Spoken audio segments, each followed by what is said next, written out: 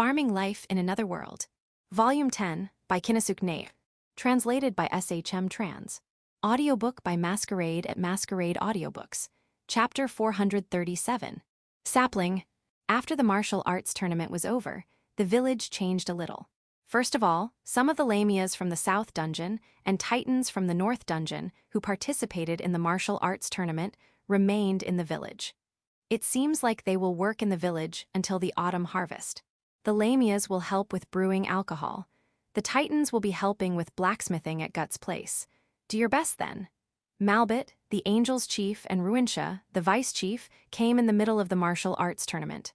They will not return even after the martial arts tournament is over and plan to stay at the village as they are. Thank you for taking care of us last winter. Malbit said so and went to my mansion, and returned immediately. The kotatsu is gone. It's still autumn. Ignoring Malbit, Ruinsha gave me a present. It's late. It was a book made of parchment and a 1-meter-tall sapling. It's a tree that has been growing in the Angels' village for generations. If you don't mind, please plant it in this village. Thank you very much. Tyr and Gran Maria will probably be pleased if I plant a tree that came from the Angels' village. Let's make sure it will grow. But what kind of tree is this? I'd be happy if it bears fruit. After Ruinsha went to Tysel and Aurora, Kirbit came in a hurry. She stared at my new sapling. Oa os. Is this dangerous? Kirbit didn't answer my question. She looked away, pretending that she didn't hear me, and flew away. There's no other way but to ask Tyr then. This thing, do you know what it is? Is that, I decided not to ask Tyr either. I hid the sapling and asked Gran Maria. Gran Maria, I heard about a certain tree growing in the Angels' village. What is it?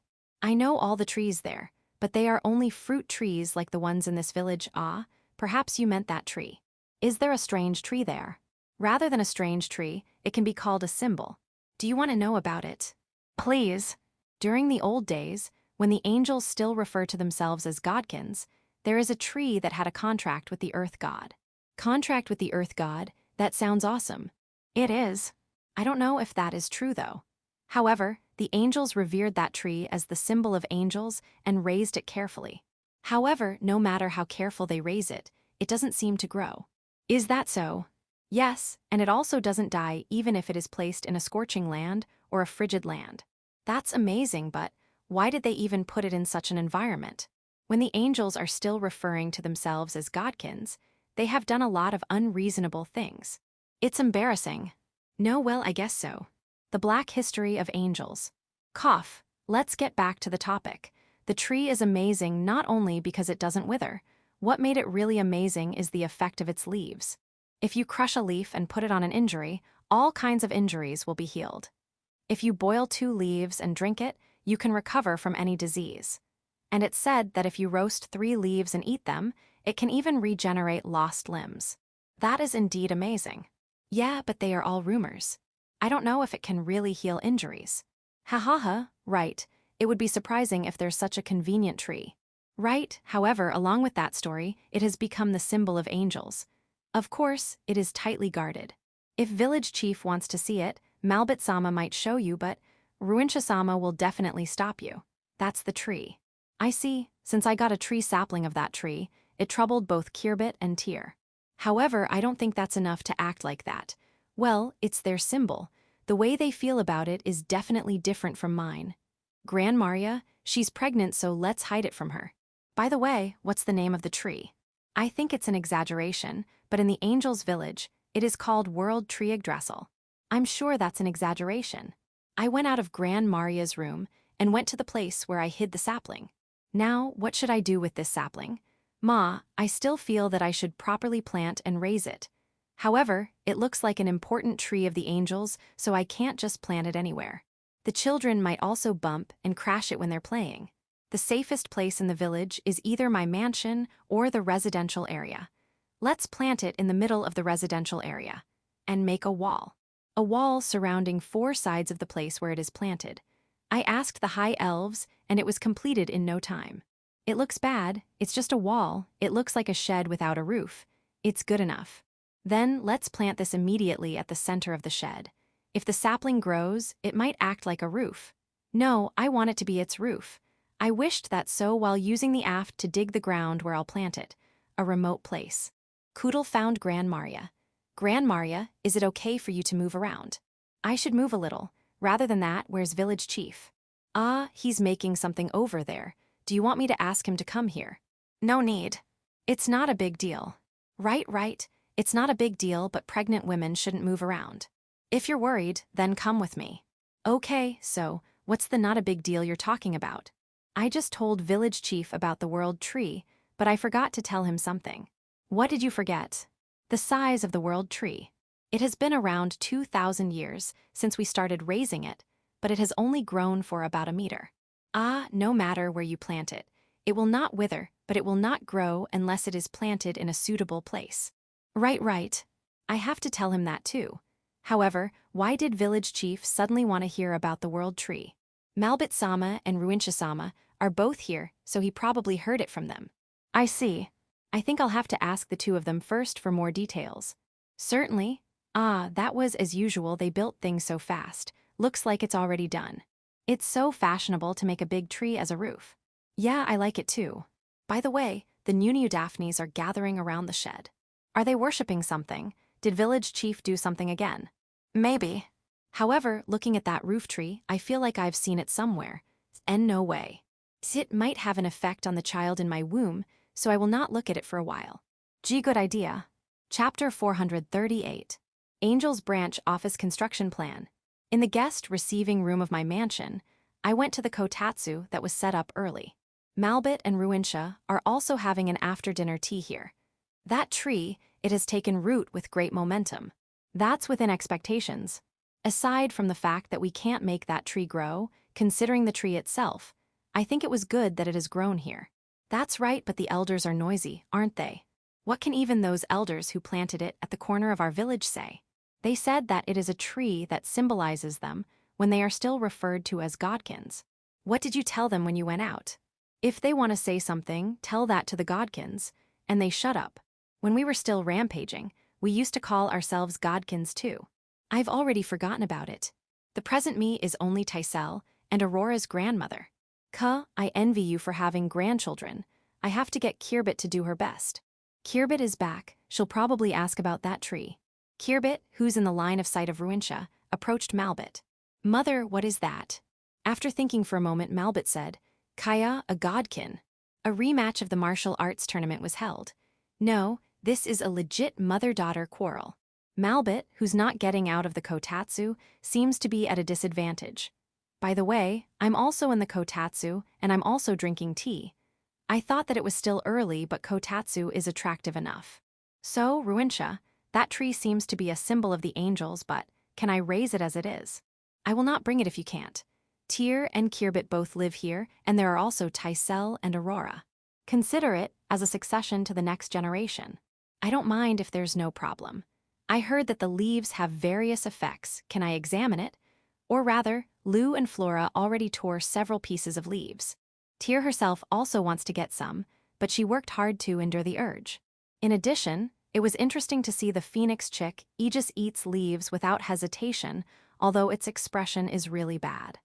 I don't mind if you want to examine it, but there are already things about it written in the book I gave you. Really? Yeah. I put off reading it, but I guess I must read it. No, maybe I should just give it to Lou. However, Lou likes researching. She's researching in Shashato City, and even though she's back, she's still researching. When she came to the village, it wasn't that much. She's only researching about medicinal herbs before. Thinking about it, she hasn't changed that much. Is it a good or bad thing? It's good to have hobbies. Ah, no, if I say that what she's doing is a hobby, she'll be offended. It's good to have a job. Village chief, we've talked about this for a long time. Ruincha took out a parchment. We indeed talked about it for quite some time. It's about the immigration of angels. My plan is complete immigration of angels, but Garrett Kingdom cried so it failed. The Garrett Kingdom is the place where the angels' village is located. It seems like they worship the angels, so if their object of worship completely immigrated, they'll really be troubled. My plan has advanced in absolute secrecy, but Garrett Kingdom got the news? No. There's a group who feels indebted to the kingdom that leaked the information. But don't worry, the purge is over. From now on, it will not happen again. I heard the scary word purge. Does she mean? I sentenced her to be prohibited from having sweets. When everyone is eating sweets, I'll give them bitter things. That's the purge. No, I'm glad that it's not as scary as I thought. Because of that, the immigration plan has failed, but here is the alternative I prepared. Ruinsha gave me a parchment. I took a look. Angel's branch office construction plan. I write it as a branch office, but its real function is a winter villa. I would like you to build a house in the village where 10 people can live. I don't mind, but are you only going to use it in winter? There will be a lot of people during winter, but it is really for 1 or 2 people. The purpose is to make the angels know about this village, to prevent them from doing something stupid. Something stupid? I can't think of anything, but then I saw Malbit being forcibly dragged out of the kotatsu by Kirbit. She's just a fool. Among the angels, there are a lot who are not satisfied if angels are not treated as superior. There are those kinds of people. Unfortunately, that is the mainstream. Actually, this village is far from the mainstream. Every villager here is thinking in a flexible manner. That moment, I guessed that Ruinsha thought that this village was weird. Right, I was only thinking that angels are like Tyr and Gran Maria's group, but there are also angels with different ways of thinking. Of course, we will educate those who will come to the villa in advance, so I don't think they'll cause trouble to this village. In the unlikely event, village chief may dispose of them if you want. I understand. I'll treat them as guests when they're in the village. Thank you. For the time being, the budget of the construction, accommodation cost, nuisance fee, etc. of the villa is written at the bottom of the parchment. Please check. And so, I check. That's a lot of zeros, and this is only for a year. Though I'll treat you as guests during your stay, if you work for the village, I'll give you a discount. I've already expected that, but some people will not work. At the end of Ruinsha's line of sight is Malbit, who's tickling Kirbit's side. The situation has reversed. For now, I know that you want to construct a villa. Do you mind if we construct it in the residential area? I'll leave it to you. Do you have any request for that villa? As long as it is within the budget, there's no problem. However, it will be helpful if it can be completed before winter. HNN, I think we can complete it before winter. As if they're waiting for that, a high elf and a civil servant girl came in. We'll complete it before the autumn harvest and not before winter. Here is the completed floor plan. Here's the construction quotations. Please check if it is within budget. Are you going to bring your own furniture? Or do you want the village to prepare them for you? The negotiator shifted from me to the high elf and civil servant girl. Well, it's best to leave it to the professionals. I'll just enjoy my time in this kotatsu until it is time to take a bath. HNN, is that the kitten Ariel? Given its size, it can no longer be called a kitten. It's slender and beautiful. Do you want to go in the kotatsu too? I pulled the futon of the kotatsu and invited it, but I was ignored. It seems that it is still early for it to go in the kotatsu. Ariel jumps on the kotatsu and turns its back to me. Yes, yes, I'll stroke your back. I stroked Ariel's back and drank my remaining tea. According to the discussion of Ruinsha and the civil servant girl and high elf, it seems like we're going to start building the villa tomorrow. After winning her battle with Kirbit, Malbit returned to the kotatsu and resumed eating tea cake. The defeated Kirbit has fallen in a way that should not be seen by the public. It seems like she's weak to tickling. After I looked away, I asked the Suwaruryu and Suwaruku sisters, who were nearby, to rescue her. Chapter 439. One autumn, early in the morning, I received a consultation for a problem. The other party is the pond turtle. Since the world tree grew up, it was wondering if its shell's value fell. I don't know, so I asked Lou for backup. Your shed shell can be used not only as medicine material, but in magic tool making too. It's super valuable. You shouldn't care about the leaves. First of all, shed shells of pond turtles is recognized by all as something amazing. As for the leaves, no one knows about it since it was hidden by the angels. Lou praised the shed shell of the pond turtle so hard that its worry was resolved. Lou, on the other hand, is very happy too, as she was given a shed shell as consultation fee. You don't need to pay a consultation fee next time. By the way, Lou, comparing the shed shell and the leaf, is shed shell more valuable? The research period of the two is completely different, so the pond turtle's shed shell is overwhelmingly superior in terms of application range. Even as a medicine, We have yet to confirm if the world tree leaves are as effective as described in the record. Won't you be able to confirm it by crushing a leaf and applying it? I actually believe what's written, but confirmation aside, there might be side effects. Right, certainly. I won't use it unless it's an emergency. In any case, I want to avoid any situation where the leaves of the world tree are needed. I want the effect to be confirmed as soon as possible to be able to use it, but it's a tree that the angels are taking care of, so if you have to use it outside, you have to speak with Tyr and Gran Maria first. Right. I'll keep that in mind. In the residential area of Big Tree Village, the construction of the Angels' Village has begun. I looked for trees of the right sizes in the forest well, the Kuros looked for them for me, and I cut it down using the aft to turn them into usable timber. It was done before lunch because the Titans helped with transporting timber. Thank you. After lunch, the High Elves and Titans went ahead and started building the villa. I thought of participating, but I was stopped by a civil servant girl. If I participate more than this, the construction cost will shoot up, so I shouldn't. I have no choice but to give up participating. What should I do? I still have some free time. The Kuros are looking at me with eyes full of expectations. Why did you bring a ball? All right, I'll play with you until dinner. In the dog area, I throw the ball. There are 4 who head towards the ball I threw to compete for it. One of them managed to bite the ball, so the game was over. I stroke the head of the Kuro who brought me the ball. The Kuro who managed to get the ball took the bench at once. It was substituted by another Kuro. I threw the ball again. Yeah, let's take a break. My arms are all ready. The way they look at me hurts. All right, running. Let's run together. Above all, the Kuros were pleased. All right, I'm just a little tired. Let me lie down. Let me recover. Night. After dinner, there was a fist-sized spiderling that showed up in front of me. It has a piece of wood tied to its back and legs with web. And posing. Ha ha ha, cool. By the way, what's with that getup? Ah, a theatrical costume for your play at the Harvest Festival. Can I help you? Rather than tying each part using your web, it feels like you should wear it over your body. The shape of that piece of wood is as it is, so it might hinder your movement. Armor is only worn to increase defense. You should be particular with details. Please get a piece of cloth from Zabuton. Let's paste it there. We'll hide it using carvings. Let's carve the big tree image. Color it. What color? How about red? Let's make it glossy too. How about your weapon? Since you don't have hands that can grasp it, let's make something that can fit your leg. If you equipped it with your 2 front legs, won't you find it hard to move? If that is the case, why don't you just equip all your legs? Ooh, cool. You look strong. I like it. By the way, I didn't ask earlier. Is your costume for the justice side, or are you on the villain's side? On the justice side, huh? I see.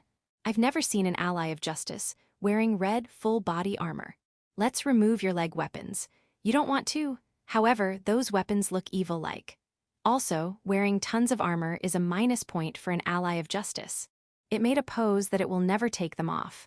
I'm glad you like it, but doesn't that break your stage play? Okay, let's think of a solution. The solution came out quickly. Another spiderling suggested to me, change the role. The spiderling that suggested that to me is the villain. I'm sorry if what you practiced until now will be wasted. Allies of justice are popular, so everyone's practicing it. That's amazing. Oh, I understand. I'll make a costume for the ally of justice.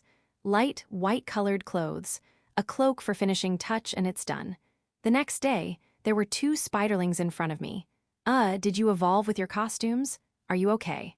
No, you look cool. Ado, are their adaptability that high? Next to me, who was confused, is a calm civil servant girl. They evolved into a new species. Let's name their race Armor Demon Spider. The red one is red armor, and the white one is white armor. Red armor and white armor happily raise their front legs. If the spiders in question are happy, why should I mind? The problem is, other spiderlings are attaching woods on their backs. Are you guys part of the play too? They are about 20 of them. I worked hard. However, they did not evolve like the first 2. I was relieved, but the other spiderlings were disappointed. I'm sorry. However, your current appearance is majestic enough. Good luck with your play. However, is there a law in evolution? Are you not going to evolve unless you have the leading roles? There's no way that's true, right? Chapter 440. Eel and Eagle. The spiderlings' red armor and white armor can be seen often in front of the entrance door of the mansion. I think they are showing off their evolution to everyone passing by, and it looks like they intended to be gatekeepers. I appreciate you being gatekeepers, but don't overdo it. Also, practice your play properly. You're already working hard on it. Is that so? I'm looking forward to it. I head to the fruit area and harvest fruits that can be harvested. They are mainly persimmon, orange, pear, lemon, apple, and chestnut. How did chestnuts become fruit?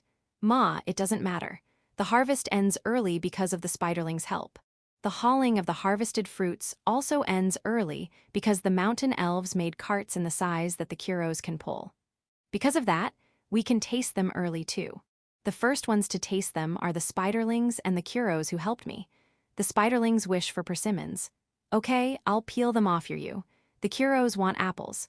Okay, I'll cut them into rabbit shape. Hahaha. The next day, work started in turning persimmon to dried persimmon.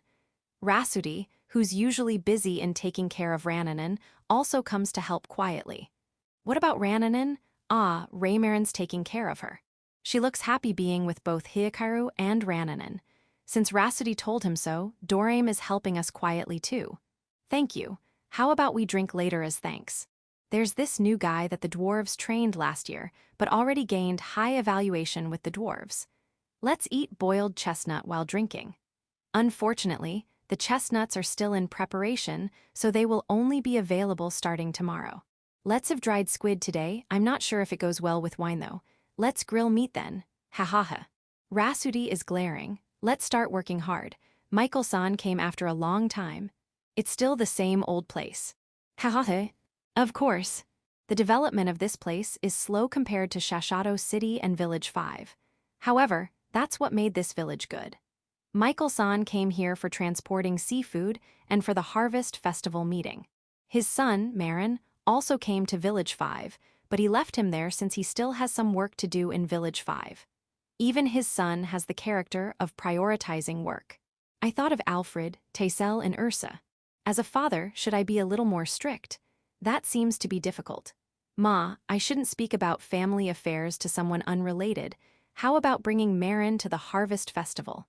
It may be a small festival compared to Shashato City and Village 5's, but he's welcome here. I heard from Marcos and the others many times that Marin has been helping them with the operation of Big Roof Shashato. Understood. I'll bring Marin to the Harvest Festival, even if I have to tie a rope around his neck. Hahaha, Michael-san, you're exaggerating. You can invite his cousins Tito and Randy and your guard Milford too. If they have free time, they are welcome here too. Hahaha, they'll be my son's traveling companions, excuse me. I'm sure he'll be happy to be accompanied by others. I'll bother you then. Michael-san laughed and agreed with a full smile. Yeah, let's look forward to it. There are countless of seafood on the water-filled wagons that Michael-san brought. Its body is slimy, it doesn't taste good, and its blood is poisonous so few people eat it, it is even disliked by fishermen. Was this thing good? No problem, it is something I'm looking for. An eel. The length of the eel is around 60 cm, which is normal from what I know. Its body is not fat because it's still early for its season, but this is enough. How many did you bring? More than 200. How did you catch them? I asked 10 people to go into a midstream of a pure river to catch it. Since they are hated, there are a lot of them, so it is easy to get that much. However, it will be difficult to give you a steady supply, because their number decreases or increases depending on the season. Michael-san is smiling. Perhaps he realized that this would be delicious. As expected of a merchant, he is shrewd. Stable supply is unnecessary. Catch what you can catch and sell them to me. Understood. However, I still need to study the cooking method to make it tastier. Can you bring one cat this winter? I can. The price will be, I'll talk about it with Frau Sama. Frau and several civil servant girls are already waiting. Greetings. I immediately start cooking eels with the Oni maids. I only have TV knowledge on me regarding eel cooking. No, I also read something about it in a cooking manga when I was a kid. Though I might be a bit reckless, I can only do my best. Let's make something absolutely delicious. Target broiled eel. Now, it has done a lot of things but... Aegis, the phoenix chick. Who is that ferocious bird that you're trying to hide behind you? Looking at it, it should be an eagle. When it spreads its wings, it is about 3 meters long. It is several times bigger than Aegis, but Aegis is trying to hide it behind him. That's impossible. The presence of an eagle is too much to pretend not to see it. Where did you pick it up? It stopped at the top of the world tree. It wants to build a nest and live there. I see. I have to confirm things first before I give permission. Do you plan on eating spiderlings? How about cows, horses, sheep, and chickens of the village? Good seems to be safe. For food, it seems to hunt rabbits in the forest on its own. It looks like I don't have to worry about it. All right, I allow it. The world tree is not that big, are you fine with it? Isn't there a bigger tree in the village? You're scared since Zabuton is already living there? She's not scary. Ah, you were scared since you were already caught by her web. It looks like Aegis helped it then. I see. So why did Aegis try to hide the eagle? I won't get angry. He thought a new bird came, so his position is in danger. Ha ha ha, don't worry, you are you. Even other birds come, the way I treat you won't change. I said so and poked Aegis with my finger. Aegis got embarrassed. Later, I came across the scene of the eagle hunting a rabbit. It's cool. While I was being fascinated by it, Aegis tackled me. I am sorry. The scene of you attacking dried persimmon is also cool. Dorame is also impressed with its behavior of seemingly not afraid of Rhapsody. Chapter 441. Extra Lou's research. At dinner, Lou was groaning. That's because her research about the teleportation gate is not going well. For the last few days, her forehead had been constantly wrinkled. While eating chestnut, her reluctant expression can be seen by everyone. However, I can't help her. I don't understand the content of her research after all. The hurdles are too high for me, whether it is about the flow of magical power, interference of spirits, and position of the stars.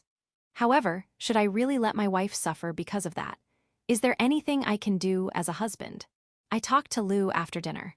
Lou, can you explain to me the part of your research that you're in trouble with?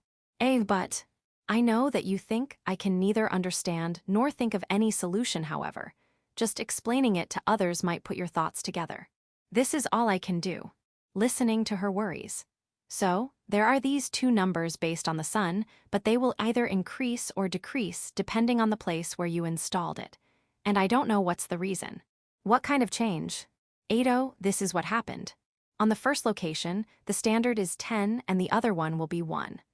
On the second location, the standard is 11 and the other one is 2. Hoo-hoo. On the third location, the standard is 11 and the other one is 3. The fourth location, the standard is 10 and the other one is 2. I don't get why those numbers are behaving like that. Actually, the numbers are more complex. I just said 1 or 2 in order to explain it in an easy-to-understand way. Thanks for telling me. Since they are numerical values that change depending on the location, and they are based on the sun, I think that's just basic elements of rotation and revolution. Yes, rotation and revolution. What are those? This is a fantasy world. There's a possibility that the sun is moving or the earth is flat. After all, there are 2 moons in the sky. My apologies, forget it. No talk in detail. Lou's eyes are a little scary. I taught Lou about rotation and revolution. Rotation is the movement in which the earth turns. Revolution is the movement of the earth around the sun. I taught her easily. It is because of the rotation with an inclination relative to the sun and the elliptical orbit with a slight deviation around the sun that there is season change. I want to say that it is ridiculous, but it can explain various things that could never be explained until now. Good. The same Copernican theory from my previous world is applicable here. In other words, this planet is spherical too. However, isn't it known that the planet is spherical? There was a time when people said that, but no one could prove it. Nowadays, there is an established theory that the world is a gentle hemisphere. As a representative of the dragons that fly in the sky, I asked Hakurin. The planet has long been determined as a sphere. Lou collapsed on her knees. By the way, I already taught that to the children. Did I do something wrong? There's nothing wrong with that. However, that is one of Lou's research topics. Lou, are you okay? Can you get up? No use, just sleep for today. Got it. The next day, Lou no longer groans when eating, but she's now acting as if she's looking at something distant. I wonder if I should attend Hakurin-san's class too. I don't know how to reply, so I just eat silently. I'm sorry, I am powerless. It took Lu 10 days before getting back into shape. Chapter 442. For the Harvest Festival. The Harvest Festival is scheduled to be held after the autumn harvest is over. It has been announced that it will be a calm festival centered on offerings of various races. Because of that, you can see them practicing and making props all over. The most prominent are the spiderlings in my mansion. They are divided into 5 teams: the first floor team, the second floor team, the third floor team, the attic team, and the basement team. By the way, red armor and white armor are members of the first floor team. The first floor team will perform a play, but I don't know what the other teams will do. If I ask them, they'll surely say, but let's look forward to it at the Harvest Festival.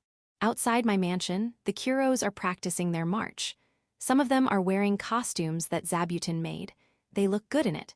The Kuros are also proud of it. In the reservoir, the pond turtle is practicing water art. Heartwarming.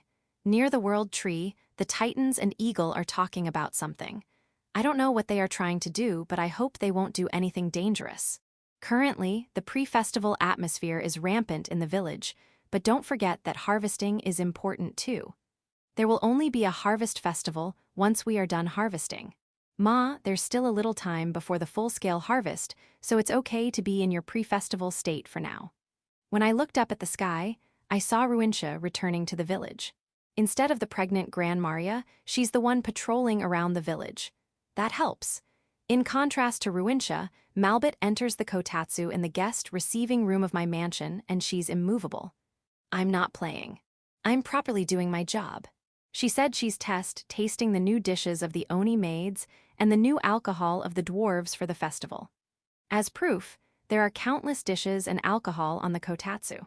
It seems like she enjoyed them together with the phoenix chick aegis and the wine slime. I don't really mind. By the way, Malbit, the wings on your back is being bitten by the kittens. Is that all right? Hearing me, Malbit flutters the wings on her back to drive away the kittens, but when her wings are no longer moving, the kittens come back. You can freely take in and out your wings, right? Just the thought of hiding my wings already makes my back itchy. I'm sorry to hear that. How about I give you a hand to protect your back? Ruintia, who had just returned after giving her patrol report, warned me to not spoil her. In a corner of the guest receiving room of my mansion, Grafaloon is hugging Rananen with a smile. As Rananen grows bigger, Rasuti is no longer that clingy to Rananen. That's a good thing. Grafaloon aside, the Oni maids have yet to take care of Rananen, so all of them are delighted. I wonder if Rananen will transform into a dragon like Hyakaru after a little more time. You don't have to grow up fast. Ha ha ha. So, what are you doing there, Dorame? Waiting for Rananen. Looking at the situation, I don't think Grafaloon will let you hold her. Dorame's arms are lonely, so someone. Tyr let Dorame hold Aurora. Dorame looked troubled, but he can hold her just fine. However, Ruintia is glaring at him from behind. How about peacefully teaching him how to properly hold a baby? Or should he not be taught? What a headache. A few days later, full-scale harvesting work began.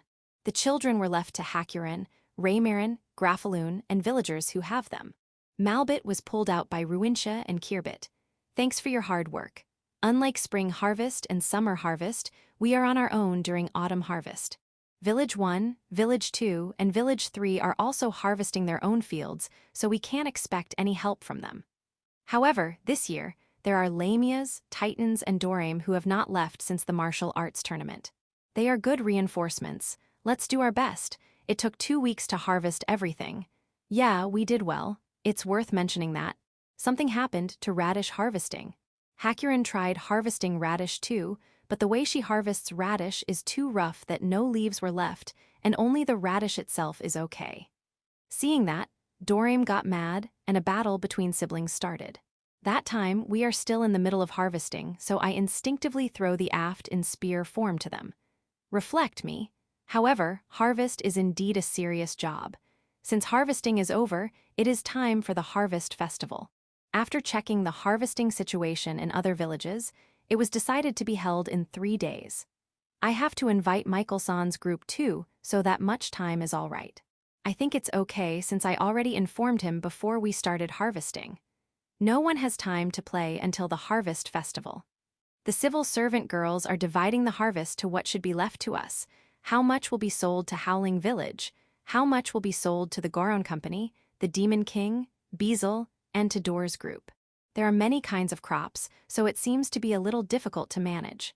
However, this year should be a little easier since the martial arts tournament has already been held. But since we are going to hold a harvest festival instead of a martial arts tournament, wouldn't the situation be the same? Ha ha ha. It looks like Ancestor-san is in charge of a fraction of the harvest festival. He hasn't come since a while ago. It seems like he has been preparing a lot of things. The lizard men are moving as Ancestor-san's hands and feet here. I'm not sure what task he gave them, so I'm working with the civil servant girls. Thank you for your hard work. The main venue of the Harvest Festival is the place where the martial arts tournament was held, but there are also important events in the Big Tree Shrine. According to Ancestor-san's schedule, after performing a series of Harvest Festival rituals there, we will move to the main venue. Village Chief, is this a bonfire? One of the high elves who are building it asked. Ah, we're making it because Ancestor-san said so. Do you think this is pointless? It was supposed to be continuously burning throughout the Harvest Festival, so we built a big one. No, I don't think so. I heard the high elf saying something, so I asked her what it is. It's just that, I think it's too big. It is certainly big. I have them arrange it to a height of 3 meters. I think bigger is better than smaller. Now, it's about time for the Harvest Festival. Chapter 443. Harvest Festival. The day before the Harvest Festival, the participants came one after another. First our Ancestor-san and Fushu. It seems like he had cleansed his body for 3 days. You don't have to be so fired up. Next our Demon King, Beazle, and Randon. Glatz and Hu are at work, and the 3 Beast Boys and Rigyun are participating in a school event. It seems like the 3 impure dragons refrained from coming as they are doing their best for their job in Shashato City. Doors and Jurar. Raymarin, Doraim, and Graphaloon have been around for quite some time. Village 1, Village 2, Village 3, and Village 4 volunteers, or rather, almost every villager. From Goron Company, Michael-san, his son Marin, Marin's cousins Tito and Randy, and their guard Milford. 3 ghost knights from the hot spring area have come too. Participants from the South Dungeon, the Lamias, and the North Dungeon, the Titans, have been here since the martial arts tournament. The festival is tomorrow, but a light banquet has already started. Those who will have to do something tomorrow must sleep early. Early morning. 3 Oni maids carried 3 large flat plates to the prepared altar in front of the Big Tree Shrine. On those flat plates, this year's harvest was piled up on the flat plate like a fruit platter. The flat plates were placed side by side in front of the altar. When the 3 Oni maids go down, 3 high elves appear next. All of them have freshly hunted rabbit meat which they placed on the altar. When the 3 high elves leave, 3 dwarves appear next. Each of them is carrying a big barrel, so I became uneasy, but all is well. The dwarves lined up the large barrels on the altar and went down satisfied. And Zabutin appeared along with her spiderlings. Zabutin spits her own web in front of the altar and makes 3 pieces of clothing. The spiderlings are holding small cups. The cups contain honey. Of course, the number of cups is 3. They line them up on the altar too. As Zabutin's group went down, solemn music began to play. It was the orchestra who was waiting near the altar that was playing. The orchestra is composed of lizard men, civil servant girls, beast girls, and for some reason, the conductor is Randon. He said that he really wants to conduct, so we let him do it. One of the civil servant girls sitting next to me said that. Did he yearn to be a conductor? It feels strange, but he looks accustomed to it. Though Randon's move is a bit interesting, we have to concentrate on the ritual. With Ancestor-san at the center, Fushu and Cells lined up to his left and right. We wish to express our gratitude to the god of fertility and hold a feast of harvest. After Ancestor-san's declaration, Ancestor-san, Fushu, and Cells pray for gratitude to the god in chorus. I and the representatives of each race, who are in front of the altar, listen to it solemnly. That's the ceremony. They said that it would take 10 days to do it in full scale, but I asked them to shorten it, so the result is this, a sort of informal ceremony. After that, we moved to the main venue, and the banquet began. The ring and the audience seats surrounding it are the same as the martial arts tournament. There are tents outside that serve food and alcohol. On the ring, the performance schedule was decided by draw lots. Play by the first floor team spiderlings. Since it is a team composed of only spiderlings, their lines are placards, so the Beast Girls cooperated with them in voice acting their lines. The showdown between red armor and white armor was the highlight. Or so I thought, as the next scene is the two cooperating together to fight against the true villain. Lu, who appeared to be the true villain, was quite majestic. In the end, she was defeated. The performance was not bad. Is she prepared to be booed by the children? She's the villainess after all. I thought they'll boo, but some cried. Her makeup is a little over the top after all. No, I mean you're cute. Ha ha ha. Group performance by the lizardmen. A lizardman with a spear goes up to the ring while performing something, followed by another, then another. They gradually increased while performing in a group. At the end, Daga and another one showed a one-on-one performance. Isn't that just a demonstration? No one was hurt, so I guess it's okay. Tap dance by upstairs team spiderlings. Boards are lined up on the ring, and about 60 spiderlings tap dance there rhythmically. There are a lot of them, but it is not crowded because they are only fist-sized spiderlings. The whole venue was quiet at this time. There was a sense of unity. Gymnastics by the dwarves. It's amazing how they move exactly to the sound of a flute. But why do you have to drink alcohol every time? I don't think they're drunk, but their last pyramid made my heart pound. Interpretive dance by the titans and lamias. The titans are big, so they are impactful. There are 8 of them. They dance with a bang. I don't know what it means, but it seems to be a dance to thank God. When I was thinking about why I couldn't see a single lamia, the titans made a final pose and they jumped out of the middle of the ring. I was surprised.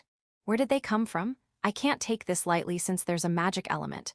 Illusion by the Demon King. Illusion. The Demon King said so and teleported. I guess he practiced this performance of his. However, Beazle is right next to him and he can use teleportation magic. Illusion. This time, the Demon King took out the kittens from his hat. 1, 2, 3, 4 kittens. Malbit is playful, but she's quiet in front of the Demon King. Illusion. The Demon King did his best. Eagle trainer Aegis. Aegis, the phoenix chick, throws a piece of meat in the air with its beak, and the airborne eagle catches and eats it. Their performance lasts for 10 meat throws. At the end, the eagle perched on Aegis' head. Aegis tried to support it with all its might, but let's just say he looks like he got caught. Orchestra by the High Elves. At first, there were only high elves, but the number of musicians increased until it became a full orchestra. Rhea was the first conductress, but she changed with Randon in the middle. Randon, do you really want to be a conductor that bad? We take a break after that. There's a screen made of white cloth on the ring. It showed a collection of famous baseball scenes and CM of Big Roof Shashato. Unfortunately, most villagers don't know the rules of baseball. Because of that, no one cares about great plays, and they thought some rare plays were funny. As for the Demon King, he seemed to be slightly sorry. Ancestor-san told me to set the fire on the bonfire. The bonfire was built in a corner of the venue to prevent accidents. I thought the first step is lighting the fire. I thought that Ancestor-san forgot to light the fire, but that doesn't seem to be the case. Formally, the fire should only be lit up when the sun is directly above us. It's certainly noon now. Let's light it right away then. When I was thinking that, Cat came and asked me to leave it to him, and he lights it up using magic. Are, I feel like this is different from normal fire. For a moment, I thought that the straight pillar of fire would reach the sun like that. This is stunning. Ancestor-san said that to me. That thing is the flame of origin. It is said that the magic god lit that fire in order to save the world. Hahi. Now the pillar of fire settled down and it has become an ordinary bonfire. Ado, does it have any effect? In the ancient times, it was the fire that defended the demons. One of the kings of demons took that fire, and the Demon King was born. As if listening to the explanation of Ancestor-san, suddenly, the pillar of fire stretched headed to the Demon King. The Demon King is on fire. Demon King. I panicked. I hurriedly poured water that I got nearby, but the fire wrapping the Demon King did not disappear. What happened and why? No, I have to extinguish the fire immediately. I asked those around me to cast water magic. However, the fire was not extinguished. The Demon King fell. Oh boy, no way. The fire and the Demon King's body gradually become smaller. This is a lie. As the fire was extinguished, the Demon King disappeared too. What happened? Ancestor-san tapped my shoulder and pointed at the ring. In front of the white cloth screen, the Demon King is posing. Illusion. Ugh. You won't get angry even if I throw a spear at you, right? Chapter 444. Continuation of the Harvest Festival. Hey Demon King, listen. Who's talking? It looks like your show is poorly received. It wasn't that unpopular. Are you saying that a few applause will justify it? He. Ma good. Hereafter, you are going to be on fire. A's fire. Rest assured, you won't be hurt. Depending on the situation, please act accordingly. A fire hot hot hot, oh it's not. Ari, now why is everyone looking at me? I got it now. I got it, mysterious voice. The Demon King confessed while eating curry. I apologize for worrying you, but I don't even know what happened. You don't know? Then why did you decide to pose and shout illusion? That time, it thought that's the best thing to do. By the way, isn't my curry spicier than usual? I can't stop sweating and tearing. Since you made us worry, bear with it. I will do this much. Also, Ancestor-san. Don't glare at the Demon King just because he might have heard the voice of God. He might have been hallucinating. But what was that fire? Was the Demon King really blessed by that fire? I don't know, the bonfire we made. Its fire is burning normally. For now, I'll say something to the fire. Don't trouble the people around you. I said that to the fire. I didn't tell that to you, Cat. You don't have to reflect. Ha ha ha, you're so cute. We were a little late because of the illusion of the Demon King, but the schedule is progressing smoothly. Demon King-sama surprised me earlier too.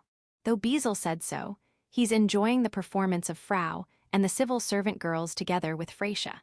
Randon is having a meeting with the orchestra. Shouldn't you worry about the Demon King a little more? Even the kittens are still angry, but seem to have sincerely worried about the Demon King. No, they seem to be no different from the usual. It looks like they trust the Demon King. They don't think that the Demon King will fall with just that. Thinking about it, I am ashamed of how I behaved earlier. I should have been a little calmer. No, impossible. If I see an acquaintance wrapped in fire, I'll surely be surprised. I don't have the confidence to stay calm. That's why I don't like that kind of surprise. Better make the Demon King's curry spicier. On the ring, Frau and the civil servant girls are doing a comedic performance. Frau is the master of ceremony. I laugh sometimes, but there are times that I don't get what they're saying. In other words, the man with the red tub is King Kaysen. The audience burst into laughter. Who is King Kaysen? What did he become a punchline?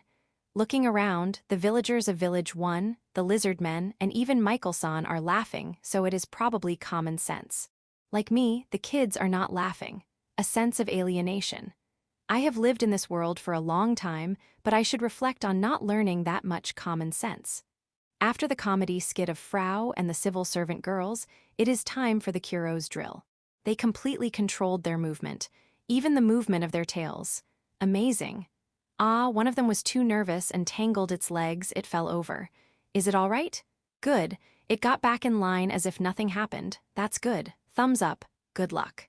After their drill, the Kuro that fell down drooped its head because it is very depressed. It's okay. Of course, I didn't forget to praise those who have done well to the end. On the ring, a fashion show by Zabuton was held.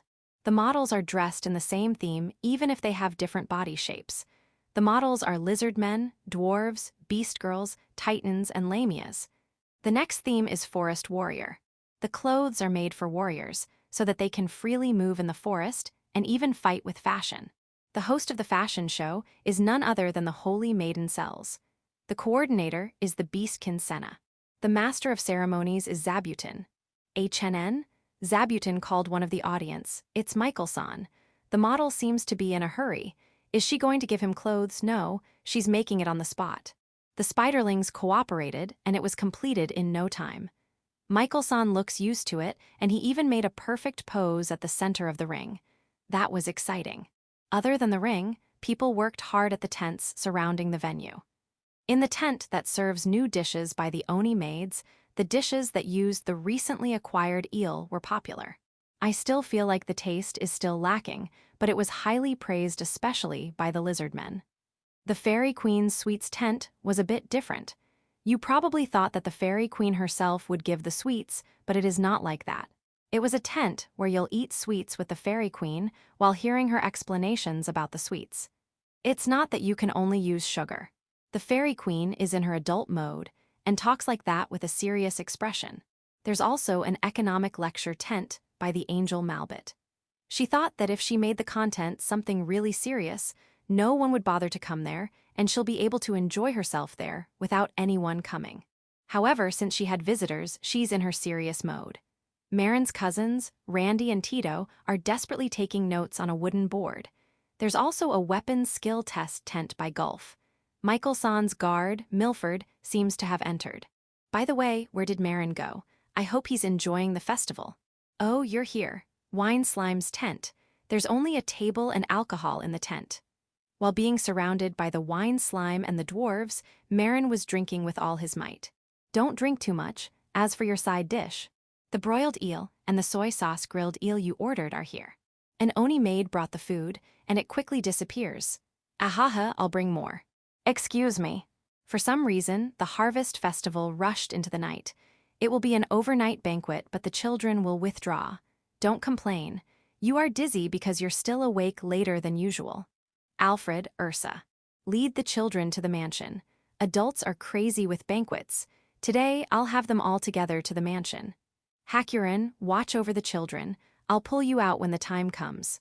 Hyakairu and Rananen are okay because Raymarin and Graphaloon already took them back to the mansion. HNN? Eagle? It grabbed the phoenix chick Aegis with its talons and flew. Ah, Aegis has fallen asleep, so it will take it back to the mansion. Take care. However, can eagles fly at night? Ooh, it looks like they can. Impressive.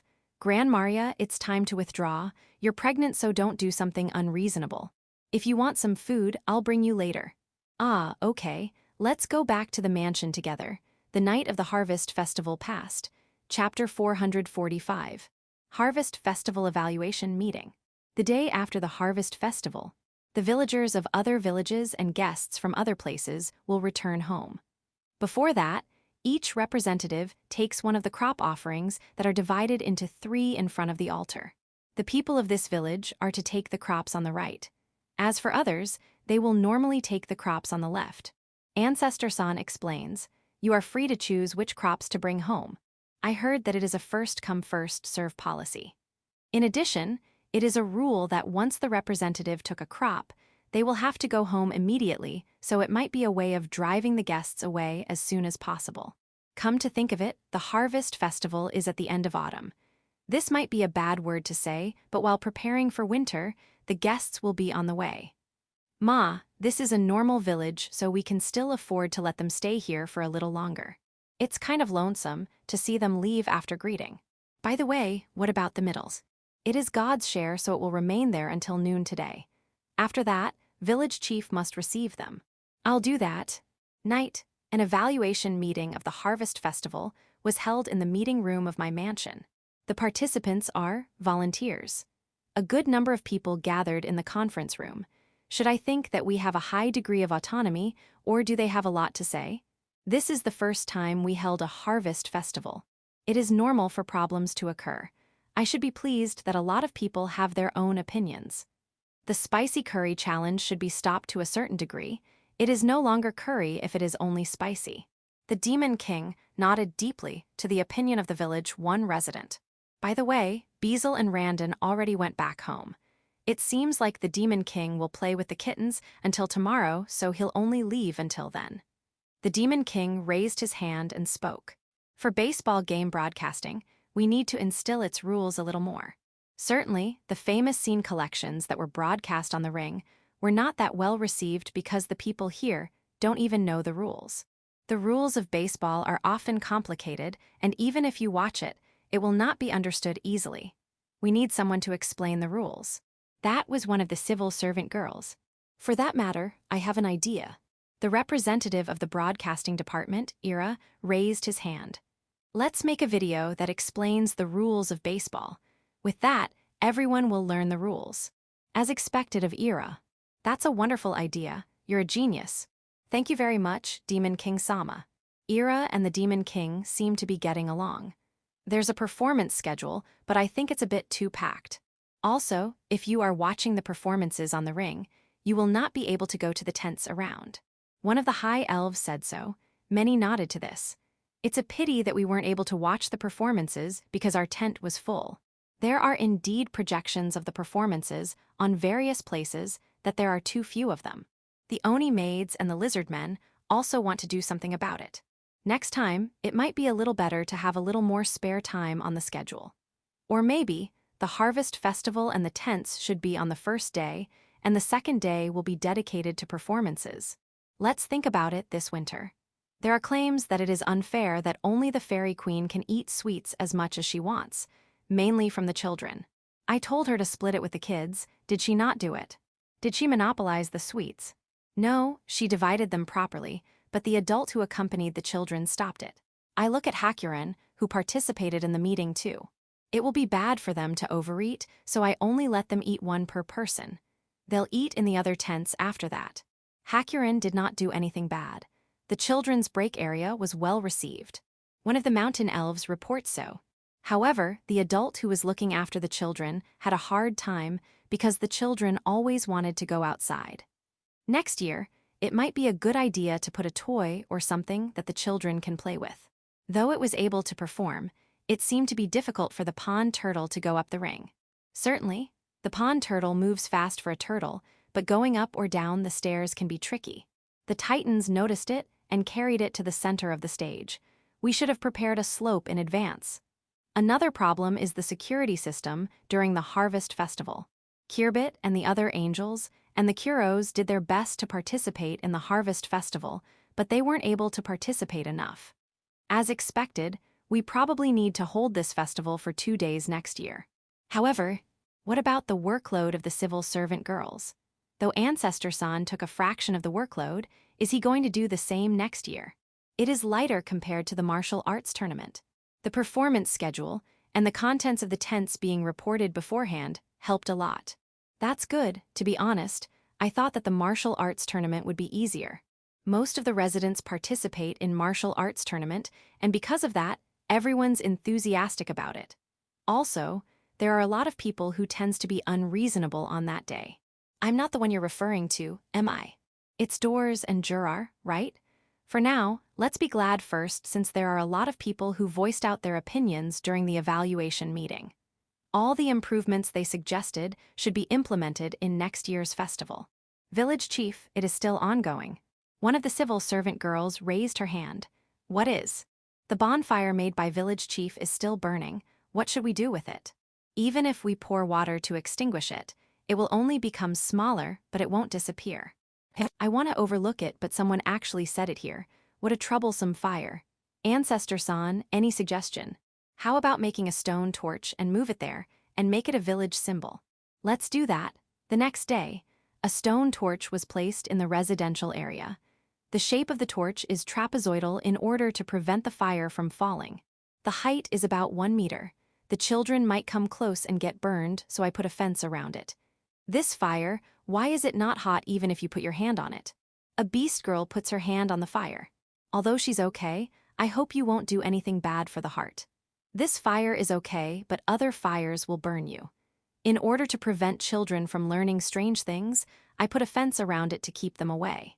I made sure the fence is sturdy. There is also a water container available nearby in case of emergency. Ah, Kuros, Phoenix, Chick, Aegis, and Eagle.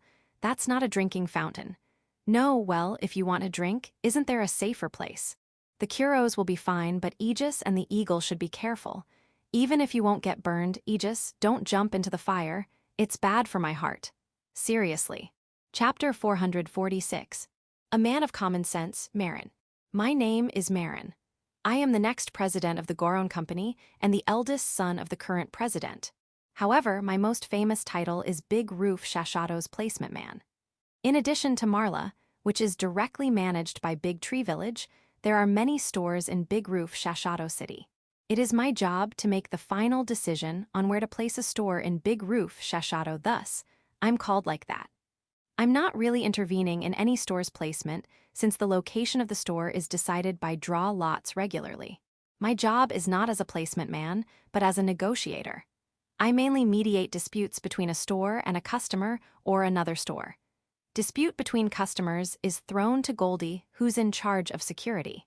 The right person should be in the right place. Well, It was my father who told me to work for Big Roof Shashado. I'll take you to this year's Harvest Festival of Big Tree Village. I immediately dashed to escape. All I'm thinking that time was to run with all my heart. However, I was caught by my father with an arm lock. I know how you feel, but don't run away. I've said it a lot of times. I will only accompany you up to Village 5. I will never go to Big Tree Village. You were asked by Village Chief. You can't refuse, prepare. Even if you break my arm, you won't break my heart. I can still remember the time, in the gatekeeper dragon's nest. I was tied up by father and took me there. I can't forget that horror. I had nightmares about it from time to time. And yet, you are asking me to go beyond the gatekeeper dragon's nest? It's all right. When your fear piled up, you will no longer feel anything. You can do it. Impossible, impossible, absolutely impossible. Why, it will really break, it's breaking. I was forced, unbelievable. I never thought he'd really break his son's arm. It seems like father's resolve, when he forced his way to bite merchant competitors at the royal capital, is alive and well. I never expected that it would befall me. It's reassuring that my cousins Tito and Randy, as well as the guard Captain Milford, will come with me. Oh, it looks like he got your arms too. It hurts, right? But what about Milford? You can beat father, right? Impossible. He had you leave your weapon before talking to you, and when you were talking, he pinned you down. I apologize for my father. Since it has come to this, let's prepare. Why don't we run away on that day? Ahahaha. My wife and children went on a trip according to father's instruction. That's right, hostages, I will do father's wish. Maybe you guys should do the same. As expected, we can't run away if we don't have the resolve to abandon our family. I have no choice but to hang in there. The day before the Harvest Festival, we went to Big Tree Village from Village 5 using the teleportation gate. Father told me that the teleportation gate was top secret. I will never say a word about it. I wouldn't say anything even if you force me to. That's what has come to my mind when it was the Arachne Arako who guided us. Arako-san, isn't she a disaster-class monster? On the contrary, I want to forget about it immediately. After passing through the dungeon beyond the teleportation gate, I saw an after-harvest vast field and a village. Is this place really in the middle of the Forest of Death? By the time I arrived at the village chief's mansion, I felt like it really is. First of all, Inferno wolves are practicing marching. They are lined up neatly. That alone is enough to destroy any country. However, next to that are little demon spiders. They are practicing dancing. That alone is enough to destroy any country too. However, isn't that the fairy queen? Even if you deny it, I wouldn't believe you. Also, she doesn't feel out of place. There are also some dragons flying, but they don't feel out of place too. That big wolf, isn't it a Fenrir? Then, is that big eagle Hriesvelger? I mean, what is that very divine tree? No way. That tree can only be found in the Angels' Village. Isn't that the Angels' chief? I've only seen pictures of her, so I might be mistaken. Is it because of my imagination? Ah, the vice chief. She's the real deal, all right. No. Look away. Look away with all your might. Don't look at these creatures. Look at that building, Are. The buildings of this village are made of wood from the Forest of Death. Unbelievable. Even if gold is too much, it is absolutely cheaper to build a house using silver. No, the idea of building a house made of wood from the Forest of Death trees is already strange. But this metal part, made in Howling Village. The fabrics are made of webs of demon spiders. If I stay here, my sense of value will collapse and I will turn crazy. Ah, Gatekeeper Dragonson, it's been a long time. Yes, I'm Michael's son. Radish, I like it. Boil it and eat it. Hey, I'm relieved to see the Gatekeeper Dragon. I can talk normally. My body is not trembling either. I realized that I was still growing. By the way, I had to change my clothes 5 times before meeting Village Chief. I finally understood why Father asked me to not eat food and drink as much as possible yesterday. However, in order to escape from fear, I kept drinking alcohol. I regret it very much. Also, Tito, Randy, and Milford, who have been sleeping all this time, are a bit irritating. The Harvest Festival is over. I have little memory of what happened. I wondered why Father wore National Treasure class clothes. Ah, I want to drink more alcohol. The pudding was delicious. That eel called eel, right, eel? Why do fishermen hate them even though they are so delicious? I suddenly thought of it. It's going to be a big business. I knew father was collecting eels. Did he anticipate this to happen? Phew phew phew, you have a face of a merchant. Father, I've always thought that you are still immature, but it seems like you have become a full-fledged merchant. With this, I can hand over the position of president to you anytime. I'm relieved. Ha ha ha, you're joking. I'm still immature. Father still needs to be active for the next 50 years. Don't say something so pathetic. Or rather, another 50 years is impossible. I'm human. Village chief, no, if you ask any villager, they can probably do something about lifespan. Ha ha ha, ah, you're serious. I am indeed serious. I will never be your heir. If you want to pass your position as president, hand it over to my son. I can't bear to pass this hardship to my cute grandson. You'll do it. Never, not gonna happen. I've already decided. I will not let you hand it over. I evaded my father's arm lock and counterattack, but it's impossible. I can't surpass my father. Did you really think you can escape from my arm lock? Just because of sprinkling lemon juice on Karaj. Without consent, the Dragon King and the Dark Dragon beat each other. I can only leave negotiating to them to father. Chapter 447. A relaxing winter day. Winter, it got cold. Or is it because it got called that it is winter? Who cares? All I know is that it's winter. The eagle sometimes flies far away. I wonder where it goes, and it seems like it goes to the North Dungeon of the Titans. It seems like it is using the area around the North Dungeon as its feeding ground.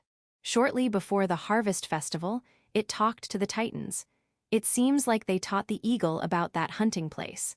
I thought they were talking about what they are going to do in their performance for the festival back then.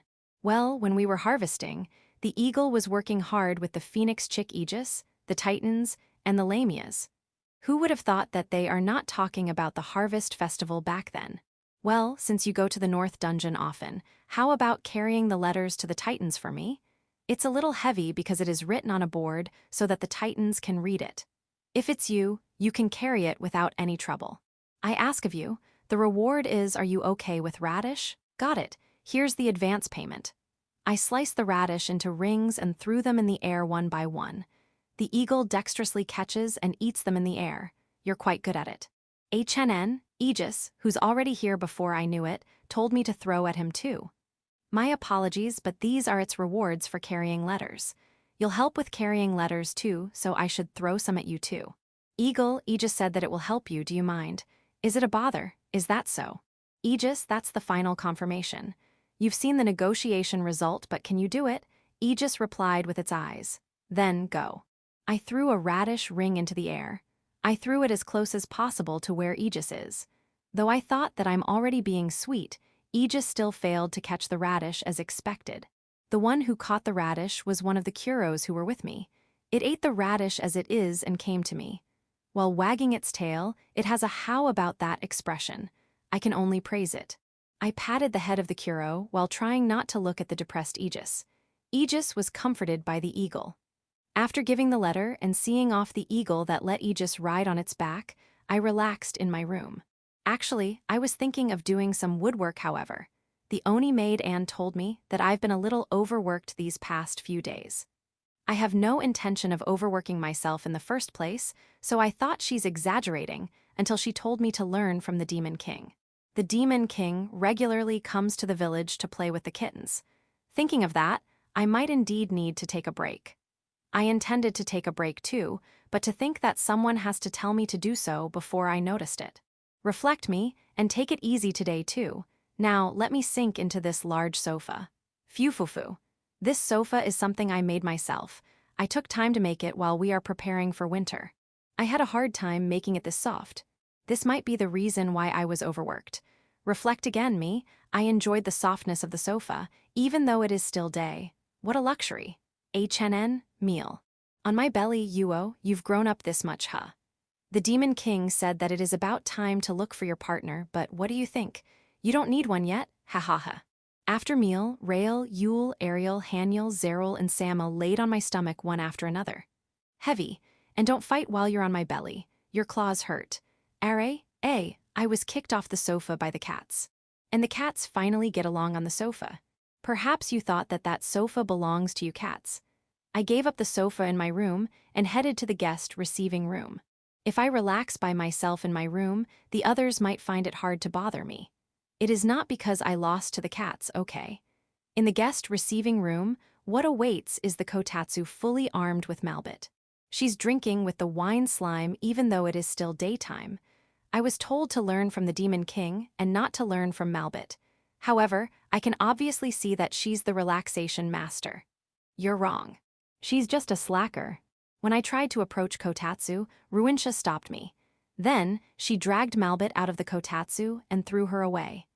I told you that we are supposed to train Kirbit and the others. They are already gathered outside. I already said that I won't go. Compulsory participation. The battle between the two, or rather, the one-sided attack of Ruinsha began. The wine slime stayed on the kotatsu while drinking alcohol. And then, the wine slime was taken by the holy maiden cells. Now, what should I do? Should I use the kotatsu now that Malbit's gone? Recalling the scene where Malbit was being taken away by Ruinsha, she did not resist in any way. Let's use this kotatsu later. Looking at another corner of the guest receiving room, there is a brave figure of Hyakairu being projected on a white cloth screen. It was taken from the Harvest Festival. He posed while in his dragon form. He looks so strong that I can't think of him as my own son. Although in their human forms, Gyuraru and Rananen are there too. It's only a 5-minute-long video, but Raymarin, Doors, Jurar, and Grafaloon are watching it over and over again. Ira, the one managing the video, asked for help with a troubled expression. He said that they've been watching it a lot of times already. I've lost the count. They have been watching it since morning desu. Is that so? I can't just tell him to give up, so I think about countermeasures. How about bringing Hyakairu, Gyuraru, and Rananen? The real ones are better than the video. Hyakairu-sama and Gyuraru-sama are studying. Rananen-sama is taking a nap. That's what the Oni maid waiting nearby said. Until Hyakairu and the others' study session is over, hang in there. I turned my back on Ira and left the guest receiving room. Are the children studying? So that's why it's quiet. Then, what should I do until the children have finished studying? The Kuros are looking at me with eyes full of expectations. The Spiderlings too. All right. I decided to play with the Kuros and the Spiderlings. Night. I'm eating with a tired body. Aren't you supposed to rest? Anne's gaze is painful. I'll take a proper break tomorrow, so please spare me today. It was a relaxing winter day. Chapter 448. Noontime alcohol drinking. Phoenix Chick Aegis at the back of the Flying Eagle. Did he just give up flying on its own? Ma, they look like they are getting along, so I guess it's okay. In the reservoir, the pond turtles are about to hibernate, so this will be my last greeting to them this year. Its water art during the Harvest Festival was amazing. Let's meet again in spring. When I returned to my mansion, red armor and white armor greeted me in front of the entrance. Are you guys not going to hibernate? Then please continue your gatekeeper work. However, don't overdo it. If it is cold, go indoors. I did not return to my room, but dived into the kotatsu in the guest receiving room. The kotatsu in the guest receiving room is big. In addition, the children don't come near me when I'm in my room. It's easy to enter my room, so why? While I was thinking about that, Kuro and Yuki came. Kuro dives to my right side and Yuki to my left. When I was stroking the back of Kuro and Yuki, an Oni maid brought me tea. It's green tea. I was also served with 2 grilled machis seasoned with soy sauce. This year's machi. Jurar worked hard and pounded it. However, Jurar has been coming here quite often. Is that all right? Currently, Raymarin and Grafaloon often come here too. Yeah, machi is delicious. Kuro wanted some too, but I won't give you this machi. This is sticky and soft, so it will be dangerous if it gets stuck on your throat. If you really want to eat machi, we have to do something about it first. I ask the Oni maid to prepare the machi. Unlike the machi given to me, these machis were cut into small pieces and dried too. They were grilled while being applied with soy sauce. Basically, an akaki. Tien, a Japanese snack. It is a glutinous rice cracker. I thought of keeping them as preserved foods, but when it is freshly grilled, it is so delicious that it has always been eaten immediately. Mainly by Doors. Ma, I ate some too. The akaki was served in a tray. I ate one to check and gave it to Kuro and Yuki after confirming that it is safe for them to consume. You want me to feed it to you by hand rather than eating it by yourselves on the tray? You're spoiled. If the kids see this, they'll be stunned, won't they? While thinking so, I feed the akaki to Kuro and Yuki one by one. Ha ha ha. Though they are small, make sure you properly chew them. Don't just swallow them. I ate grilled mochi while Kuro and Yuki ate akaki. When I was relaxing like that, Malbit barged in and got into the kotatsu. I think the angel's villa has been completed. It should have been completed already. Yet, why did she come to my mansion? For some reason, there are works that are needed to be done at the villa. Yeah, the angels are probably discussing which and how to use each room. Ma, I guess she escaped in order to not work and came to my mansion. I want akaki. Yes. This tray is for Kuro and Yuki. I asked the Oni maid to grill new akakis for her. Malbit gently asked an Oni maid for alcohol when she came back with the akaki. Rice wine. It's better than wine. There's a cup placed in front of me too, so I asked Malbit to pour some for me. I only asked her to pour half full, but it almost overflowed. It would be a waste if you spill it. I took a sip in a hurry. When I took a sip, I noticed that the wine slime was already on the kotatsu before I knew it. You really don't miss a chance to drink. It also properly brought a cup. Mablet, alcohol for the wine slime. Okay. Since the Oni maid gives her alcohol during daytime, we didn't notice how long have we been drinking. I drank too much. Reflect me. However, even after a long time, I haven't seen the children. I was thinking of playing with the kids, that's the reason why I came here. If you really want to see the children, you should have made something with the fairy queen. Moo, for some reason, the fairy queen is popular with children. I'm a little jealous. No, it looks like I'm really drunk. If you think calmly, no children will approach this place because it reeks of alcohol. Someone came noisily. Village chief, have you seen meal? It's the Oni maid Anne. The Aniko meal, did it do something? Yes. It stole and ate the fish for dinner. Moreover, she only eats the most delicious part, the stomach. She ate 3. Before I knew it, I'm already presenting Meal, who is on my lap, to Anne. Meal looked at me with a terrible expression as if she's been betrayed. No, if you do something bad, you will be scolded. Anne instructed Meal to follow her. Meal followed Anne while meowing pitifully. There's no food for Meal tonight. It is time for her to learn that the scariest thing you'll ever do in this mansion is to anger Anne. Next to Anne is Lou. If you play with the magic tools and herbs that Lou is studying, she'll explode with fury. After her is Flora. She shows no mercy to anyone who enters the fermentation hut without her permission. I'll ask Anne to forgive you tomorrow, so show her that you're reflecting. Now, to cure my intoxication, I grilled new akakis. If you eat more, you'll be in trouble when it's time for supper. I agree with Malbit. This is not our akaki, though. I'll take these to the gatekeepers, red armor and white armor. They are doing their job even in the cold. Oh, of course, we have to grill for the Kuros who are guarding the village. When I was grilling akaki, Ruinsha came over. Malbit sneaks into the kotatsu to hide, but she is pushed out by Kuro and Yuki. Ha, Ruinsha. My apologies, but Malbit will be engaged with grilling akaki for now. Let's put her work at your place on hold. Chapter 449. Noontime alcohol drinking, POV. I am the Oni maid Azuki. I am village chief servant. Today, I'm the person responsible for village chief. I will do my best to be at village chief's side. Village chief went out of the mansion even if it's cold. He is already wearing thick clothes, but let's bring something that he can wear just in case. HNN? Village chief is looking at the sky. Ah, an eagle is flying. Isn't that the phoenix chick Aegis riding on the back of that eagle? Aegis, the eagle might be spoiling you, but you should not get used to it. You'll become a flightless bird. Oh, don't do that. Where's village chief? Reservoir? The person I asked was one of the high elves who were watching over village chief. She told me that by pointing her finger. While it is cold, thank you for your hard work. Village chief was talking to the pond turtle. Even though it's a turtle, its gestures are stunning. Really impressive. According to its gestures, it looks like it's saying that it is about to hibernate. Apparently, it is saying it will temporarily say goodbye until spring. Village chief looks a little lonely. When village chief returned to the mansion, red armor and white armor greeted him. I would like to say that even if there are a lot of beings that can break through this village, there are not a lot of beings that can break through these very reliable gatekeepers. Village chief did not go to his own room, but to the guest receiving room. He is lamenting that his own children won't come near his room. All mothers are telling their children to not approach village chief's room, Because of that, the children will not approach village chief's room unless it is village chief himself invites them. Why shouldn't they approach? Because they are children. It is still too early for them to be interested in that kind of stuff.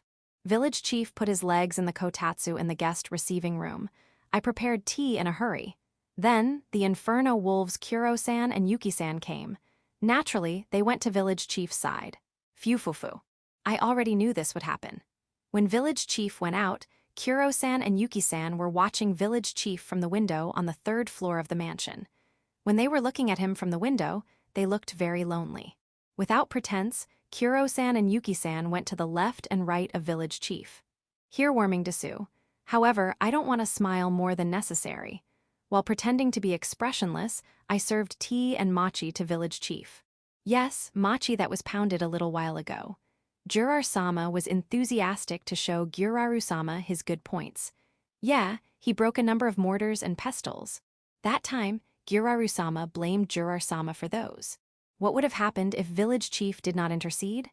Oh, Kuro-san, that mochi is for village chief. You must not want it. One of your pups, I don't know if it was your grandpups or great-grandpups, but it ate one mochi and it got stuck on its throat. In panic, the other Inferno wolves urged it to spew fire. It became known as the Throat Mochi incident. Don't forget that. It seems like village chief did not forget about it too. Understood. Akaki, right? Fufufu. I remember when I first made it. Dor-sama ate everything. I made one after another and ended up being glared at by Reincarnation-sama. There are salty, soy sauce, and sesame seed-flavored akaki. Which do you prefer? You'll leave it to me? Understood. Then I'll make soy sauce-flavored. I prepared a portable griller and grill akaki in a place where I can see village chief in the kotatsu. Yup, it smells great. Kuro-san, please don't stare at me too much. I won't secretly eat it. When I put the grilled akaki on a tray and served it to village chief, he gave it a try first before spoiling Kuro-san and Yuki-san. They asked village chief to feed them? I'm envious. Oh, I mean no, expressionless, I shouldn't make my emotions show. After a while, the chief of the angels, Malbit-sama, arrived. She warms herself in the kotatsu as if it's the most natural thing to do. Malbit-sama. I know she's only acting like that in front of village chief. One night, when village chief had already taken a rest, I saw her talking with Dor-sama, Yauko-sama, Ancestor-san, and the Demon King's group with a serious face. Given the atmosphere she gives off, she deserves to be the chief of the angels. She, as a mother, was also consulting Lu-sama and Tear-sama about Kirbitsan's marriage. You won't believe that she's the same person who went to the kotatsu and demanded alcohol. Yes, I'll bring one immediately.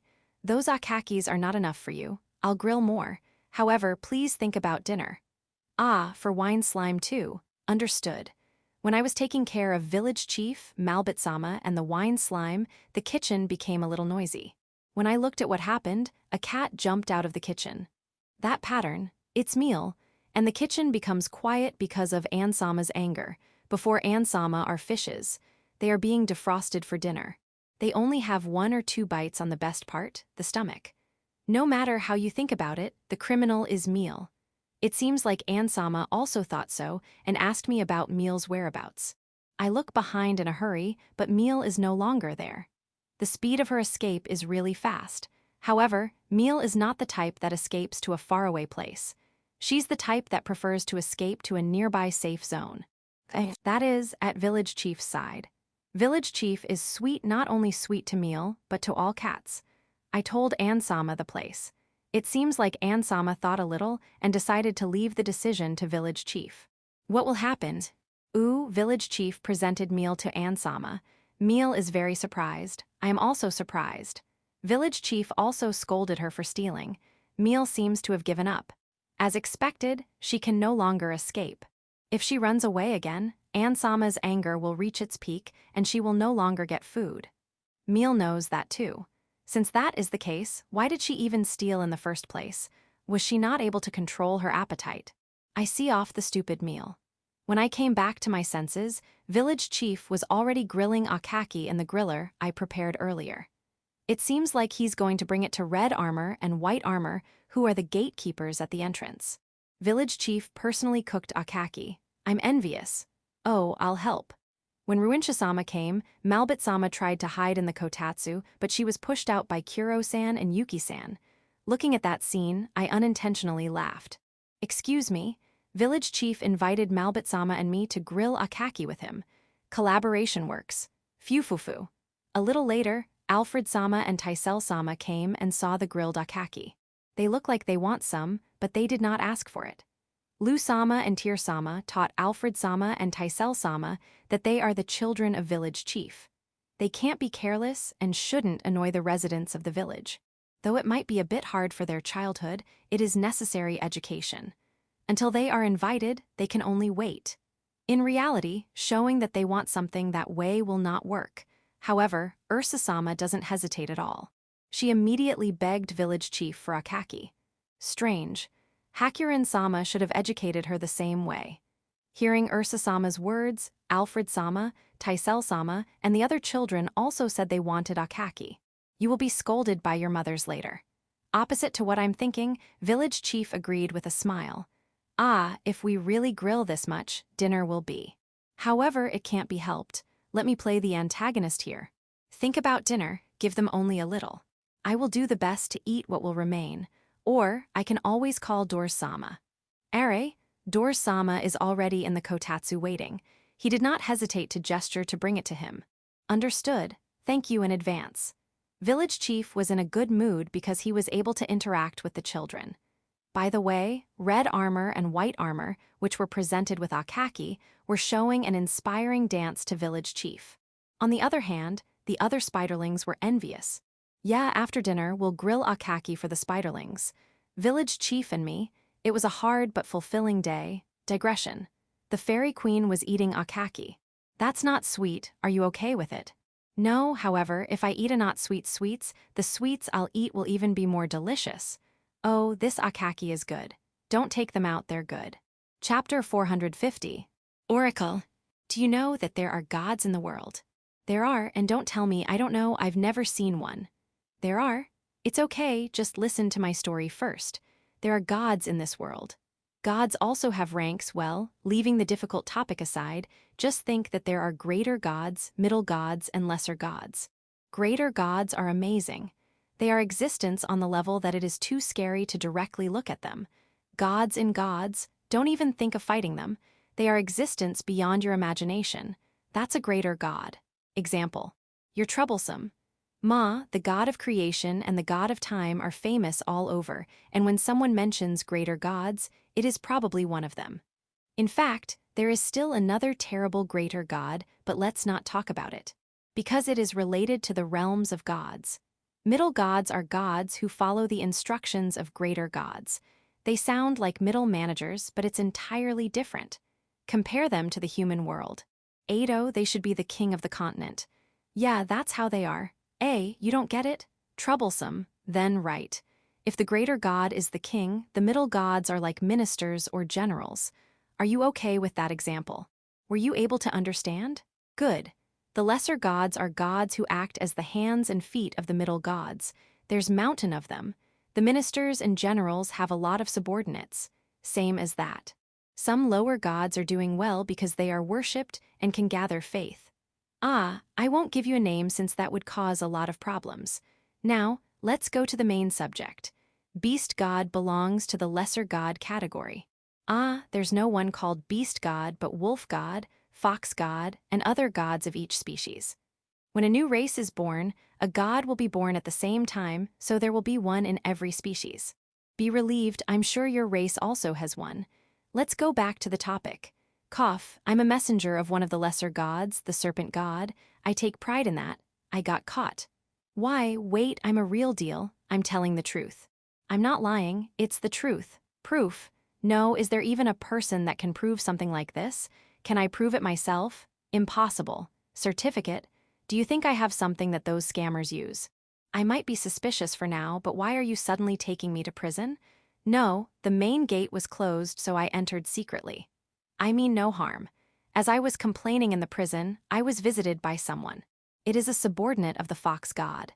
She should be playing around given her carefree nature, but what is she doing in a place like this? You're the one in charge here. You're lying, aren't you? I'm not rich. Please donate a little. I have a hard life. Even if I'm a messenger of God, I'm not getting paid. Gather believers and make money? I hate that. It stinks of trouble. Ah, sorry, my bad. Please don't abandon me. Please get me out of here. Fuh. Thank you for saving me. It's good that I have a powerful friend. You're saying that I'm not your friend? Why did I come here? I am the serpent god's oracle. An important tree has grown, so I was commanded to get there immediately. It's so cold. However, it will be too late if I wait for the weather to be warmer. Ah, the important tree is not here. You may not believe this, but it seems to be in the center of the forest of death. When I complained about how on earth am I supposed to go to a dangerous place like that, I was commanded to go here. Thus, I'm here. Ah. By chance, can you send me there? You can go to the forest of death, right? Ahahaha. Don't glare, I'm joking. Is it just for a visit? Fuh, of course not. I'll claim the ownership of the tree and make it a symbol of the serpent god. Did the serpent god say that? No. However, isn't it a waste to go to such a dangerous place and just perform an offering dance in front of the tree? There's no rival after all. What if there is? Of course, I'll beat it up. Ahaha, right. We're talking about the forest of death. There's no way there's a rival there. But how do we get to the forest of death from here? Ano, your eyes are scaring me. No, of course, I know that. Your glare is the most dangerous when you seem to be laughing. I won't pick a fight with you, okay? I will not act violently here for no reason. You're going to take me to the center of the forest of death? Really? Do you know anything about the tree? Hooray, thank you, and serpent god, I wish to express my gratitude. Where is here? Village? Array, there are two, which one? Ah, the smaller one, thank you. There is indeed a divine aura the closer you approach. But isn't the messenger of the eagle god on the tree? It has already come here. Is that so? As expected of the center of the forest of death. Am I going to fight for the ownership of the tree? And no way, ahahaha, I wouldn't think of something like that. Yes, if you let me perform an offering dance, I'll leave soon. Yeah, I'll disturb you for a while. What is this place? Strange. I know that the fox god's subordinate has extraordinary power, but I have a feeling that there are people here who can fight against her. Or rather, there's a dragon. Moreover, it's not an impure dragon. It's an ancient dragon that can even kill a god in a serious battle, the Dark Diaragwoon. Why is he here? Is this the Dark Dragon's nest? No, even the Dragon King is here. But why? I don't know why, but I know that this is a dangerous place. Let's dance immediately and leave. Yeah, a good plan. Array, what happened, fox god's subordinate? You'll accompany me? No, that's unnecessary. Take everyone seriously. Don't gather believers. They all look stronger than me, so I wouldn't even dare. Ah, if it's the children, I think I can win. Array, that girl is Jayeza, or Braza. She's the brave that climbed to a realm where she can even kill gods even though she's human. I, a mere messenger of God, will be killed instantly. Not hostile. I'm not their enemy. Calm your mind. Yes, I will survive. Thank you for gathering even if it is cold. Although I'm still immature, I will perform an offering dance. I started dancing while looking at the ground. I'm trying not to make eye contact with the people around me as much as possible. Serpent God, I hate you. Array, a black cat entered my sight as I was dancing while looking at the ground. Greater G-O-O-O-D-D-D-D-D-D-D-D-D. No, I'm okay. No, I'm leaving. No, I don't need souvenirs. It's the tough winter season after all. Thank you very much. Yes, that's all I came for. No, I'm really sorry. I'm very sorry for the inconvenience I caused. Yes. Starting today, I'll have a change of heart and live seriously. So please forgive me. Fox God's subordinate, please throw me out of here. My name is Niz. I have lived as a messenger of the serpent god for many years, but I have never felt death this close. I'll stay away from the forest of death. I absolutely will. With that vow, I made my way back to the place I live. Serpent God, if you are merciful, please give this oracle of yours a break for about 100 years. Please. Fox God's subordinate, please don't look at me with that expression. Yeah, I would probably have a similar expression if someone who said goodbye came back 2 days later. Oracle, it can't be helped. That is my reason for existence. This time, it's not for the forest of death, but here. This place is called Village 5, right? Can I work here? Okay, I apologize for troubling you again. Please accept me. Continuation. I won't say what I don't need to say. I am useful. I can do a lot of things. I can even receive an oracle. A. My oracle is exclusive from the serpent god. That's normal, isn't it? The only person that can receive oracles from various gods is a holy maiden. There's a holy maiden here. My reason for existency. Chapter 451. Niz's visit engulfs growth. It's unusual, but Yauko brought a guest. Her name is Niz, and she politely greeted me. A very polite person. It seems like she wants to perform a dance of offering in front of the world tree. Although it's a religious ritual, I allowed her since she desperately requested, and said it will be performed as a celebration for the growth of the world tree. Even Yauko said that she'll take responsibility if anything happens. Is she Yauko's friend? No, just an acquaintance. Is that so? I'm uneasy to be her friend, very uneasy. Uneasy. When I saw her, I felt like she's a beautiful silver-haired woman. But now, I can only see her as an ordinary village girl in thick clothes. She camouflaged. It is similar to what the fairy queen is doing. I don't want to admit this, but she's an excellent messenger of God. Specifically, the serpent god. I can only say words of admiration on how she endured the severe training to be recognized by God. It's unusual for Yauko to say that much. I enjoyed fighting, so I put all my strength there. When it comes to religious rituals, I can't even come close to her feet. By the way, in terms of battle, she won't even come close to my feet. Yauko called out those who were free to watch and study the dance of offering. I'll watch it too. Of course, the location is outside because it will be performed in front of the world tree. Cold. Thinking about it, it should be unusual to perform it during this time of the year. However, the tree suddenly grows. Is it because I planted it using the aft? Normally, a tree grows during spring or summer. If that is the case, does this mean that I'm the one who caused this trouble? I'm sorry. Perhaps it is needed for the ritual. Niz danced while wearing a shrine maiden-like outfit. Her dance is simply stunning. There is a distinctive character in her nonchalant behavior, and I can even feel the holy atmosphere. It's the same as when Ancestor-san is performing a ritual seriously. But why is she looking down? Since it's a dance, I think it wouldn't matter if she lifts her head up. Hey. Niz was surprised when Kat approached her when she was performing the dance of offering. I'm sorry for that. She showed a good dance. According to Yauko, if someone performed that ritual, you should pay money as a reward. I was wondering, how can we repay her for even traveling here and performing a ritual, and it looks like I only need to pay her money. I feel like the world tree was also happy with her performance. Yauko already prepared a bag of money for her, but I also put my share. Please accept. No, you don't need to hold back. Here, Yauko, life's difficult, so it will help you a lot. We will prepare the inn for you, so please stay today. Dinner will be, leaving already? Don't say that. Regrettable dessous. Then take some souvenirs, please don't decline. She returned immediately because she doesn't want to be a nuisance if she stayed here this winter.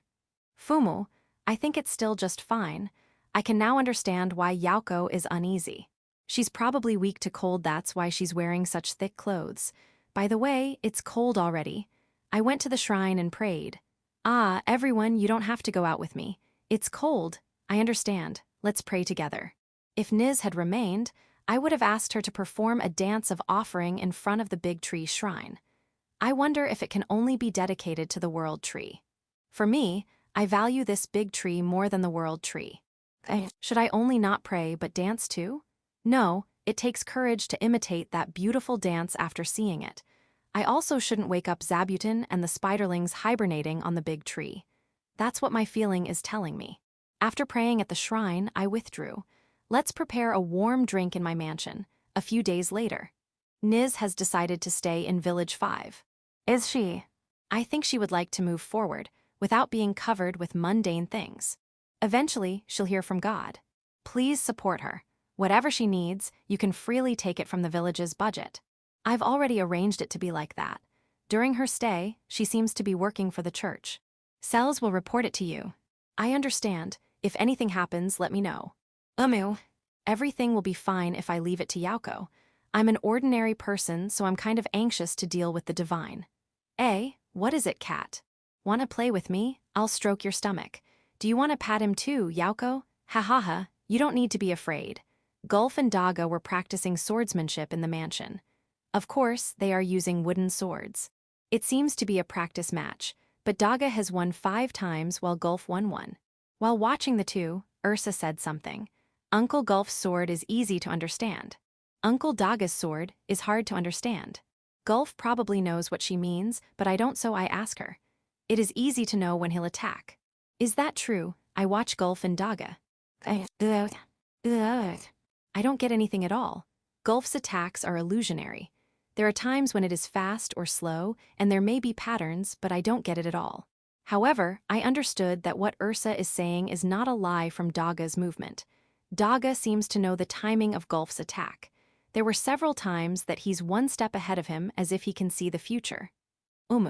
This is the world that amateurs can't comprehend. However, how can Ursa get it? Is she a sword genius? Should I let her walk the path of the sword? I thought of the moment when she was still small. She was holding a wooden sword and happily waving it that time. If she wants to, I wouldn't mind. But now, she only needs to practice sword for self-defense. While I was looking at Ursa like that, Gulf barked. You!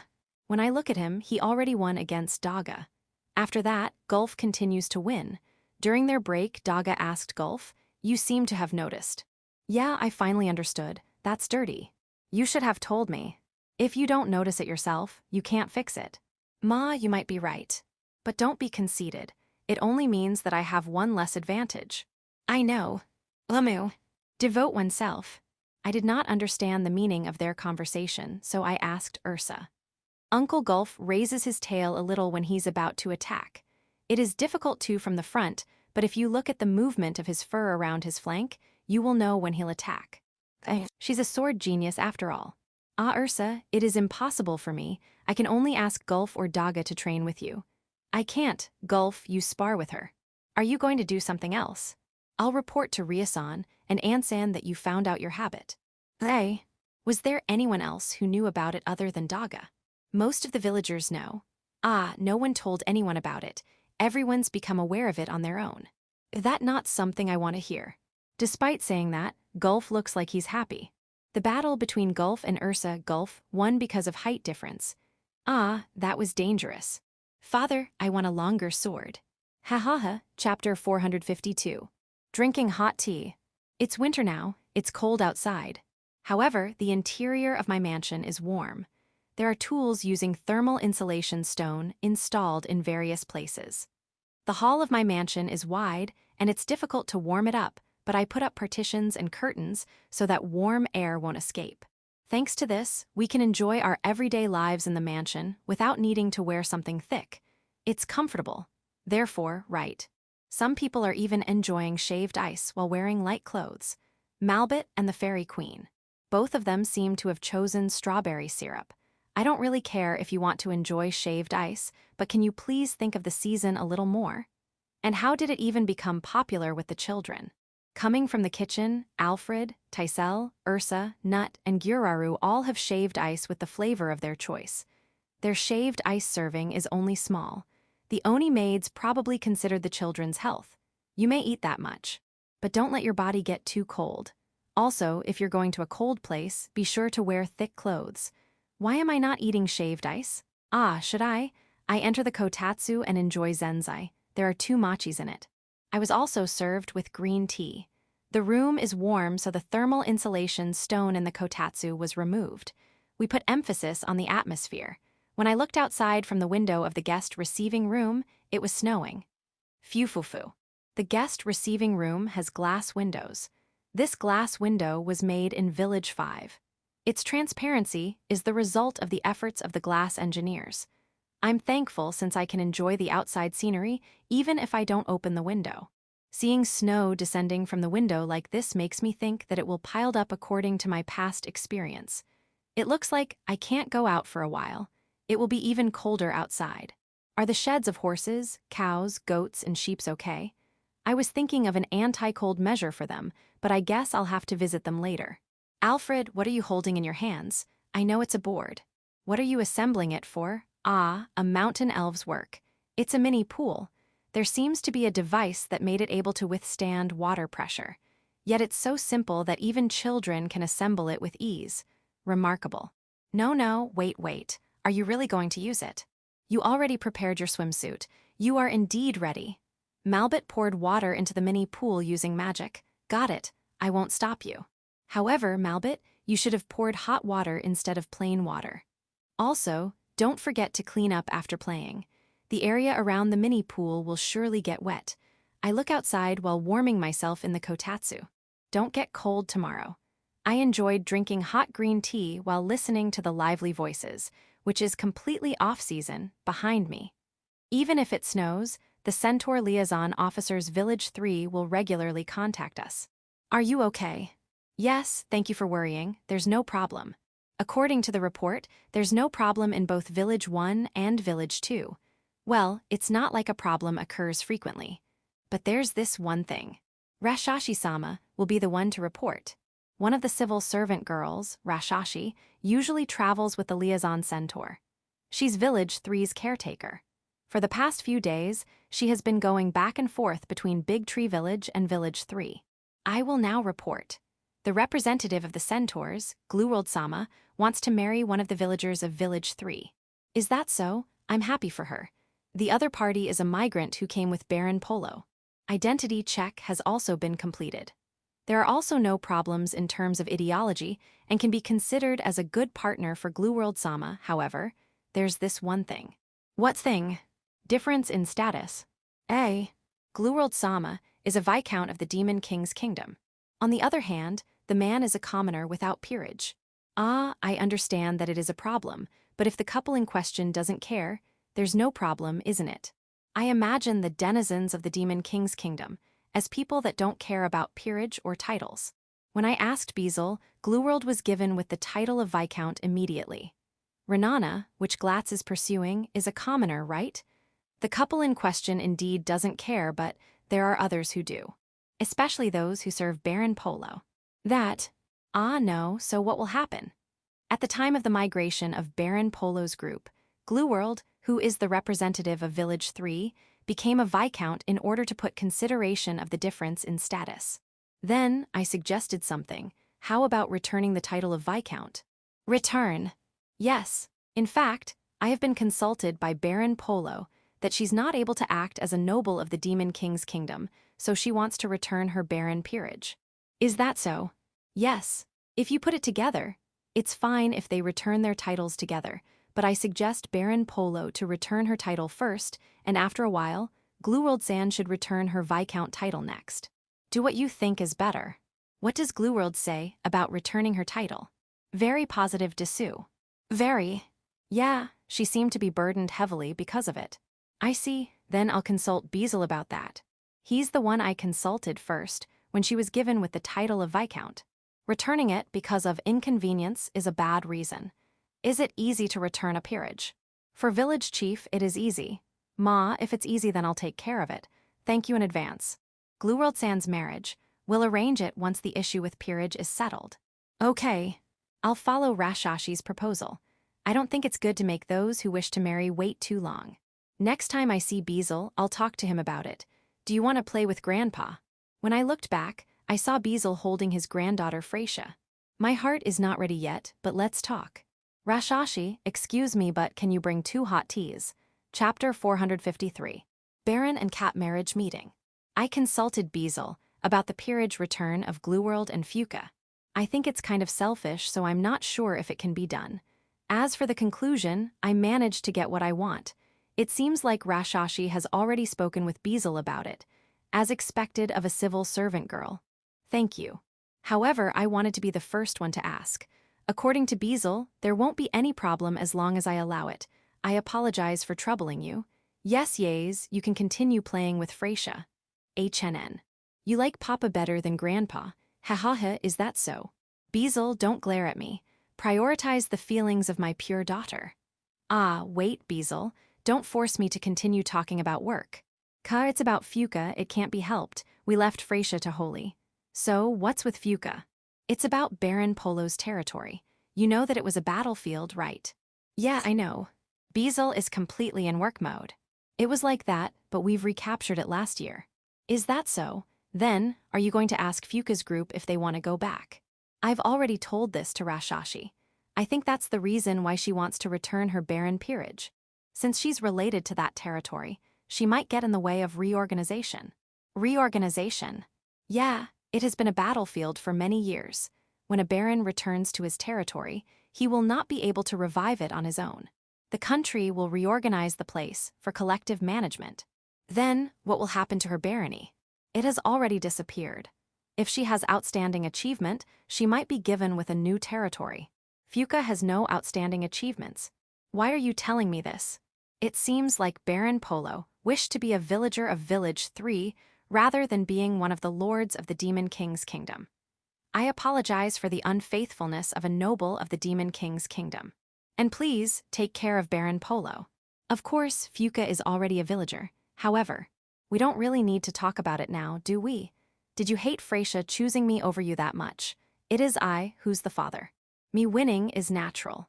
Also, Beazle doesn't even need to talk or apologize to me about it. If there's someone who needs to do that, it should be that Demon King who's playing with cats over there. Is it because the Demon King can't easily apologize so Beazle took his place? The Demon King apologizes to the cats though. Are, where's Beazle? Why did he disappear?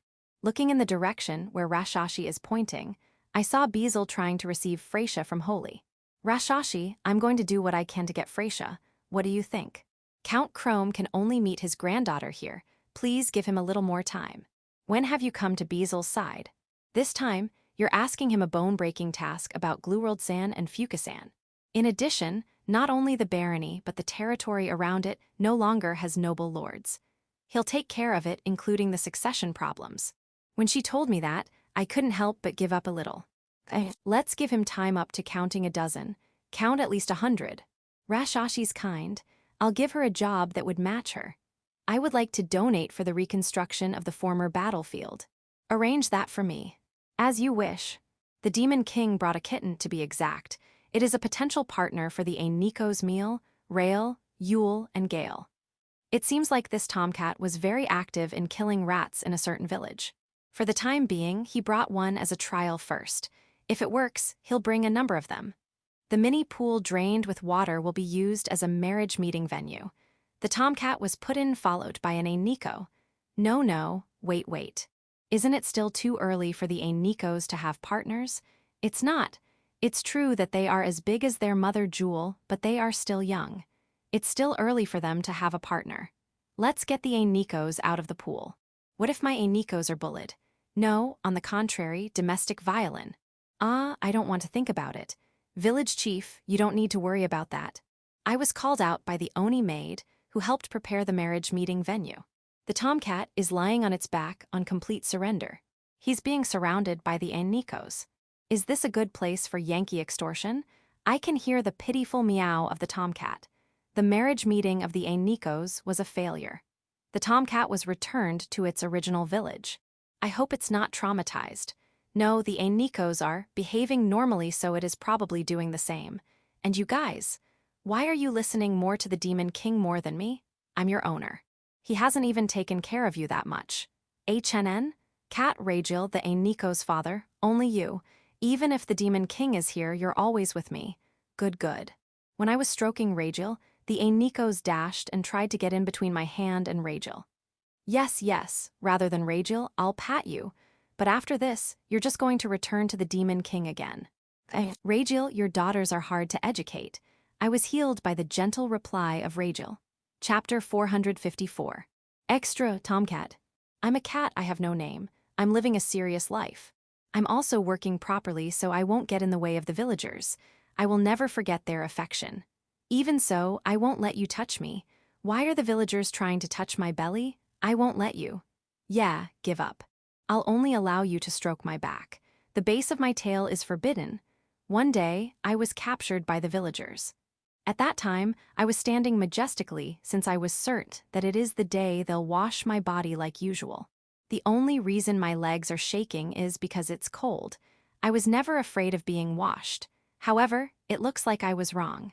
I was handed over by the villagers to an important-looking person. That important-looking person is looking at me with a full smile. No way am I going to be eaten. I fell asleep while imagining that. I didn't faint. I only fell asleep. I wasn't eat. I was handed over from the important-looking person to a more important-looking person to a more important-looking person. What is happening? What's going to happen to me? Along the way, after being washed and fed, I was finally brought to a room with cats who looked as old as me. I was a little relieved seeing creatures of the same race, but it quickly changed to anxiety. There are only tomcats. I don't mind fighting, but it's troublesome to get entangled in one. And then, a tomcat suddenly picks a fight with me, a city cat. I can tell by the atmosphere, so I kicked it. Compared to country rats, city cats are no match to me. If a mollycat saw me, she would have been noisy. I'm now at the center of the room. No one's trying to pick a fight with me anymore. After that, when I think I ate about 10 times, I was held by an extremely important-looking person. It looks like he's trying to take me somewhere. I saw hell. Those are not cats. Demon beast. Well, mating may be possible. But it is impossible for me to do it. Impossible. Those demon beasts are overwhelmingly stronger than the strongest guard dog of the village. I never fought them, but I'm sure. There are 4 of them. It seems like they are sisters. It seems like these demon beast sisters are looking for grooms. I'm glad they didn't like me. I'm really glad. No, they were certainly beautiful, but beneath that beauty is certain death. Being alive is a wonderful thing. After that, I've been living in the house of that extremely important-looking person. I'm dissatisfied with wearing a collar, but it seems like I can't move freely around the house without it. There are a lot of people in this house, and there are mice too, but they are so big. The mice here are probably demon beasts too. When I met one, I was prepared to die. But I'm still fine. Compared to those 4 demon beast sisters, it is not strong at all. The demon beast mouse did not think that I would actually attack it, so I caught it off guard. I was lucky. When I showed it to the extremely important-looking person, I was praised. That made me happy. And so, I hunted more demon beast mice. I was not only praised by the extremely important-looking person, but others too. Phew. I'm happy, however, I hunted too much. Recently, I can't find any demon beast mouse anymore. I failed. If I hunt too many mice, I will be kicked out. I know about it. I was worried, but I was never kicked out. I was even given a special room by that extremely important-looking person. I'm as happy as the sunshine. The food here is delicious too, but there's only one problem. Occasionally, the extremely important-looking person smells like those 4 demon beast sisters. No, not just those 4 sisters. There's another smell. Until you no longer stink, don't hold me. I'll permit you to stroke my back. The base of my tail is forbidden. I'm a cat. I was named by an extremely important-looking person. Arthur. As for the subordinates of the extremely important-looking person, they call me the knight of the pantry. Guard. That cat, no matter who thinks about it, there's no way that's a normal cat, right? Minister. Obviously. It's the cat that wiped out the troublesome Gauss rats of the castle. The kitchen workers are even saying to never let that cat leave. Scholar. However, biologically speaking, it's just a normal cat. General. That's the strength of someone who overcame death has. Feeling both love and sadness. Chapter 455. A blizzard. The weather is quite rough, so Aegis brought the eagle and hid it under the kotatsu in my room. Why are you hiding it in the kotatsu in my room? Aegis is of course hiding too. No, I don't have time to ask that. Since even the eagle stayed in my room, it means that the weather is really rough, so I contacted the villagers. A little later, the high elf Rhea and the angel Tyr also verified the roughness of the weather. Village 4 in the sky also contacted me. After half a day, outside the mansion has become a terrible place. A blizzard. The snow is raging. It's great that we managed to push the cows, horses, goats, sheep, chicken, etc. into their barns. It would be dangerous for them to stay outside with a weather like this. They are safe inside their barns. It may be cramped, but please endure it for a while. Of course, not only the livestock but the kuros who are active outdoors are also either in their own sheds or my mansion.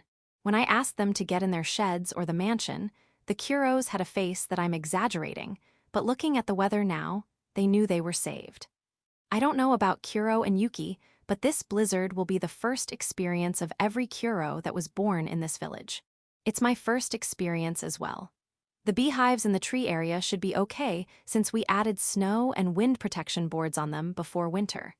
During that time, it looks like the bees are already preparing for extreme weather. They're good. As for Zabuton and the spiderlings that are hibernating on the big tree, the non-hibernating spiderlings told me that they're okay. Great. Red Armor and White Armor, who are the gatekeepers, have evacuated into the mansion too. Ha, it's okay. Go to a warm place. My mansion is neither strong nor weak against blizzard. However, the part using glass window might be dangerous, so we blocked it using a wooden board. Because of that, the whole mansion can only use light magic, or light magic tools as light sources. But that's not a problem. We also have enough food and fuel stockpiles. Even if the blizzard continues for a month, we're fine. Well, if it really lasts for a month, there will be other problems. Because of the weather, the Centaur liaison officer did not go around the villages as expected. This is not only because of the blizzard, but also the result of what we have discussed about the cancellation of their duty due to weather. They seem to be determined to go out even with weather like this, but I would prefer safety and not recklessness. As for Village 4, they are in the sky and not affected by weather, so there's nothing to worry about. Village 5 is quite far south, so the weather there is different from here.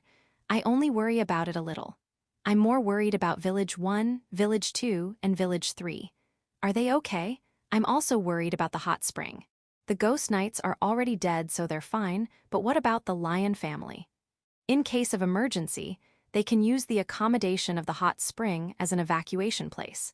I'm worried, but there's nothing I can do with this blizzard. Once the blizzard has subsided, I'll prepare my route to check everyone. All I can do now is to pray for their safety. Until the blizzard subsided, let's play Siege the Castle.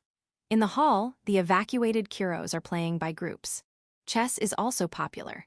However, the number of boards can't accommodate this number of guests. The next most popular game is ball game.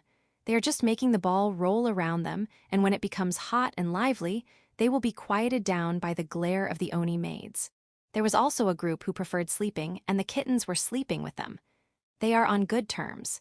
In the guest receiving room, Doors, Raymarin, Jurar, Malbit, Ruinsha, and Ancestor San were drinking around the kotatsu. Looking at them, you might even think that the blizzard outside is a lie. However, considering that the worst might happen, they are a reliable force. That's what I'm thinking, so if you could drink a little less. Especially Malbit. I think you're already too drunk. Yauko has stationed herself in Village 5. With this blizzard, it is also hard to go to the dungeon where the teleportation gate is. And the children evacuated in Village 5 with their mothers. They strongly resisted, but were forced to give in. It was not the children who resisted, but the mothers. It seems like they are dissatisfied that I'm not evacuating with them. However, as the village chief, I have to stay in the village at times like this. I might be lacking as a village chief, but I still have a sense of responsibility. I also don't want to leave the Kuros and the spiderlings. I was prepared to challenge it like that, however. Inside my mansion, and even on the houses of the villagers, the blizzard doesn't feel strong, so we're not uneasy. To be honest, I think it's a little fun. I feel like a child rejoicing in a typhoon. The children and their mothers are in Village 5, but there's not much change because aside from them, everyone stayed. The Oni maids are preparing for dinner. In my room, in addition to the eagle and Aegis, there were a lot of Kuros along with Kuro and Yuki, Wine Slime, Ragiel, Jewel Cat Jewel, and Spiderlings.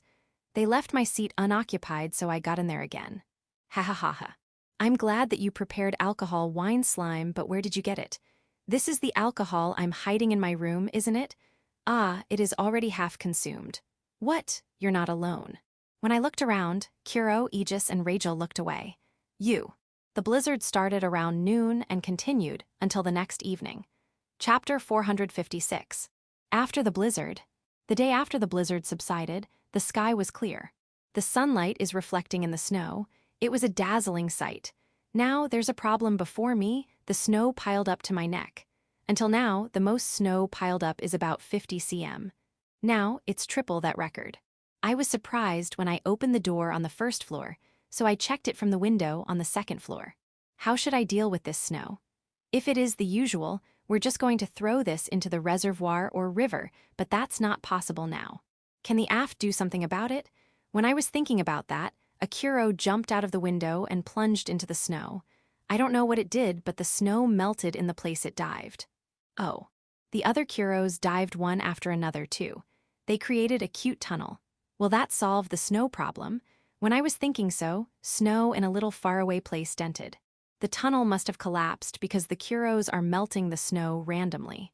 Are they okay? You're only surprised? It looks like they are already planning to melt it.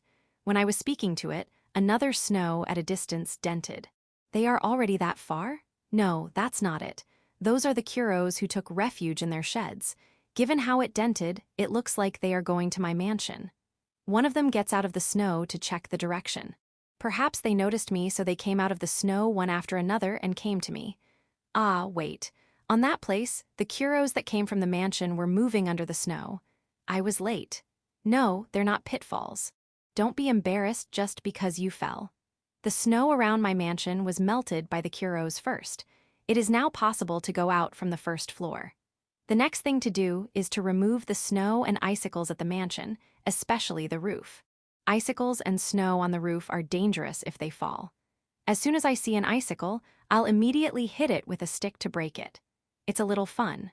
The roof is slanted, so the snow piled up on it is not as much as the snow on the ground, but it is still 50 cm thick. When I was thinking what I should do to make it fall, the phoenix chick Aegis came out with confidence. Since you want me to leave it to you, I'll leave it to you, but are you going to be okay? I don't know what you're going to do, but you can't damage the mansion. The eagle looks very worried too. Got it. Aegis, I'll believe in your confident eyes. Aegis, who's now clad in fire, jumped up. Ugh. Are you going to melt the snow on the roof with that fire? However, looking at your fire and the snow on the roof, the snow feels to be more overwhelming. Or is it just my imagination? 5 minutes later, Aegis came back in tears. It's okay, you did your best. Eagle, please take care of him for me. I think that the snow on the roof should be shoved off the roof. The question is how to get on the roof. I usually ask people who can fly like Lou, Tyr, and Gran Maria to lift me up on times like this, but most people who can fly have gone to Village 5. Those who are still here are the other angel scouts, namely Kudel, Karon, and Kirbit. Flora has become nocturnal after being immersed in her research, so she would go to bed after breakfast. I don't think I should wake her up. The rest will be Malbit and Ruintia. I'm kind of scared to entrust it to Malbit. Ruintia is Tyr's mother. It's kind of embarrassing to have her hug me to fly. So, what should I do? It's dangerous and scary to climb on my own. It can't be helped. Let's change the method. I asked Doors to transform into a dragon and remove the snow on the roof. Thank you. While doing snow removal work in the village, I'm also looking around for any building damage. That time, Lou came back from Village 5. As the representative of those who evacuated to Village 5, she came back to check the village. I'm sorry for the late contact. I thought of getting in touch with them once we managed to get rid of a little more snow. With this much snow, won't they be in trouble if they come back now? Are those who evacuated to Village 5 okay? Village 5 is sunny, so there's no problem, Are. What's up? If there's a problem, just tell me about it. Did something happen? The children get into trouble with the children of Village 5. The children of Village 5 thought they were newcomers. It ended in a fight. Are they hurt? Are they okay? Is that so? Good. Did Alfred do what he could? Amazing. The parents of the children who quarreled with them are very pale when they came to apologize. Hold on, we're talking about children's quarrel, right? It's a child thing, so they don't have to take it seriously. It ended with that, right? No, another thing happened. After that fight, Ursa and Nut beat the Village 5 children one after another and made them their underlings. Underling. That means they're getting along, right? It looks like they made a friendship group. No. Ma, it's a child thing, so you don't have to take it seriously. Let's break up their friendship group then. Even children are dangerous if they have enough numbers. Too late. Their friendship group fought with the Village 5's guards. Ursa had a battle with Pyrrhica. When did that happen? On your third evacuation day in Village 5? I see. Hurry up and get the children back. We'll have this place ready tomorrow. Slow? It should be now. All right. I'll have the snow removal on the road from the mansion to the dungeon take the highest priority. It's fine. You'll take care of it, Are. Lou used her fire magic to melt the snow on the road from the mansion to the dungeon. I can even see the ground. With this, It is fine for the evacuated group return from Village 5, right? Right, I wonder what really happened. I wonder if it is necessary to prepare the mind. Chapter 457. A little dispute in Village 5. The village's facilities were not damaged by the blizzard, so I once again praised the construction techniques of the elves. Ha ha ha, don't be shy, don't be shy. During the blizzard, the mansion didn't even move an inch. What surprised me are the big tree and the world tree. Snow piled up everywhere, but the amount of snow on those trees is visibly lesser compared to normal trees. Even the snow surrounding them. Or is it just my imagination? Right, let's not think about it. Snow also piled up in the reservoir. Unlike other places, it is only about 10 cm. Perhaps the reservoir freezes too because of the snow. However, at the center part, water is flowing. The ice over it is probably thin. I'm glad the children are not here. Once they see the reservoir is frozen, they will be dashing on it happily. While I was thinking about that, one of the Kuros jumps out on the reservoir and runs around. Before I managed to stop it, I already heard the sound of ice cracking. Whoa, whoa, whoa, that was dangerous. I'm glad that Kirbit happened to pass by after her patrolling duty. After wiping the Kuro's body, I checked if it was okay. It fell in the reservoir after all. Are you still alive? Good, ha ha ha, you were just surprised and it was cold. Don't let your guard down just because you saw it frozen. Tell that to the other Kuros too, please. By the way, Kirbit, who jumped into the reservoir to help the Kuro, is taking a bath. When she gets out of the bath, I'll thank her again. We continued removing the snow. I left the snow on the roof to doors while I worked on the snow on the ground. I'm making full use of the aft to remove the snow. It would have been easier if I could evaporate them using magic like Lu. I have no magic talent, so I have no choice but to remove them the old ways. We prioritize the path that people take. I carry snow to the snow dump. Of course, I'm not doing that alone. All villagers who have nothing else to do are with me. It's nice that we have a sense of unity. The snow removal has not been completed yet, but the group that evacuated to Village 5 has returned. Lu, my apologies, but can you evaporate the snow in the snow dump? If you don't have enough firepower to do so, can you at least melt the snow? I know, it's about the children. I'll surely allocate time. What about Hakuren? Where's Hikaru and Gyuraru? The group that evacuated has returned, but there's no sign of Hakuren, Hikaru, and Gyuraru. Interview at the mansion.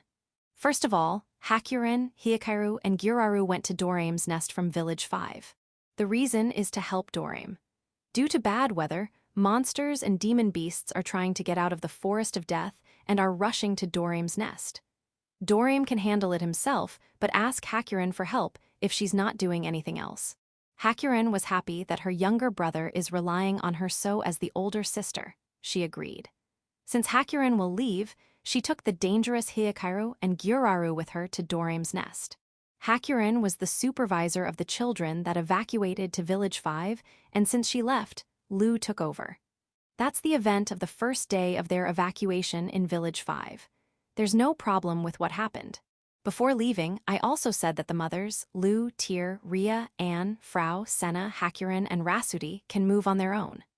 Second day, morning.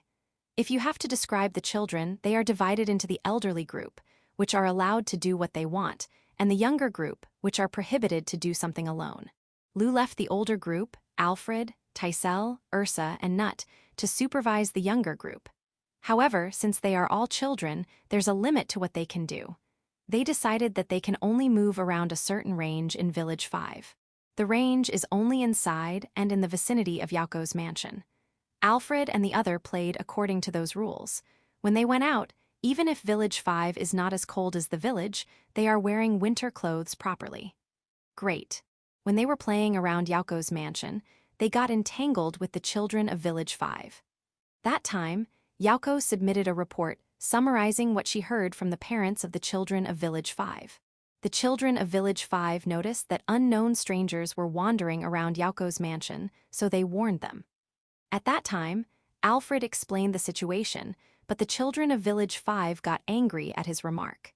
What kind of remark would Alfred say that would make them angry? He said, Yaoko-san. I wondered which part of it is anger-inducing. What do you mean by Yaoko-san? It's Yaoko-sama. I see, honorific title. Emma, I don't understand. The children of Village 5 are at the same age as Alfred, right? Why are they suddenly angry with a mere honorific title? Is that common sense? It makes me think for a moment, going back to the topic. At that time, Alfred was the one talking to them. The problem is that Alfred apologized. It seems like Ursa, Tysel, and Nut are quiet at that time. That is according to Taurine, who's with them. After parting with the Village 5's children, Tysel quarantines Alfred. Ursa and Nut decided to attack the children of Village 5. Are you fine with Big Tree Village being mocked? Ririus, Riguru, Rat, and Taurine also participated because of Ursa's manifesto. Around noon, they managed to get 200 Village 5 children underling. Ah, yeah, I already told you they are their friendship group and not underlings. It's for my mind's stability. However, after that, to fulfill the bond with their friendship group, they clashed with the guards of Village 5. Why? It's because of one of the girls from their friendship group. That girl seems to be in love with one of the guards. In order to arrange a place to confess, they stopped one of the guards' groups who's about to depart. What happened to Ursa and Pyrrhica? It's because Pyrrhica ascertains that Ursa is the group leader, so she wants to capture her. Is that so? So who won? Don't tell me it's Ursa. It's Ursa. Are, Pyrrhica is the former sword saint, right? Does this mean that she's only strong in interpersonal relationships? It looks like Ursa knows her movement and moves accordingly. Amazing. Ah, I shouldn't praise her. The sword saint's swordsmanship is based on the technique used by the Brave Queen. What's wrong, Lou? That information is unnecessary at the moment, right? Mama, let's go back to the topic. A member of the friendship group, so she should be around 10 years old, right? 12. Is that so? So she confessed. Is it normal? If you don't decide on your partner early, it will be your parents who will decide your partner without permission. Is that so? So did that confession work? It didn't, but the girl did not give up and kept pushing and pushing. She'll probably give up in a few more days. That was also reported to Yauko. Really? For now. Children, all the older children will be grounded for 3 days. You are not allowed to leave your room except for eating, going to the toilet, and taking a bath. Do you know why you're grounded? The children looked at each other. Yes, the representative Ursa. When we were fighting, we held back. No. Regarding the battle, the mothers said that they should be forgiven, so I forgave them all. It seems like the mothers are convinced of the reason they had to do it. At the same time, the children of Village 5 will not be punished. Their parents will be responsible for them. I also scolded my children, so they basically have the same punishment. The reason why I have a different punishment is because they went out of the range decided by Lou. I'm sorry for Alfred, but he is the appointed leader of the children. Joint responsibility. Be sure to study while you are grounded. Also, Lou, you have the responsibility of an overseer. You are prohibited from researching for 10 days. Ha ha ha. Would you stop resisting and learn from the children? And call Gulf. Ask him to take care of Pyrrhica's mental care. I'm sure she's depressed. All right, let's end this meeting. Those who are free should participate in snow removal work. Chapter 458. Once again, I realized I am a father. I contacted Village 1, Village 2, and Village 3 to confirm their safety. It seems like their buildings are okay. I left my snow removal work to someone else and went to Alfred's room to apologize. I'm sorry about earlier. To be honest, I don't think there's a problem with how Alfred handled the incident in Village 5. Perhaps society would have defended him too. In fact, as village chief, there's not even a single reason for me to scold Alfred. However, I think it would be bad for him to depend on the protection of society on whatever he does. Therefore, I scolded him as a parent. His brothers, Ririus, Riguru, and Rat, have done something dangerous because of him. He should reflect as the elder brother. What I'm apologizing for is because I did not explain it to him. I will thoroughly chew it in my explanation. Ah, you don't have to be so depressed. You now know why I scolded you. Make best use of it next time. I also think you being grounded is a little too much, but it's dangerous for children to wander around during snow removal work. Look around, so much snow. There is still snow on buildings and trees. It is dangerous if it falls. I said you are to be grounded for 3 days, but I'll let you go out once the snow removal is over. Stay still in your room for now. I'll visit your siblings next door one by one. Of course, I'll go to Ursa and Nut too. Don't worry. Alfred will be 9 years old next year. It has been 9 years since I've become a father.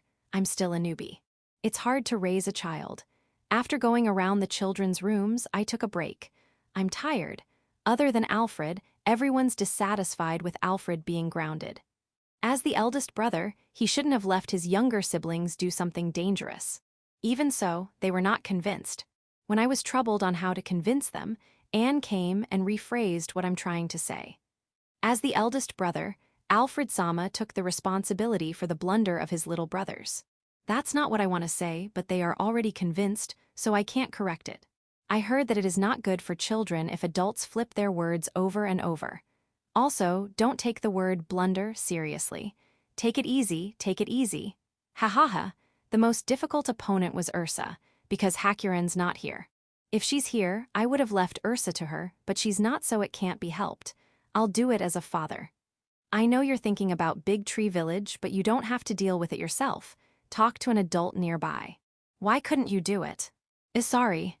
It took an hour for me to hear Ursa's apology. Since Gal, Sil, and Bron are gone, you suddenly became the eldest sister. You did your best. Well done. But from now on, try to rely on adults more. I hugged Ursa tightly. That was really hard.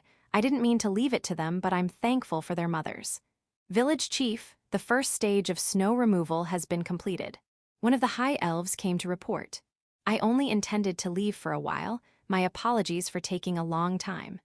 The first stage of snow removal is removing snow to the point that it is possible to move around the residential area.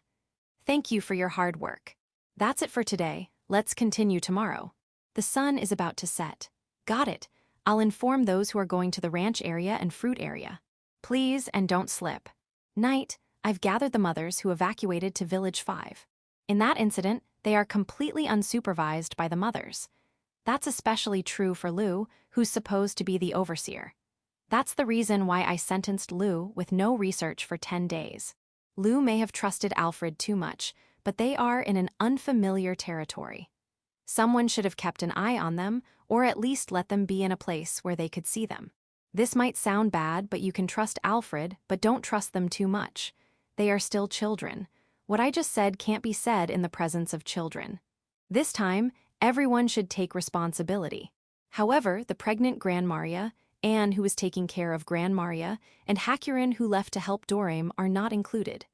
Hakuren still hasn't come back yet. I'll punish the rest. 1 month no snusnu. The place was covered with screams. Yeah, I know it's a cruel punishment. Don't worry, I'll join you with your punishment. It is not only the mothers who are at fault. Even if it is for the village, I'm also at fault since I did not evacuate with them. Because of that, I'll receive punishment too. I also won't have snusnu for a month. When I told them that, I was surrounded by the mothers and was told to sit in Seiza. We understand that both us, the mothers, and you, the father, have faults. However, we are not convinced with the punishment. Let's talk. Are, did you practice those lines? It's strange that they are all saying the same thing at once. Why you're deceiving. We talked, the mother's punishment, 10 days no snusnu and 30 days no flirting. Father's punishment, 3 days in Village 5. I heard that I'm not that recognized in Village 5. I'll work hard. Chapter 459. Village 5 Soul Ninja, Nana Fuguma 1. Hello, my name is Nana. Nana Fuguma. I'm a Mercury created for managing the Sun Castle. Presently, I'm assigned to Village 5 under the direction of the Village Chief of Big Tree Village. My task is collecting information under the direction of Yauko, the acting Village Chief of Village 5. I have no complaints in both my post and duty, but I want a unified command chain.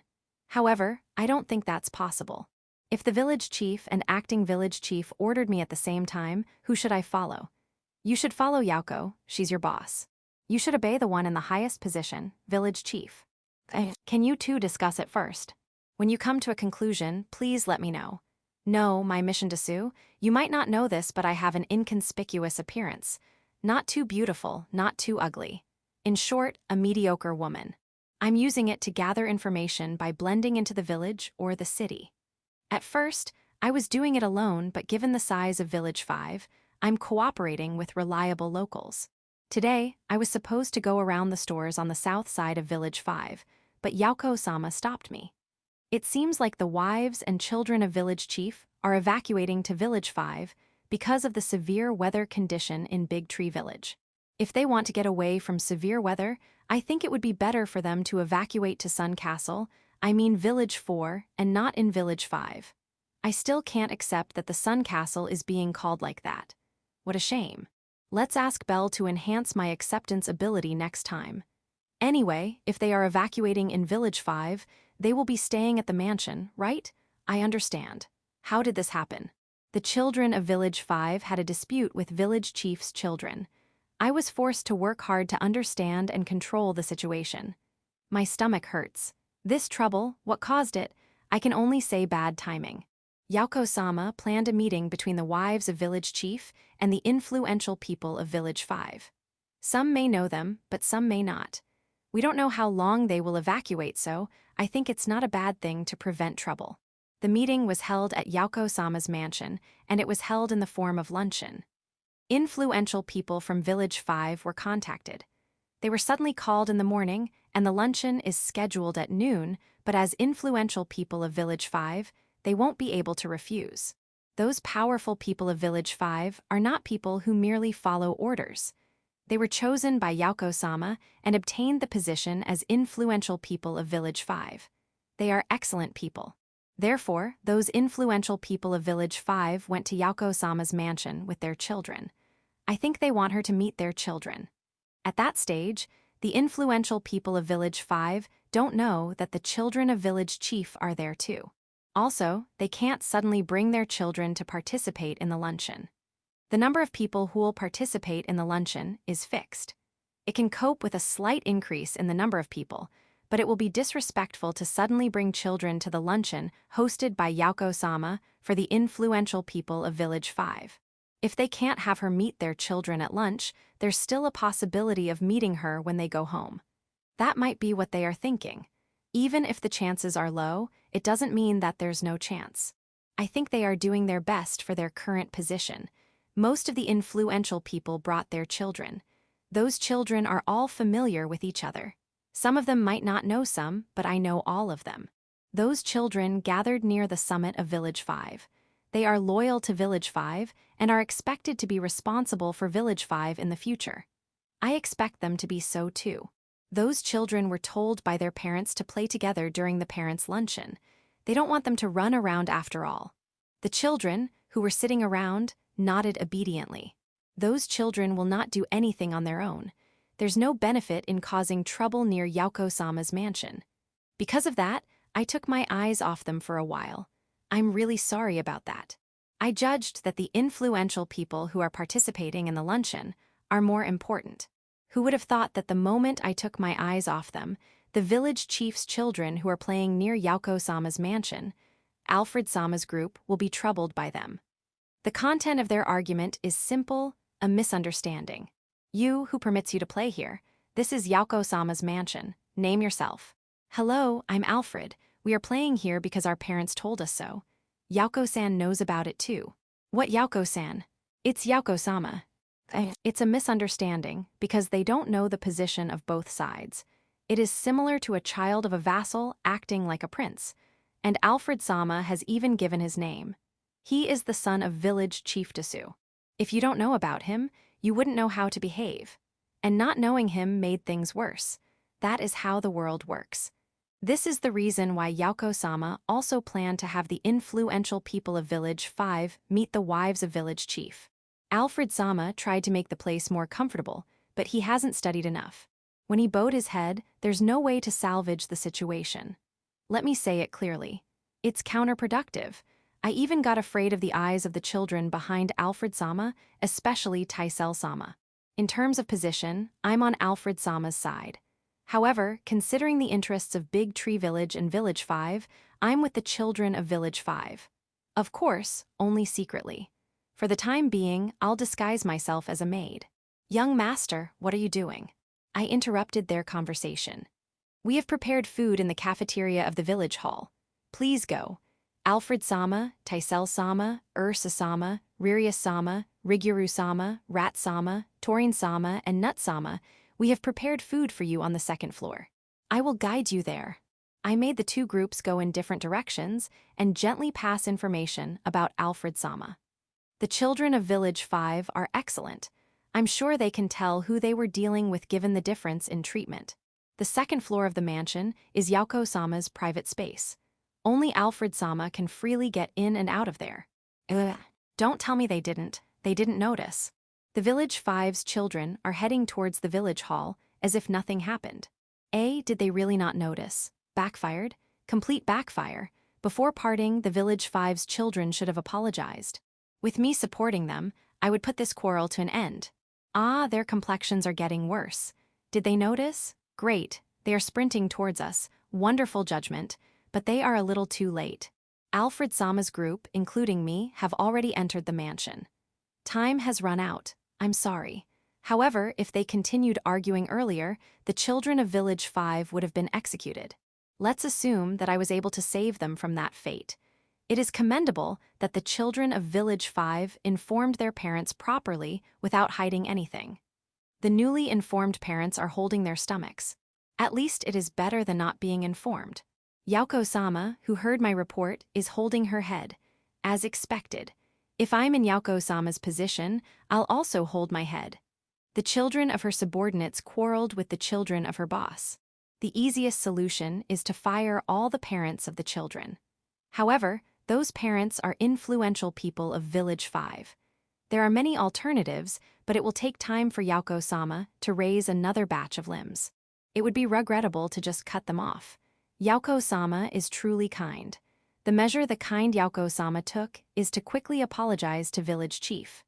Big Tree Village is blocked due to bad weather, but that's nothing to Yauko-sama. Please do your best. That's what I'd like to say, but before she left, another report came. Yeah, a bad report.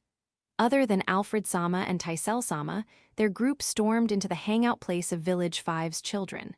It's not a wrong move considering the face of noble society, but it's a strange thing for children who are about 10 years old to do. What kind of education are they receiving in Big Tree Village? No, I'm just wondering. I don't want to be a teacher for Big Tree Village's children. Chapter 460. Village 5 Soul Ninja, Nana Fugumatu. The children of Big Tree Village are quick to act. They stormed the hangout place of the children of Village 5, and they were unstoppable. Alfred and Taisel are not with the attack force of Big Tree Village, but the children of Village 5 already know who they are. In addition, the children of Village 5 who troubled them are composed of 8 to 12-year-old children. It is impossible for them to make a decent counterattack. I mean, it was the attacker, the Big Tree Village's children, who are strange. Anyway, no violence is happening. It looks like they are only intimidating them. The purpose of the children of Big Tree Village is to show them who's the boss, who's higher and who's lower, in order for misunderstanding to no longer occur. That would have been great. However, the world doesn't want to cooperate. There was another group of children of Village 5 nearby. Those children are between 12 to 15 years old. They are not treated as adults, yet but also no longer treated as children. To describe them in simple words, they are the older brothers and sisters of the first group of children of Village 5.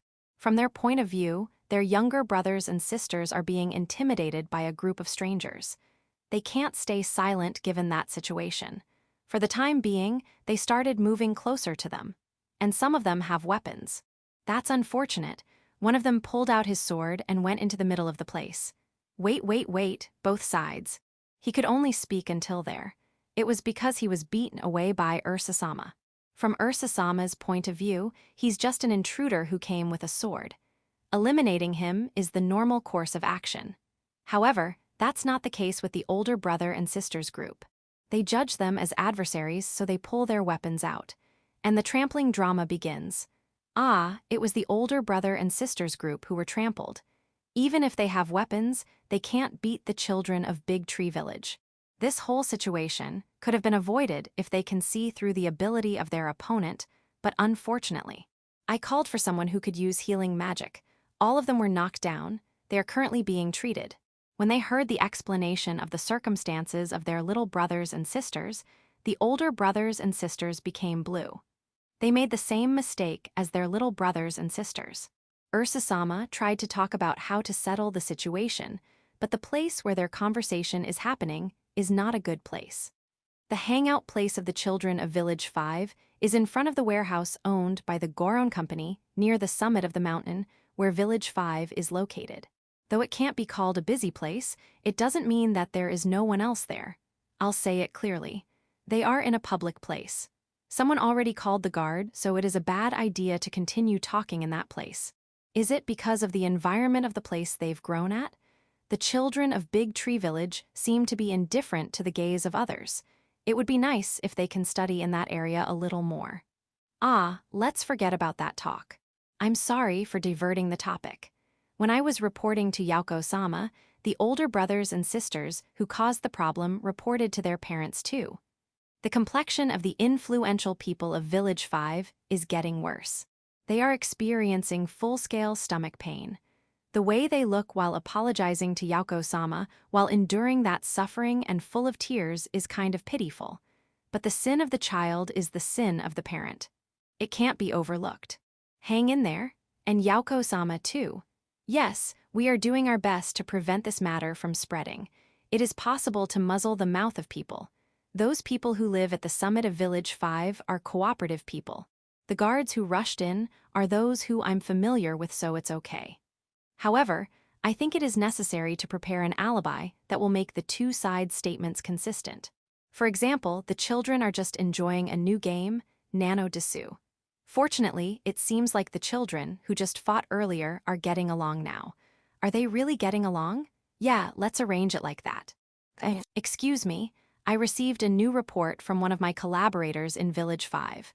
It looks like there's an emergency. Emergency? What happened? The report was concise, but I don't understand what it means. Why are Ursa-sama's group leading the children of Village 5 to fight against the guards? Is this some sort of misinformation? No, really, that's truly regrettable. I bowed to Yauko-sama and headed to the scene. The guards of Village 5 are a group of fighters made up by Pirika-san, who is known as the Sword Saint in human countries, and her fellow disciples. Even against rough adventurers, every single one of them can suppress them without difficulty. Their only weakness is they are only strong individually. They are useless in group battles. In addition, they are not good at fighting against monsters and demon beasts. However, they improved at that aspect after training for the past few years. It is rumored that after a few more years, they will become one of the most elite troops of the Demon King's kingdom. Those said guards are at the mercy of a group of children. I can't believe my eyes. The guards were beautifully caught with the children's feints. To put it simply, the guards are focusing too much on a group of children only to be pierced by a spear on their side. It became a melee battle. Wouldn't they have fared better if they fought individually and not been forced into a group battle? And what is Pirika-san doing? She's supposed to be the commander, fighting someone, huh? She's having a one-on-one battle against Ursa-sama. I see. She thought that once she defeated the leader of the children, the situation would be controlled. That's not a bad plan, only if you win. Pirika-san can't get the upper hand against Ursa-sama, even with her full-scale attack. All of them were cut off. On top of that, Ursa-sama is only receiving her attacks. Ursa-sama, are you planning on breaking Pirika-san's heart? Pirika-san is super serious. She used a mysterious technique against Ursa-sama. What a great sword pressure Desu. Using something like that against a child is. After lightly evading the technique, Ursa-sama performed the same technique. Pirika-san fell down. Is she alive? She's alive. Good. It looks like Ursa-sama held back. So that's how it is. The way the children are fighting is not to destroy the guards, but to put them in a stalemate. Their goal is to earn time. In other words, Ursa-sama is not even trying to defeat Pirika-san, she's only buying time. I'm worried about Pirika-san's heart. Pirika-san performed another technique, but it was imitated and returned to her again. Isn't this just teaching Ursa-sama techniques? And no way, right? Oh God, this is a sign that an uncontrollable monster was born. Let's stop this. Guards, I'm Nana, Yauko-sama's secretary. This is an emergency, so I will take command on Pirika-sama's stead. Please follow, no, obey me. If the purpose of the children is just to stop the guards, this will be easy to deal with. Everyone stop fighting back and step 5 steps back. The children will not go after you. Don't worry, step back. All right, regroup. Not yet. Don't move on your own, leave the timing to me. 3 arrows flew towards my thigh. The source of those arrows are Riryu-sama, Riguru-sama, and Rat-sama. Even though there's no arrowhead, their accuracy is scary. However, it is impossible for them to defeat me using this kind of arrows. Even with them shooting at me, I can still fight fairly well. I even catch those 3 arrows with my bare hands. What's with this crazy rapid fire? Impossible, impossible. Smokescreen. The source of the smokescreen is Torin-sama. Children, don't be merciless. I did my best. I think I did my best. There's no way I could tell why they have been doing this. One of the children of Village 5, a girl, confessed to a guard. Yeah, all of this is happening so she could confess. Ha ha ha. When one of the guards was captured, I was freaking out about what's going to happen. The guard who was confessed to did not reply immediately. The guards around boo at him. I also boo Desu. The corps where the guard is assigned will be going into the forest to train, so they'll only be back after 20 days. He said that he'll think about it first. Since he's going to seriously think about it, I guess it's fine. However, once he came back after 20 days, I think there's no need for you to stop them again like you did today. Is 20 days long? Really? I'm getting old. For the time being, let me take over this place. So, I declare. Today's special exercise will be concluded with this. I thank the children for their cooperation. That made everyone applaud. Yeah, I feel like I managed to cover it up. Guards, today's departure for training is postponed until tomorrow. There will be an evaluation meeting later. Everyone to the barracks. It was hard for them to be at the children's mercy. Let's have them reflect. Ah, don't forget to get Pirika-san. She's sitting on the ground while hugging her knees. Chapter 461. Village 5 Soul Ninja, Nana Fuguma 3. 3 days after the Big Tree Village's children have returned. Village Chief came to Village 5. It seems like he'll work in Village 5 because of the children's issue. Thank you for doing so. I'm also truly grateful for your generous heart for forgiving and being tolerant of the issue. Yes. I should have moved more regardless of being a spy. I will not make the same failure. Today, I will be Village Chief's guide. My best regards. Though it was sudden, the influential people of Village 5 have been gathered at the meeting room of the mansion. They are there to apologize to Village Chief. There are 5 substitutes, but it can't be helped since the people they are representing fell ill. You don't need to worry about them. Plague? No, it is not. Their stomach has just been very weak lately. I won't tell this to Village Chief, but his visit probably made them worse. I pray for their recovery. So, what are you planning? Yeah, the influential people of Village 5 are already in the meeting room. Are you going to meet them now? Understood. Change clothes, do you want to? Understood. Village Chief did not come alone. He has 2 companions. Gulf-sama and Ruincha-sama. He was stopped by Ruincha-sama. Village Chief, it is rude to greet them in your everyday clothes, get dressed. Ruincha-sama's opinion was accepted by Village Chief, so he changed clothes. I know that Gulf-sama is an escort, but why is the Vice Chief of the Angels accompanying him? I've met her several times in Big Tree Village, but I wonder what Village Chief is thinking. Village Chief, who changed his clothes, followed Yauko-sama and met the influential people of Village 5. His generous words relieved the influential people of Village 5. Those who have come as representatives are even weeping. It can't be helped. The influential people of Village 5 are powerful because they are in Village 5. They were accepted and entrusted with by Village 5. Especially those who were given permission to sell alcohol and manufacture miso, soy sauce, and mayonnaise are very afraid of upsetting Village Chief. The children incident was a great event that rocked Village 5. Of course, there are also influential people of Village 5 that were not involved in that incident. There is no way for people who don't have young children to get involved.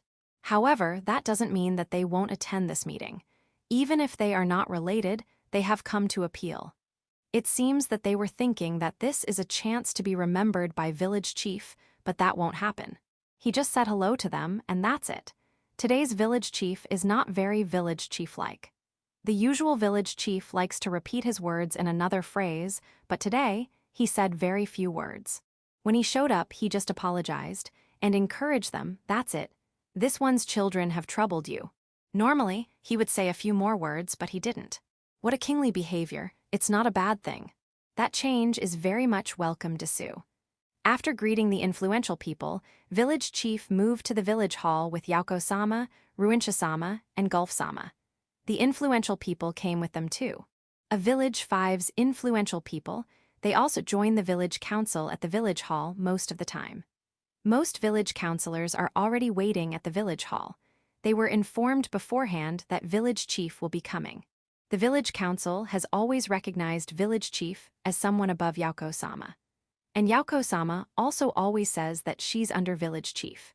It seems like the council and Yauko-sama have been cooperating in telling everyone that the Lord is village chief and Yauko-sama is only his minister. It is publicized too, but it is important to show that attitude. There are some counselors and influential people of Village 5 that think it is better to follow Yauko-sama. Looking at village chief sitting in the best seat in the village hall and Yauko-sama sitting on the acting village chief chair next to him, they should change their attitude.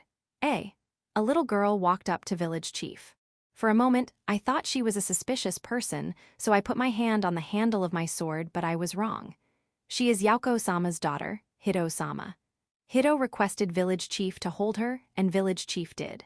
While he is holding Hito, Yauko-sama smiles. This is intense. This is an official occasion. It's a breach of manner if you touch someone else's children without permission from the parent. Moreover, holding the child is over the top. You can only do that to your own child. In other words, though no one has heard about village chief and Yauko-sama getting married, they will judge that they are after seeing this. It is the same as saying that village chief and Yauko-sama are united in both body and mind. Ruincha-sama is at the place where Hito-sama came from. Is this her plan? Seeing village chief holding Hito, a part of the village hall became noisy. The ones who are noisy are those who hardly know about village chief. They have investigated him several times. I'll share information about village chief with them later. Since Yauko-sama is single, some of them even plan to be her groom. I wonder if they haven't given up yet. I hope this will make them give up. I'll check for the time being. I have to find out if they have problematic behavior. After that, village chief continued to act with Yauko-sama and Hito-sama. Village chief was only in Village 5 for 3 days, but his existence stood out before he returned. I'm glad that I was able to serve him. After that, a difficult time has come. A large number of wedding gifts were delivered to Yauko-sama's residence, enough to fill a big room.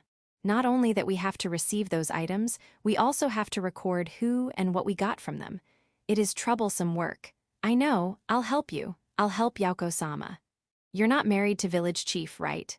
Can you really receive these wedding gifts? Yauko-sama replied saying there's no problem. No way, ha ha ha ha. I only have one husband, Hito's father. These are their wedding gifts for us. I see. Ma, the vice chief of the angels, recommended me to receive them in form. Yauko-sama, what did you say after? What is your response to her recommendation? Don't answer with a laugh. Chapter 462. The Behavior of the Strong. After it was decided that I'll go to Village 5, the content of my activities were examined by the civil servant girls. I'm just going to Village 5. I'm not being punished or anything. I also participated in the examination to convey what I want. This time, I want to apologize to the parents of the children of Village 5 who initiated the incident. All the civil servant girls made a terrible face. Is that a bad idea? The civil servant girls consulted each other and started a puppet show for me. Once upon a time, there was a kind-hearted demon king in a certain place. Was that doll made by Zabuton when she was still awake? Can you please not use a doll that exactly looks like me as the demon king? And they lived happily ever after. Applause, that was quite interesting. The kind-hearted demon king, who was portrayed by a doll that looks like me, got lost on the street. I'm taking the most out of the message the civil servant girls are trying to convey. After a quarrel between the president's child and a regular employee's child, the president uses its rank to pressure the regular employee to apologize. Is that correct? I don't think there's a problem if the president apologizes to the regular employee. On the contrary, it's praiseworthy. No, if you use the common sense of this world where there are kings. If it were the vassal's children and the prince who have quarreled, the king doesn't even have to pressure the vassals to apologize. So that's how it is. I feel like I understand it a little. Right, it means that I shouldn't apologize. Given their expressions, The civil servant girls are happy with what I said. It looks like that's the correct answer. They are so happy that they're even high-fiving each other. It's good that you're happy, but do you really need to perform that puppet show? Isn't saying it directly enough? Or do they think that they won't be able to convince me with mere words? My common sense from my previous world, I don't think it is a good idea to continuously push it in this world. I came to another world, but I feel like I came to a foreign country. I don't want to go to a foreign country and make a fuss because the culture is different from Japan, or I don't agree with how the country works. I'm not that arrogant. Foreign countries have their own circumstances, and history and common sense and culture were formed thereby. It should be respected. And I've been in this world for more than a decade. I got married and had children. I have long been prepared to bury my bones in this world. I think I should learn a little more about the common sense of this world. Big Tree Village aside, there are various types of people in Village 5. I leave my itinerary to the civil servant girls. While they are doing that, I thought of someone who can teach me common sense. I've been trying to learn common sense for a long time. However, it made me realize that the common sense of the villagers of this village is unique. For example, Lou. Long-lived, strong, rich.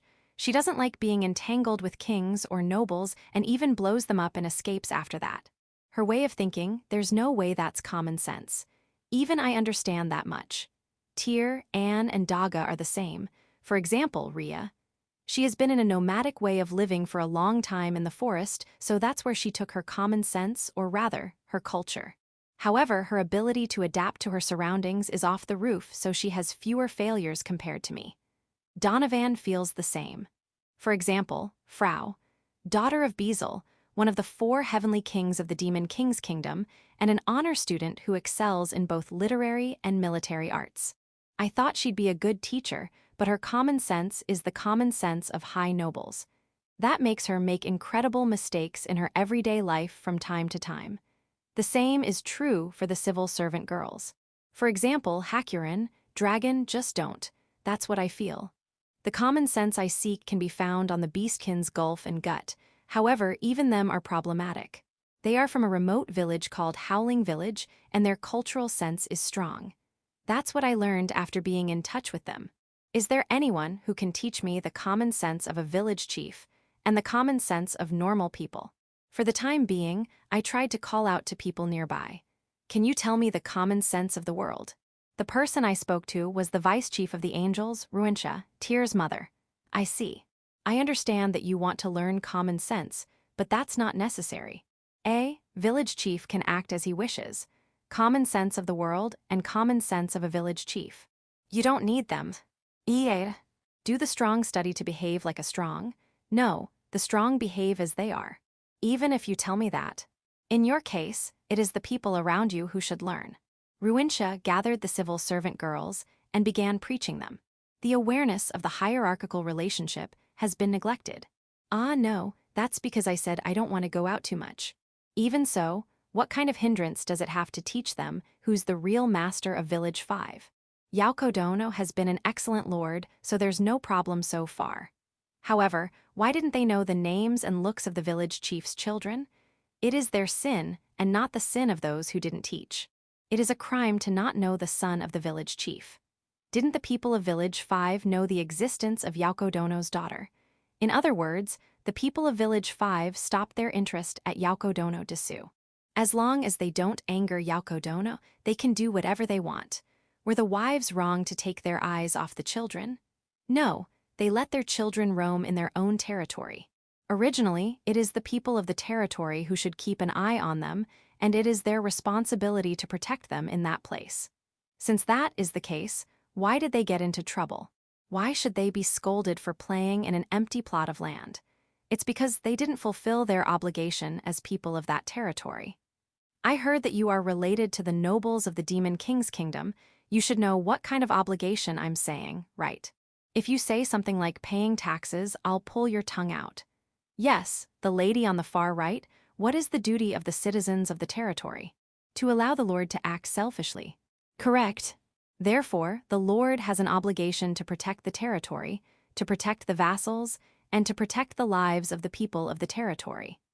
If you understand that much, How can you be so stupid to force the burden on to village chief? The preaching continued until Yauko and the others returned from village 5. And Yauko asked me something. Village chief, why are you being scolded together with them? No, I think I need to hear some. If you think about it, was it wrong for Lu and the others to let the children do what they want in their own village? No, village chiefs' wives can do what they want too. Ruintia said so as she drove away Lu and the others who were expecting me to withdraw their punishment. Ah, it's about time for dinner, so don't drive them away. Chapter 463. King's Clothes. Morning. I was supposed to go to Village 5 today, but it was decided that I'll go tomorrow. It is to give Village 5 time to welcome me. Ruintia told me that I can go on whenever I like without thinking about Village 5, but I did not because I'm worried. I've decided not to go, so there's no problem. Do what your heart desires. Ruintia's words are gentle. HNN, Malbit signaled to me so I approached her. What is it? I want to add things to what Ruintia told you yesterday. Were you listening? I was sleeping back then. What I want to add is that the strong behaves as a strong. That's what you should learn. As a simple example, clothes. Clothes. If a merchant is not wearing merchant's clothes, knight's not wearing knight's clothes, and king not wearing king's clothes, others might not recognize them. Certainly. If you don't dress properly, they won't have any idea who you are. King's clothes, huh? Ruintia said that king's clothes are what kings are wearing, and the people around me want me to wear king's clothes. That's really the case. I never thought before that those clothes can only be worn by kings. Imagine a king dressing up as a craftsman and quarreling with a merchant over a deal. We can only pity the merchant for not knowing the face of the king. According to Ruintia, it is the merchant's duty to know how the king looks, which is correct. Even if the king is wearing craftsman's clothes, it is his responsibility to recognize the king. On the contrary, if he doesn't know, he might offend the king. Ruintia is correct, however.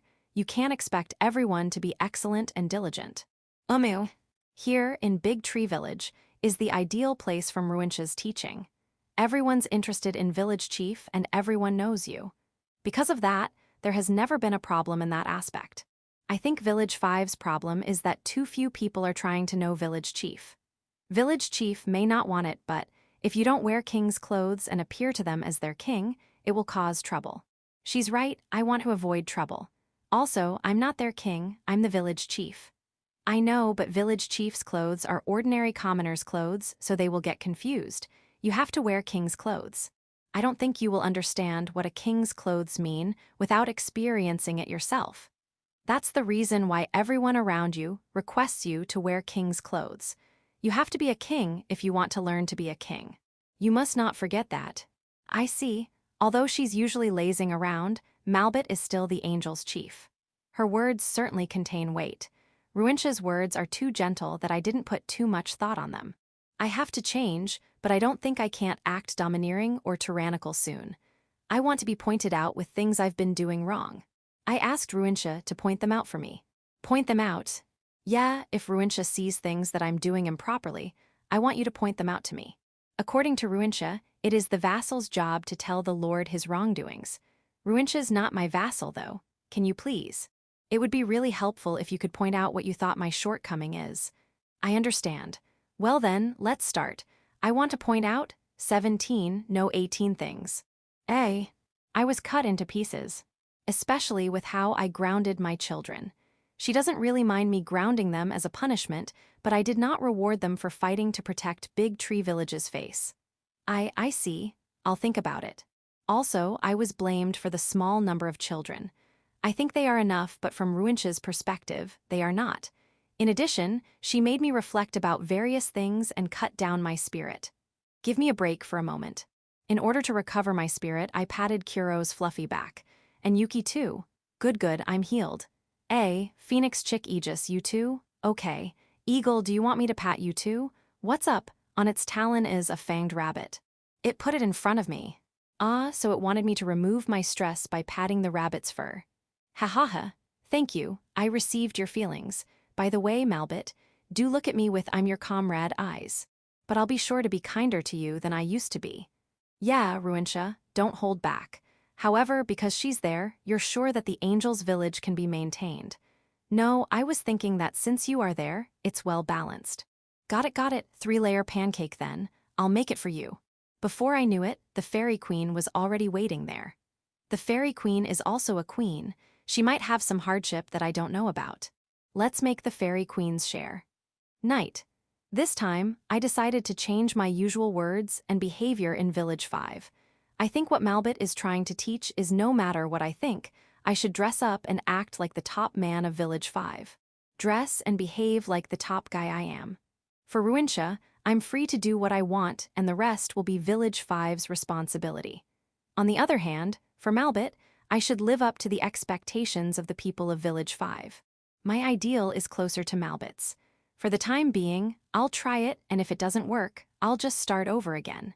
It is bad for the people of Village 5, but I want them to associate more with me. With that in mind, I decided to consult Ruintia, Yauko, and the civil servant girls. The conclusion: it seems like it would be better for me not to speak. Aren't you terrible? That's what I thought, but when they said that the top guy's words are heavy, they might be right. I won't make promises lightly. For now, the civil servant girls carefully selected 2 words to teach me. When complimenting, encourage. When scolding, behave. I'm even instructed how to pose when I talk. Body language is also important. For the time being, it looks like I will be able to survive with just those 2 words. Is that true? Ma, I guess it's true since both Ruintia and Yauko are nodding. I was stopped by the civil servant girls before, but what should I say to the Village 5 people if I want to apologize? When I asked that, Ruintia was troubled but eventually came up with this. This one's children have caused trouble. According to me, that's not apologizing, but it seems like it is the form of apology for superior people. I was told to never add another word. If I add something poorly, there's a possibility that it will be the civil servant girls who'll bear the pressure. If the intention is not communicated properly, can it still be called language? Ma, it will probably work better if I don't say it clearly. No, it will. I don't really care, but it reminds me of the times when I was still working on my original world. Back then, I didn't say anything clearly. I will do what I can. I will deal with it properly. I will forward it to the person in charge. Let's depend on Ruisha's words. I wonder if it's really okay to let me do things freely. This time, I'll use my new way of speaking and behaving. When I return home from Village 5, I'll return to normal. With that in mind, I decided to go to bed early for tomorrow's departure. Chapter 464. Behaving like a lord in Village 5. I did my best in Village 5. After receiving the apologies of the influential people of Village 5, I attended the village council. I managed to get through using the words and poses I practiced. To be honest, in just one day, I feel like my heart is about to break. And I had to do it for 3 days. The only one that's healing my heart is Hito, Yauko's daughter. When she's at Big Tree Village, she usually sleeps on the back of the cows on the ranch, rides on the back of a Kuro, and fights with goats. However, during the cold winter, she stays either in my mansion or Senna's house. She stays at Senna's house because she's been on good terms with Set, Senna's daughter. She's also on good terms with Senna, and you can see her riding Senna's shoulder on her fox form from time to time. I'm envious. I'm currently wondering how I could get her on my shoulder. Hito accompanied me to Village 5. Ruintia suggested that. She said that if the people of Village 5 see me getting along with Yauko's daughter, they will conclude that the relationship between me and Yauko is very good. Because of that, when in Village 5, Hito is always in her little girl form. If she's in her fox form, they wouldn't know that she's Yauko's daughter. There's also a plan to have Alfred and the others accompany me, but it will be postponed until some other time because they might make my presence dimmer. Regrettable. Second day, I inspected each facility in Village 5. After that, just like on the first day, guests greeted me while I was holding Hito. In a big hall, I'm sitting on a chair 3 steps higher than the ground. I greeted the guests like that. The guests who are going to greet me are waiting in line. They will wait for their names to be called before appearing before me to greet me. Though I said before me, the guests are quite far because I'm sitting in a place 3 steps higher. If the voices are not loud enough, conversation will not be established. I have a servant who speaks loud for me. However, the guest has to do his best to make his voice louder, but still has to feel like he's only normally speaking and not shouting. That's quite difficult, but having a loudspeaker for me has meaning. It is to prevent me from saying something irresponsible and have the guests unable to inject me with strange things. What strange things? In simpler terms, they will do something irritating or try to gain my sympathy. That might be the case, but so far, the only thing the guests have done is not get home after their turn is over and still wait here. I still haven't heard anything irritating or weird. Ruintia told me to not let my guard down because they will do everything to get my attention. I thought she was exaggerating, but I was surprised when there were people who praised me loudly and those who sell themselves loudly. Ruintia told me to forget the face of those rude people, but I already remember them. It looks like I'm so easy. Among the guests, there's only one group that made me talk aloud. Goron Company's Michael-san, his son Marin, and their guard Milford. When they heard that I will go to Village 5, they came in a hurry from Shashato City. I never thought that Michael-san's group would meet me like this, but it seems like this is an important public event. Our Goron Company will pay 200 gold coins and 20,000 silver coins to Village Chief. And to surprise the public too. That money, although they say pay, it is more of an investment. If you want to do something in Village 5, that amount of money will gain you preferential treatment. They are telling the other merchants that the Goron Company is treated differently because they are paying this much money. If they are dissatisfied with the preferential treatment of the Goron Company, they can only pay more. A merchant is a merchant after all. However, I'd be more pleased if they paid me with seafood rather than money. I will leave the paid money to Goron Company. In short, the money only moved in the account book. I was glad to see that they brought 6 wagons worth of seafood. Don't worry, I'll pay for it. By the way, the other guests also paid money and things when they appeared before me. They also gave good things, but the Goron Company's payment is still the best. What should I do with the money I received? Also, the sword, jewels, fabrics, etc. I know that I'm free to do what I want, but I still consulted Ruintia. They are good gifts, so it would be a good idea to put them in the vault of Yaoko's mansion. I see, let's do that. Yaoko's mansion's vault is empty. Was there nothing for you to keep? I asked Yaoko. I did not receive any money or items, so I have nothing to keep. I see, I should have done that too. Village Chief, the reason why I didn't receive any money or items is because I can't take responsibility for what I'll receive. If it's you, there's no problem. What do you mean? The people of Village 5 are paying taxes. Other than that, those who give money and items will be asking for compensation like status, honor, and preferential treatment. I can't give them that, but Village Chief will be able to. If it's status, honor, or preferential treatment, I think Yaoko can take care of it too, right? I'm in a position where I can be dismissed by Village Chief with just a word. I can't be irresponsible. I won't dismiss you though. Only Village Chief can say that.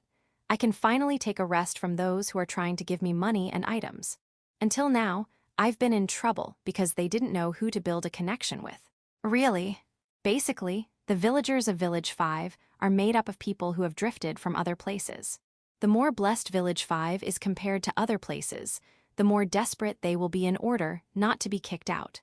However, we take nothing from them other than taxes. Those who are in power can show their value with the power they're granted with, but those who don't. The matter with the children the other day. That happened in the place where I am ruling. I'm sorry. You have apologized many times already. Don't worry about it. Then I will apologize no more. Good luck with your last day. Yeah, I plan on staying at Village 5 for another day. Tomorrow, while checking the activities of guards, I'll visit the ranch at the foot of the mountain. Ma, there shouldn't be a problem with that. By the way, are Hakurin, Hikaru, and Gyuraru, who have gone to Dorim's Nest, all right? Chapter 465. Third day in Village 5. Village 5's garrison is a big organization. With Pirika as the top girl, it is composed of about 1,400 members.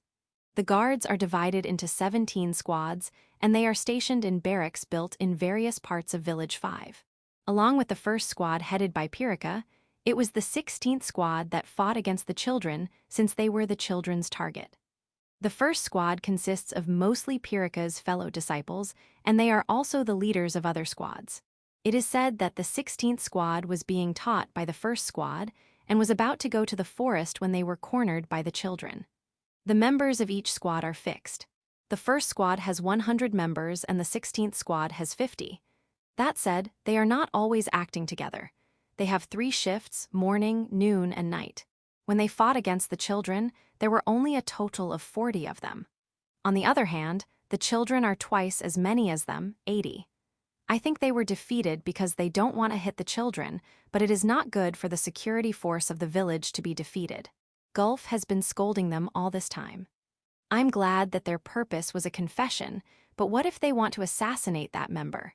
Whether the enemy is a child or not, you should mercilessly crack down anyone who interferes with your duty as guards. Don't forget that. The guards have that much authority, but they also have that much responsibility. Hang in there. We are currently in the forest near Village 5. This is the place where the guards' training is being conducted. I had to refrain from taking Hito into the forest, so I left her to Yauko.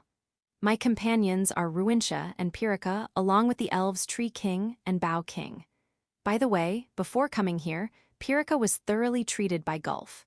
She was defeated by Ursa in swordsmanship, but he told her that she was just caught off guard because her opponent is only a little girl. Ma, I'm glad that they didn't injure each other. However, what about the fact that the guards lost to the children in terms of tactics? They were caught by a feint and were crushed from the side. Don't you think they need to study more on that aspect? No, the guards are like the police of the city. It may not matter if they are good with group battles. No, if they want to suppress a mob, learning group battle is essential. Just do your best in the future. While Gulf is scolding the guards, I wander through the forest. Unlike the forest around Big Tree Village, this place is bright. It seems like this place had many monsters and demon beasts before. Their numbers have dwindled considerably because the adventurers and guards are taking care of them. However, carefulness is still needed in this place because they only dwindled and were not completely exterminated. Oh, a strange monster came out of the ground, so I took it out using the aft in hoe form. I'm only curious, that's why I'm wandering around the forest, and I'm not here to play around. I had the Tree King and Bow King teach me about the plants that can only be gathered in this place. Well, since it's winter, there are only trees. What made me interested was a good-smelling tree called Fragrant Tree. I tried to smell it on the spot, but it seems like it won't smell good unless put on fire. Regrettable. And a monster again, so I took care of it. The monsters I've defeated are not suitable for eating, but they can be used as materials, so I brought them back. Well, the ones who carried them are the Tree King and Bow King. Before sunset, I went back to Village 5. Village 5 is in the south, but the winter wind is still cold. But comparing it to Big Tree Village, it is warm. I've already done my itinerary in Village 5. All I have to do next is to go home, but there seems to be a necessary ceremony first before going home. I just told them not to exaggerate and left it to Ruintia. As for the details, I have no idea. When I thought of inspecting Village 5 until sunset, the surroundings became noisy. I'm thinking why, and I saw everyone looking up at the sky. Up. Ah, it's Hikaru. Gyuraru's a little behind him, and there's also Hakuren and Dorame. The monsters and demon beasts that came to Dorame's nest have been repelled. Hikaru is flying while holding a big bear, and he finally noticed me. He dived down and landed in front of me. That's a beautiful landing, but don't throw that big bear before landing. After him, Gyuraru, Hakuren, and Dorame land successively. Every one of them is in their dragon forms, so they release powerful aura. However, can you transform to your human form? This place is too narrow. Hikaru returns to his little boy form and comes to me. Good. I hold him up. You've grown up. Gyuraru comes to me too. Ha ha ha. I can hold the two of you, don't hold back. I also held Gyuraru too. It looks like she's not happy because I hugged her, but because she's doing the same thing as Hikaru. Hakuren, impossible. Though I already said impossible, she forcefully rode on my back. She's too spoiled. It hasn't even been too long since we got separated. Dorame, should I hold you too? Don't ask that with a serious face. The big bear that Hikaru was carrying seems to have been killed by Hikaru alone. He carried it here to show it off to me. I thought that he should have brought it to Big Tree Village instead of Village 5, but they were not informed about the evacuation cancellation. Well, that can be carried to the teleportation gate, so there's no problem. Michael-san wants the big bear, but I have to say no. Hikaru brought it here for me. I'll display it in Big Tree Village in 3 days and then carefully cook it. Let's just sell another big bear to Michael-san. Ha ha ha. The ceremony was a simple stand-up party at the village hall. I expected that a lot of people would greet me, but only Michael-san came to me. There are a lot of people in the venue, but is this ceremony really like this? And why do I feel like they are looking at me with fearful eyes from a distance? When I look at someone, that someone will turn his head in another direction. Do they all have stiff necks? Or do they hate me? When I asked Ruinsha if everything's okay, she said everything's okay. Not just okay, but we even got the best result. What do you mean? Anyway, I'm glad that I can take it easy. Let's go back to Big Tree Village. Chapter 466. Fear. My name is Golland. I'm one of the merchants who's doing well in Village 5.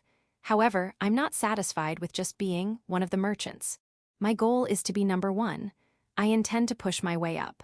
One winter day, I heard that the village chief's child had a dispute with the children of Village 5. For a moment, I was surprised because how could they fight with Yauko-sama's daughter, Hito? However, it seems like my speculation is wrong. Yauko-sama is the acting village chief.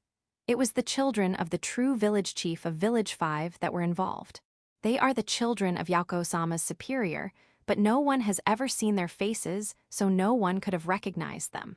I don't even know what the village chief looks like. The village chief has come to Village 5 a number of times, but unfortunately, I never met him. Ma, even though I call him village chief, I didn't really attach any importance to him. The children's dispute was dealt with without making things bigger. It was probably an ordinary children's quarrel. It's a pity since I expected that my business rivals might decrease. There's also a story of getting into trouble with the guards, but I think that's nothing but a hoax. A terrible hoax even. Can't they make up things more believable? The village chief's children have already left Village 5, so my interest has already faded. However, I might have been too impatient because I heard that the village chief will be coming to Village 5. Is it about the children's matter? I'm not involved with the children's matter, but I might get caught up in the crossfire. In that unlikely event, I must ask Yauko-sama to intercede for me. I thought so while I prepare. The village chief of Village 5 is a laid-back man. I think he's in his mid-20s. He's still a youngster. The clothes he wears are gorgeous, and his gestures are generous. I can see that he learned how to act like that in a hurry. However, I won't point that out.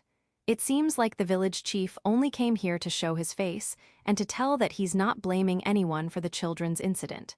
The blue complexion of those who were involved has returned to normal. My business rivals are completely revived. Regrettable. Village chief, can't you be a little stricter? Ma, I should be glad I didn't get involved. The village chief seems to be in a good relationship with Yauko-sama and her daughter, Hito. No, their relationship is too good. I see. A relationship between a man and a woman. Comparing village chief and Yauko-sama, it is clear to everyone that Yauko-sama is superior. After all, Yauko-sama is a 9-tailed fox. She's a legendary existence. However, Yauko-sama has been strongly appealing that she's under him. Is it because she wants the village chief to gain prestige? It doesn't suit her at all, but if they have a relationship between a man and a woman, that can be easily understood. The village chief has done well. He's enviable. Ma, I have a wife, so I don't think I can be with Yauko-sama. However, this made me ascertain the village chief. I can't wait to meet you. I think I can take advantage of him.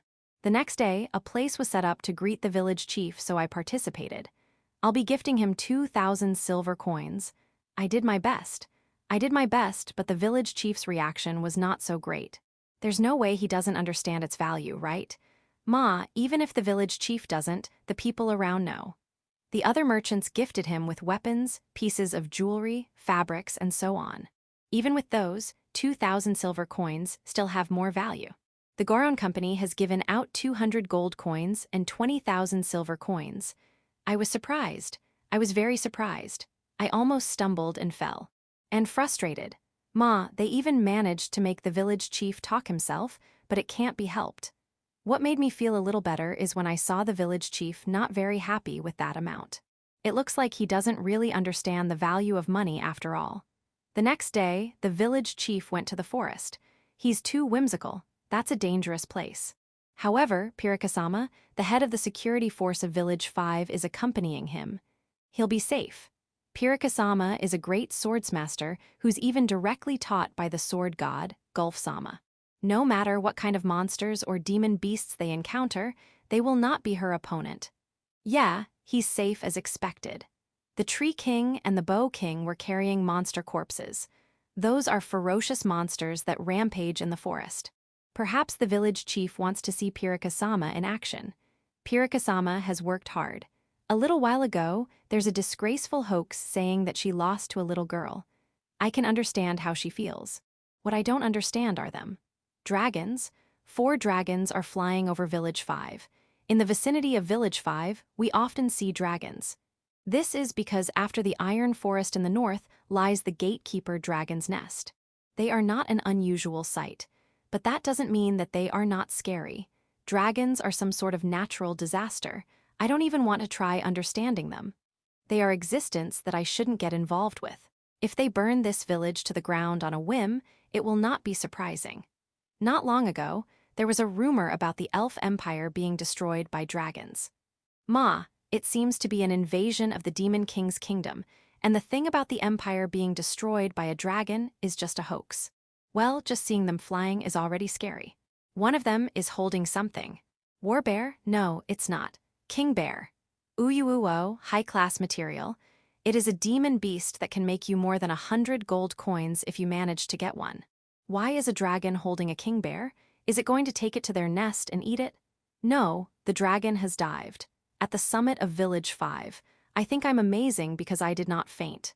4 dragons land at the summit of Village 5 one after another.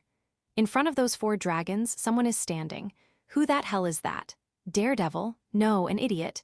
If you gain the dragon's displeasure, Village 5 will be burned. Hide. If you can't prostrate, do it now.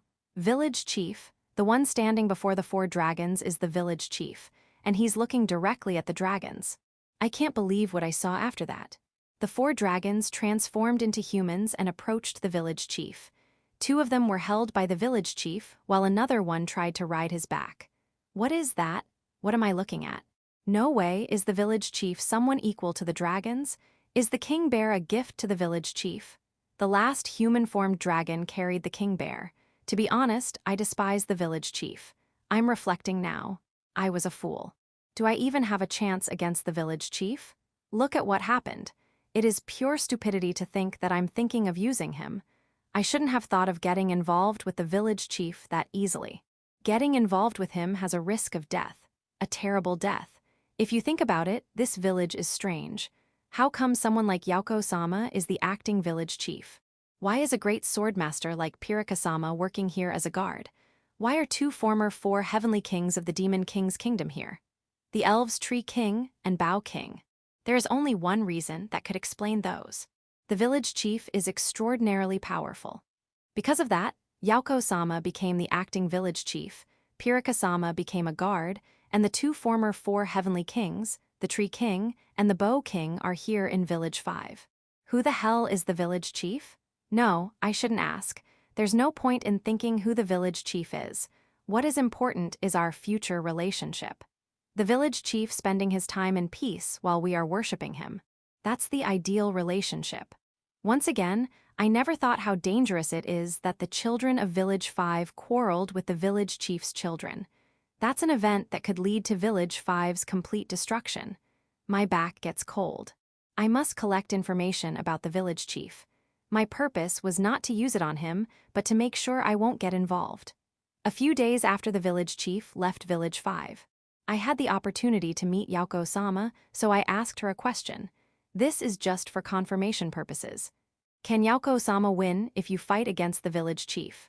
Don't ask something impossible. I'm here because I lost to the village chief. Yauko-sama is not lying. After all, the village chief is terrible. I must not forget this. Let's moderately grow in Village 5. Let's leave the number 1 spot to the Goron Company. Do I want to leave Village 5? Ha ha ha. I introduced myself in front of the village chief. Do you think I can still leave? I can only devote myself to Village 5. Fortunately, there are many merchants who have the same fate as me, and Village 5 is not a bad village. All right, let's do our best today as well. For the time being, Let's crush the faction that's trying to carry up Yauko-sama.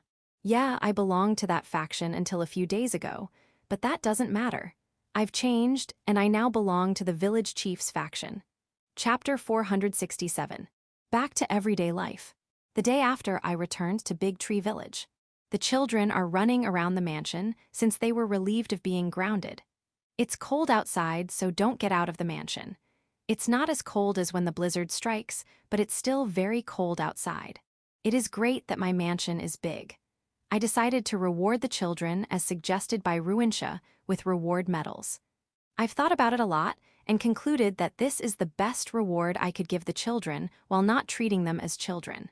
I decided to give 3 medals to each of those who participated in the battle. I did not give Alfred and Tysel because they did not participate. I thought they would get angry, but it looks like they understood. Great. I told them that I would create an opportunity for them to earn reward medals somewhere. Though they were not in Village 5, I gave Hyakairu and Gararu 2 medals each because they helped Dorame defend his nest. I'm not just being sweet since I even got a big bear from Hyakairu. Dorame and Hakurin also encouraged me to praise them for a job well done. I don't really mind, but I thought they should only be watching. Why did you let them join the battle? Ma, Dorame and Hakurin are there, so they are definitely safe. By the way, that big bear seems to be a ferocious bear that rampages during winter called King Bear. When I decorated the entrance of my mansion with it, Ursa got jealous. Don't go into the forest without permission. The reward medal conferment to the children ended last night. Please think carefully about how you are going to use the reward medal during winter. Think about it yourself. Got it? I'll say it clearly now. Everything is available for exchange aside from arms and alcohol. There's a loud booing. I know you want your own weapons and armors, but you are still growing. If one was to be made for you now, it will no longer fit your body in no time. Use the arms I made for the time being. It doesn't cost reward medal, so you can still think about what you're going to use your reward medals for. Remembering what happened yesterday, I head to the kitchen. I'm thinking of a dish that used the seafood that Michael-san brought to Village 5. Ma, even if I don't think about it, I can just turn them to sashimi, roast, fry, or just throw them in a pot. To be honest, there are some fish that I've never seen before, so I'll decide what I'll do with them by consulting the Oni maids. This looks like a cod. Put it in a pot. This is, no matter how I look at it, it's a flounder. It's about 2 meters big and looks like a stingray. Let's make this sashimi. Or Munier, it would be better if I add flour and cook it with butter. Probably. The eel will be kabayaki. There's also this angler fish-like fish. What kind of taste should I expect this to taste? How should we cook this? Put it in a pot then. Let's make the small ones dried fish. Should I ask Lou to make a dryer magic tool? Lou is currently banned from researching. It's not good to tempt her even though I'm the one who banned her from doing so. I can only ask her once her ban period is over. Until then, sun-dried. Let's try sun-drying. I prepared a board. I arranged the fishes I want to dry on the board. I adjusted the board so that it will be directly hit by sunlight. That's all. Aegis, this is not your feeding board. My apologies. If only there are plenty of spiderlings around, I could ask them to make a net. It's currently winter, so I shouldn't ask them something difficult. The Aniko's meal and Yule are looking at me from the mansion. What is it? It's cold outside, so you don't want to come out of the mansion. I hope you're not planning on anything while you are watching the dried fishes like that. I've already secured fish for you. Eating it while no one can see you is not different from stealing. I know how you feel, but if you steal it, I'll tell you to Jewel. Ha ha ha. Then, watch over it. After dealing with the fish, let's check the bean sprouts and asparagus. I head to the asparagus and bean sprouts field, which are located in Big Tree Dungeon. It all started when I planted them using the aft, but now the Arachne Arako, who lives in Big Tree Dungeon, is the one raising them. It's a little strange to call it a field, but I already called it that before, so it can't be helped. I took some bean sprout from the bean sprout field. It looks like it is not time yet for the asparagus. As for those mushrooms, I'm not familiar with what's growing, so I'll refrain from taking any. Looking at its color, it looks poisonous. Arako can eat it with no problem. They are delicious and stings a little. I'm scared of that stings a little part. I'll ask Lou to check it out, so I took one as a sample. I didn't even need Lou to look at it. An Oni maid made an exaggerated expression. That's a dungeon porcini dessous. It is also known as Demon King Slayer. What a terrible name. This can even kill the Demon King. It's delicious, and it was given with that alias because a lot has fallen due to overeating it. Are, this is not a poisonous mushroom. It's not poisonous, but it's very valuable. Do you only have that one? There's a dense field of it in the dungeon. Several Oni maids dashed out with their baskets. Please leave some for Arako's group. The stir-fried dungeon porcini served for dinner was exquisite. I now understand how it can slay the Demon King by overeating. The only problem is its poisonous-looking color. Red, blue, and black marble pattern mushrooms. I don't see me falling for overeating it. I prefer eating it with bean sprouts. Night. I went to bed alone. Since Lou's group was banned from Snusnu, the others refrained from doing so too. I don't think my decision to do this is careless. I'm honest with my punishment. After a while, the Ainiko rail came. Why are you here? This is unusual. Want to sleep together? No. Are you here to call me? I suddenly got up. I forgot about the fish that I sun-dried earlier. I have to get them. It's cold, but it can't be helped. I got help from a still-awake Oni maid and got the fish I had sun-dried. The number of dried fishes decreased.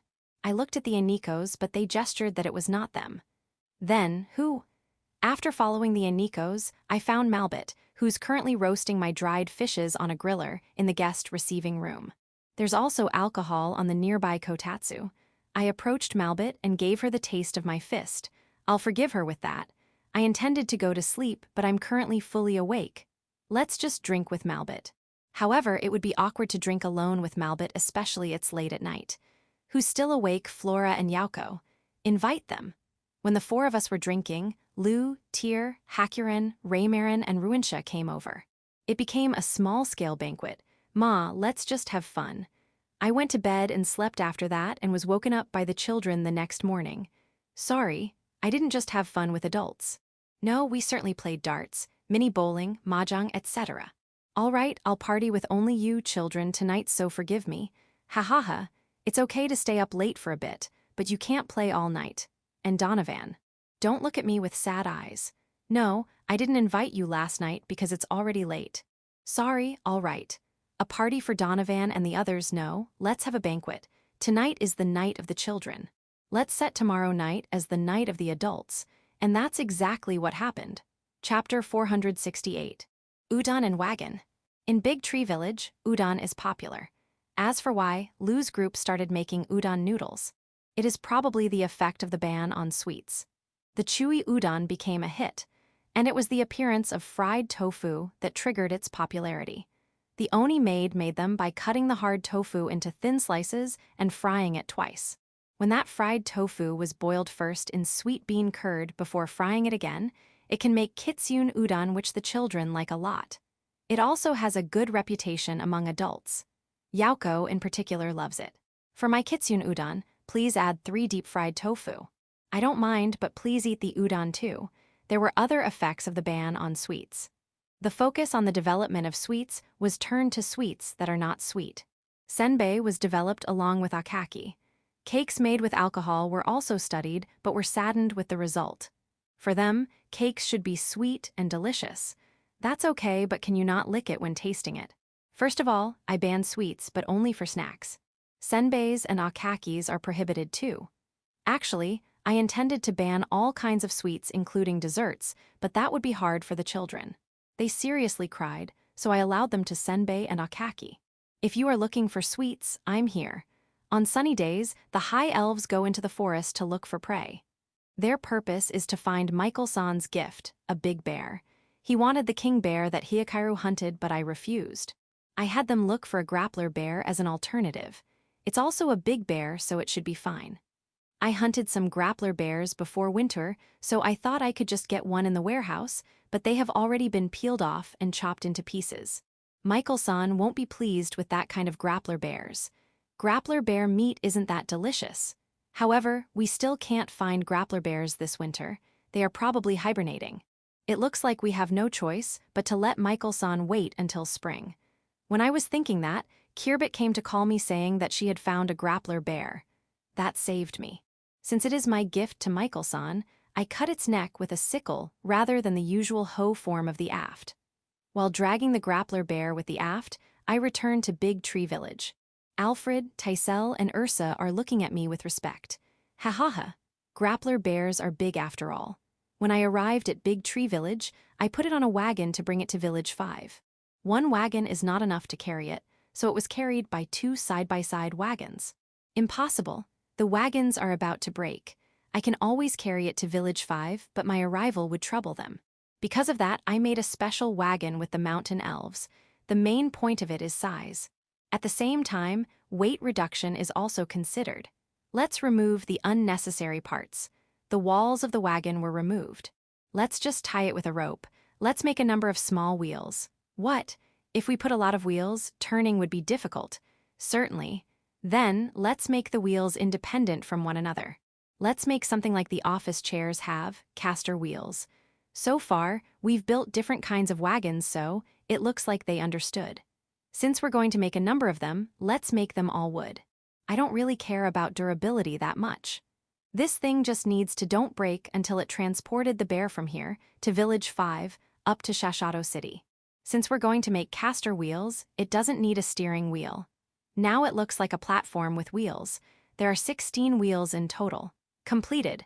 Mobility experiment first. We put light baggage and move it. It's hard to say if it is moving smoothly. The soil is soft, so the casters sometimes get stuck. When we tried forcing it out of the place where it was stuck, I thought 1 or 2 of the 16 wheels would break. This is a failure. This can only be used on paved roads, no, for indoor use. Let's put it in the hall of the mansion. Maybe the Oni maids can use it. We'll make a wagon again. Caster type wheel got stuck on soil because the wheels are too small. On rough roads, the bigger the wheels, the better. That's what I learned. And so, we made a platform supported by 4 big wheels. A normal wagon in short. I was thinking too hard. If we can't carry it using 2 wagons, use 3. If 3 can't, use 4. Let's mass produce wall-less wagons. The main idea is to make them easier to be interconnected. Yeah, I got a good feeling about this. Mobility experiment also shows no problem. We did it. I dragged the grappler bear using the aft and put it on the wagons. Transporting begins. The wagon is being pulled by 12 centaurs, while titans and minotaurs are pushing it from the sides and from behind. Let's get it on. One of the centaurs signaled, "Uo." The other centaurs answered, "I pull." "Oi push." It doesn't move like an ordinary wagon. It moves slowly, little by little, according to their shouts. My apologies, but hang in there. I moved behind the wagon in order to not get in the way. I have a basket of dungeon porcini in my hand. I'll bring this to Michael-san so he can have a taste of it. A little more and it will be the dungeon. HNN. That is the universal ship. Looking at the dock, it appears that it is waving at me saying it exists. It will be easier to carry it using the universal ship. I was caught in the thought that I had to carry it to Village 5 using the teleportation gate. Reflect me, I only thought of it now, but when I look at how hard the centaurs are working, I don't think I can say it. I'm sorry, universal ship. I'll just use you when there's another opportunity. I'm really sorry. The mountain elves, the centaurs, the minotaurs, and the titans all gave their best. When transporting this is over, let's have a grand banquet. So please, forgive me.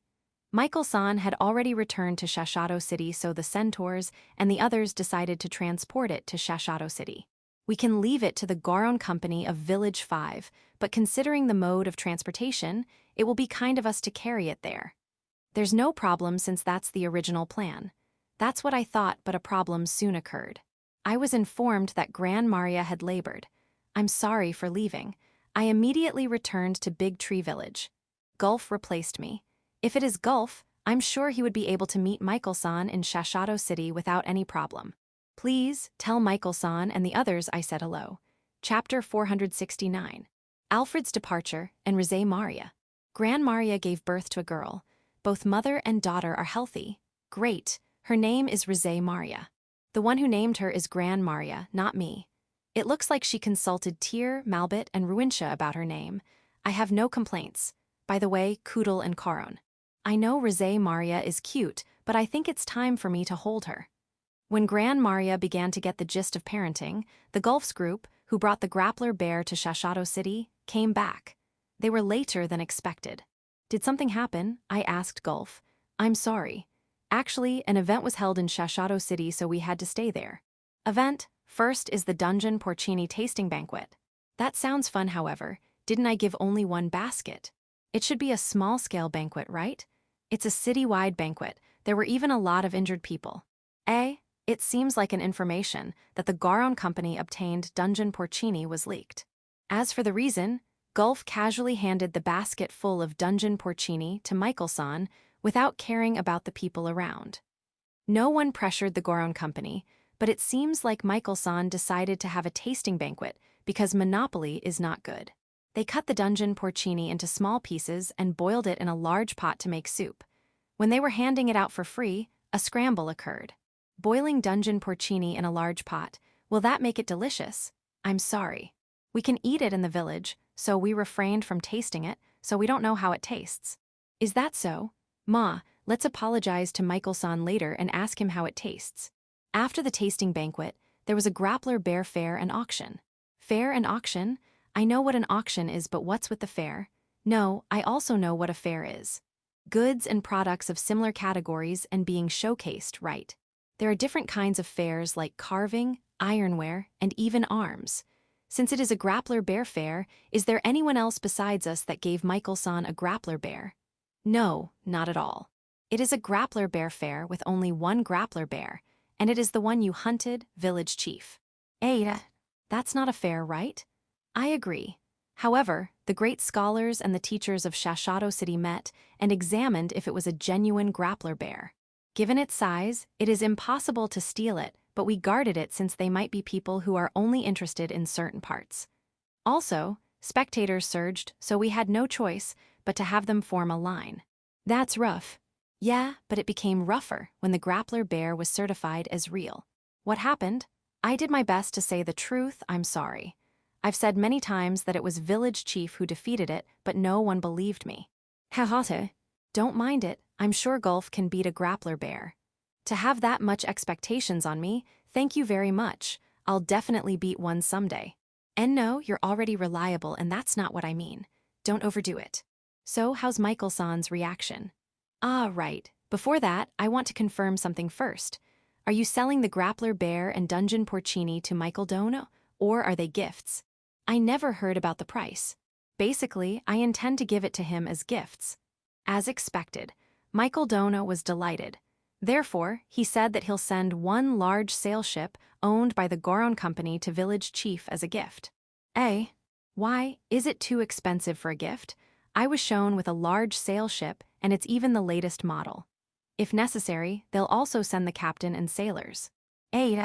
Right, Ma, let's just take it. Those are all of Michael Dono's words. By the way, with regard to your question earlier, what will happen if they are for sale? Please take the sail ship as the payment. I troubled Michael-san. Together with the Dungeon Porcini incident, let's apologize. When that time comes, let's give him a bloody viper's egg. For now, let's have a banquet for those who delivered it. Don't worry, this is for me too. Everyone should participate in order to reduce the burden on my heart. Yeah, please. A few days after Gulf's group returned. In order for Alfred and Tysell to obtain reward medals, I asked them to help with the delivery of goods to Howling Village. Even if I say help, they only need to greet the village mayor of Howling Village in my name. The itinerary is 4 days and 3 nights. Can they do it? Lou says it's okay, but I'm a little anxious. They'll be traveling to Howling Village using the universal ship. Hakuren or Rasudi are faster, but this is to make up for transporting the grappler bear. In addition to the Devils and Dream Demon crew, there are lizard men, who are the luggage carriers, 2 Oni maids, who will take care of Alfred and Tysell, Gut's 2 disciples, and Gulf's son. Gut is the son of the village mayor of Howling Village, so I asked him to join. He'll follow up in case Alfred and Tysell fail. No, it's not that I don't trust Alfred and Tysell. I just don't want to trouble the village mayor of Howling Village. Gut's disciples volunteered to join because this is their rare chance to go to Howling Village. It seems like they'll get something from Howling Village. Gulf's son joined in order to deliver a letter from Gulf's son's wife to Gulf's son's wife's parents. I know the content of the letter. Gulf's son's wife is pregnant. Congratulations. Gulf's son doesn't want to go, but he promised the parents of his wife to inform them when she gets pregnant. Good luck. By the way, one of the Mercuries is scheduled to be appointed as the captain of the Universal ship, but he has not been appointed yet. This time Alfred is the captain. The vice captain is Tysel. Do your best. Ah, wait a minute, don't go yet. Check the cabin and the hold. Yeah, Ursa was found, Nut was found, Malbit was found. Get the three of them and take them to the mansion. Alfred and Tysel are not going there to play. Believe in them and wait. Malbit just wants to try riding the Universal ship. Don't disturb Alfred and the others. When they come back, ride it as much as you want. If you resist more than this, I'll call Ruintia. I hope you understand. Then, depart, do your best. Lou and Tyr were hiding in the hold, and I did not see them. I understand how you feel. After all, I'm worried too. Please, when you come back, tell us how majestic Alfred and Tysel are. The reason why Ruintia did not hide in the ship was probably because Tyr asked her to take care of Aurora. Lupumarina is with Anne. Now, how do I deceive the children with Lou and Tyr's absence? If the children here found out that Lou and Tyr are not here, Alfred and Tysel will find out too. That's not good.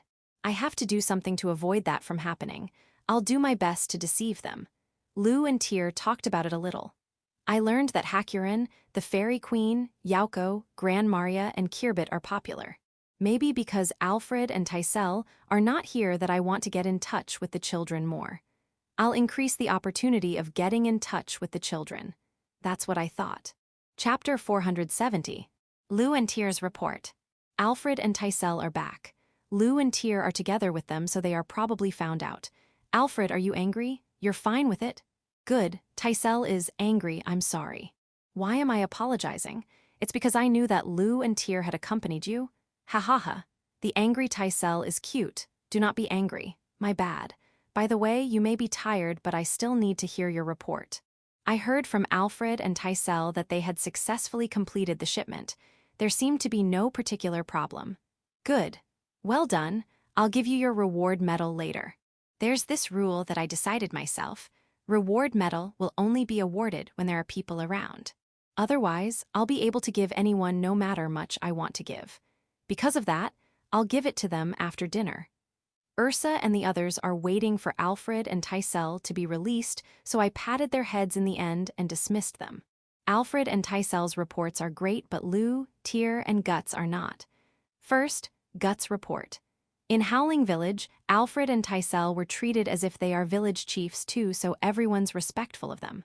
The reception for Alfred and Tysel was fine, and the banquet went smoothly. However, the problem occurred at night. A group of young women tried to sneak into Alfred's bedroom. Guts spent the night eliminating the young women while making sure Alfred won't notice. Well done. Wonderful work. Thank you. By the way, what about Tysel? The Oni maid watched over her, and no one dared to approach because they were afraid to incur village chief's anger. I see. However, they should have thought the same to Alfred.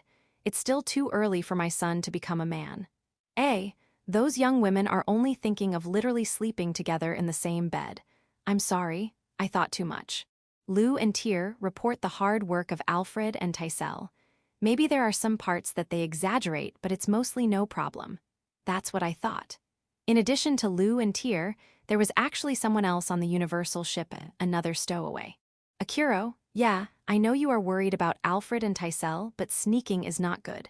Also, you even managed to hide from me when I searched the ship. Amazing. However, it was so obsessed with making sure that Alfred and Tysel are safe and was found out by the villagers of Howling Village.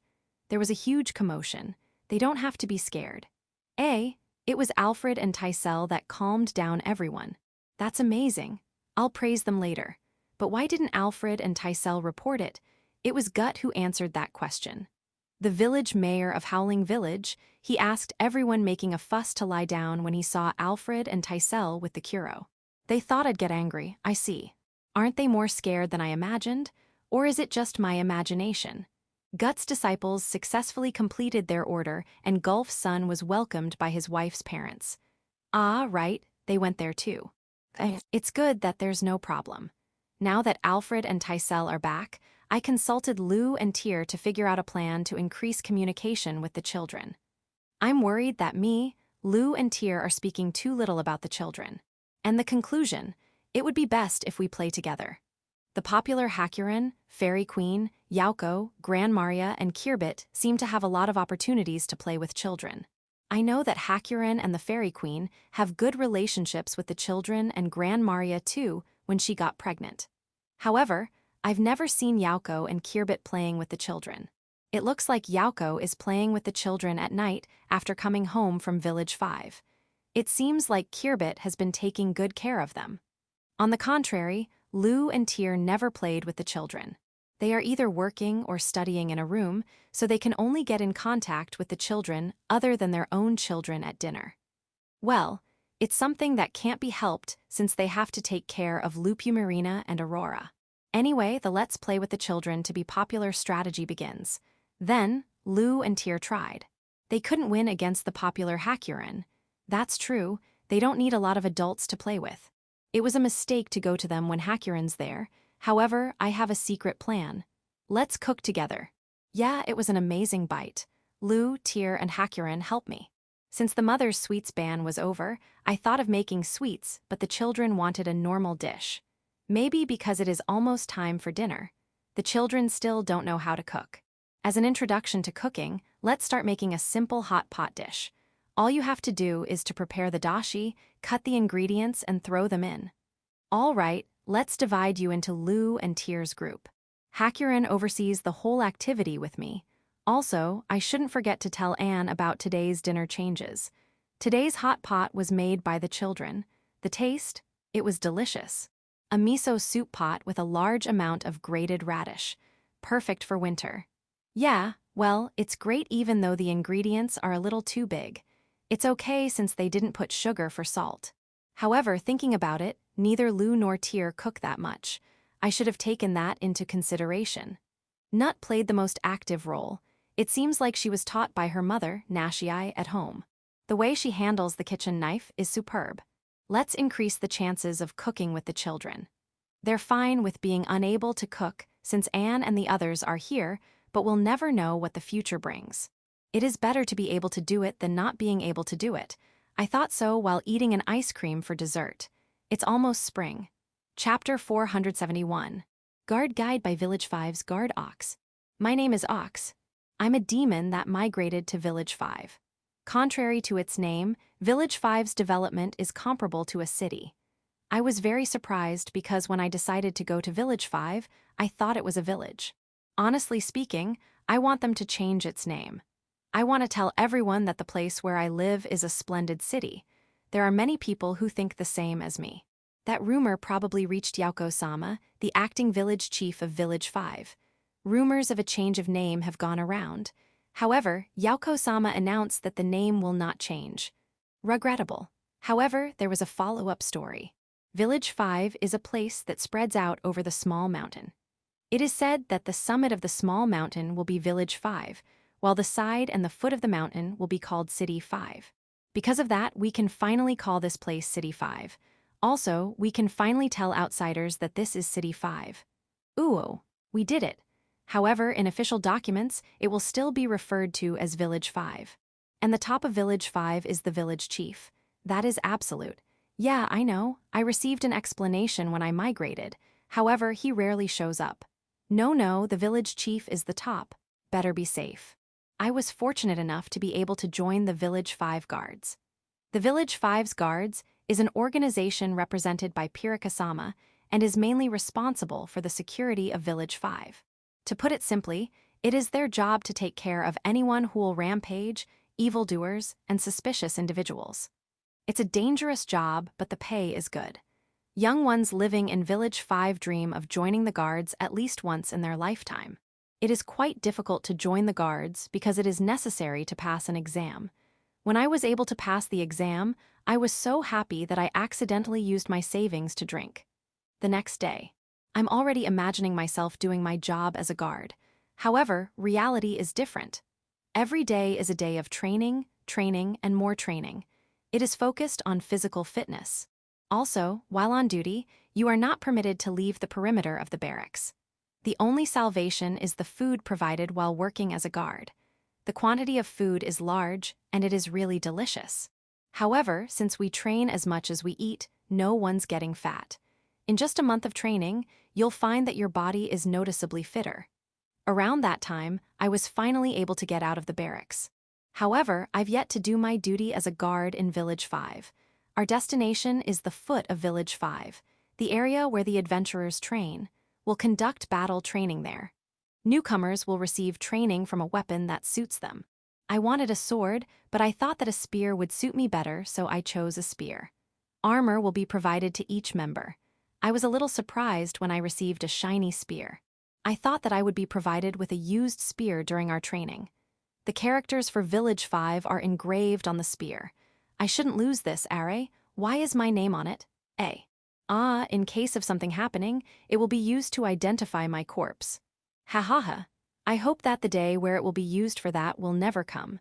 6 months after continuous training, I was assigned to the 16th Squad. We have a fixed number of 50. Our main task is to divide into 5 groups and patrol the middle part of the mountainside of Village 5. To be honest, there aren't many people to monitor on the mountainside, so we can be said to be a free squad. Because of that, it seems like newcomers will be assigned to this squad first. The same applies to the 14th, 15th, and 17th squads. The busiest squads are the first squad, which is directly under Pirikasama, the second squad that's guarding the gate of Village 5, and the third squad that exterminates the monsters and demon beasts around Village 5. By the way, the second squad boasts the largest number and has a fixed number of 500 members. However, even if there are already 500 of them, it seems like they are still facing shortage of manpower. If you seriously work hard, you'll be able to transfer squad. The 16th squad is divided into 5 groups which are shifting morning, noon, night, day off, and standby. The morning shift starts at sunrise when the morning bell rings and ends at noontime bell. The noontime shift starts when the noontime bell rings and ends when the nighttime bell rings. The night shift starts at night when the night bell rings and ends when the morning bell rings. Day off is day off. Standby is a kind of day off that you have to spend in the barracks. The working hours for morning, noon, and night shifts are short, but the work is hard. Working hours aside, most people use their time for training because they know what our job means. Well, there are jealousy-inducing people that spend their time with their lover. I train my muscles. Yeah, it is something that will be useful to me in the end. Those who are only playing with their lovers will probably cry later. No, they'll cry. They must cry. An opportunity has come immediately. Special training. 10 people from the 16th squad are selected to train with the first squad. The content of the training is monsters and demon beasts extermination in the forest. Phew. It's a dangerous kind of training that carelessness will lead to death. However, this is also the time where my muscle will shine. During our everyday duty, I only greet the villagers or guide travelers. I'll do my best. We first gathered in the building of the first squad. After joining with 30 members of the first squad, the 40 of us started moving. After a short walk out of the barracks, a certain group appeared and blocked our path. They are boys and girls, children who are around 10 to 15 years old. We are the Village 5 boys. We request for a duel with the guards. That said, around 40 children charged at us. What's this? No, don't panic. We have the same number. The other party's weapons are wooden sticks, right? No problem. However, as they approach us, I found that these children look familiar. No matter who our opponents are, no one can challenge the guards. All units, control them with everything you have. Affirmative. I look to the left and right as we form a platoon. And hold my weapon, Are? No weapon. When I was looking for my weapon, I found that the other party had it. And not just my weapon. The other unit's weapons are taken too. Well, not everyone. About half of those who are standing in the front line were robbed of their weapons. How? No, rather than that, I lost my weapon. What should I do? Don't panic. I've been training my unarmed combat prowess. This is one of the times where I should use my muscles. I took a stance. However, the children suddenly stopped right in front of us, threw our weapons, and ran away. Are. No, I should chase them. I moved forward. I thought that the others would do the same. But I'm wrong. Only a few came forward. Those who didn't immediately move are picking up the weapons that the children threw while the others ran to the barracks to get their weapons. We are all scattered. I thought it was bad. The moment I thought of that, another group of children attacked our left and right. Our formation collapsed. It turned to a scuffle. The other party are children. Moreover, children of influential people are among them. It's impossible to beat them hard. As the other party said before anything started, this is a duel. They mean no harm. That means it's okay for them to get hurt, but if we hit them hard, they might die. What is the best course of action? Catch a child and carry it back. That's it. But it's hard to catch children. Even if I manage to catch one, the others will surely come to help. And from time to time, impressive arrows fly by. There's no arrowhead, but their aim can accurately hit limbs. Are they really children? Long ears, elves. They might not even be children after all. No, the growth rate of elves in their childhood is the same as us, right? An arrow hit my shoulder. I missed the child that I almost caught. What should I do? Immediately after, I heard an instruction. Guards, I'm Nana, Yauko-sama's secretary. This is an emergency, so I will take command on Pirika-sama's stead. Please follow, no, obey me. I don't know who she is. However, she said she's Yauko-sama's secretary. If that's a lie, she'll be charged with treason. That means we can trust her. We have no choice but to trust her. Everyone, stop fighting back and step 5 steps back.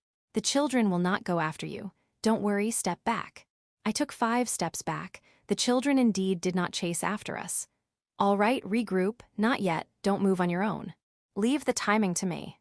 I look left and right and form a formation with the others. It's good to have familiar faces around. Yeah, we were indeed impatient.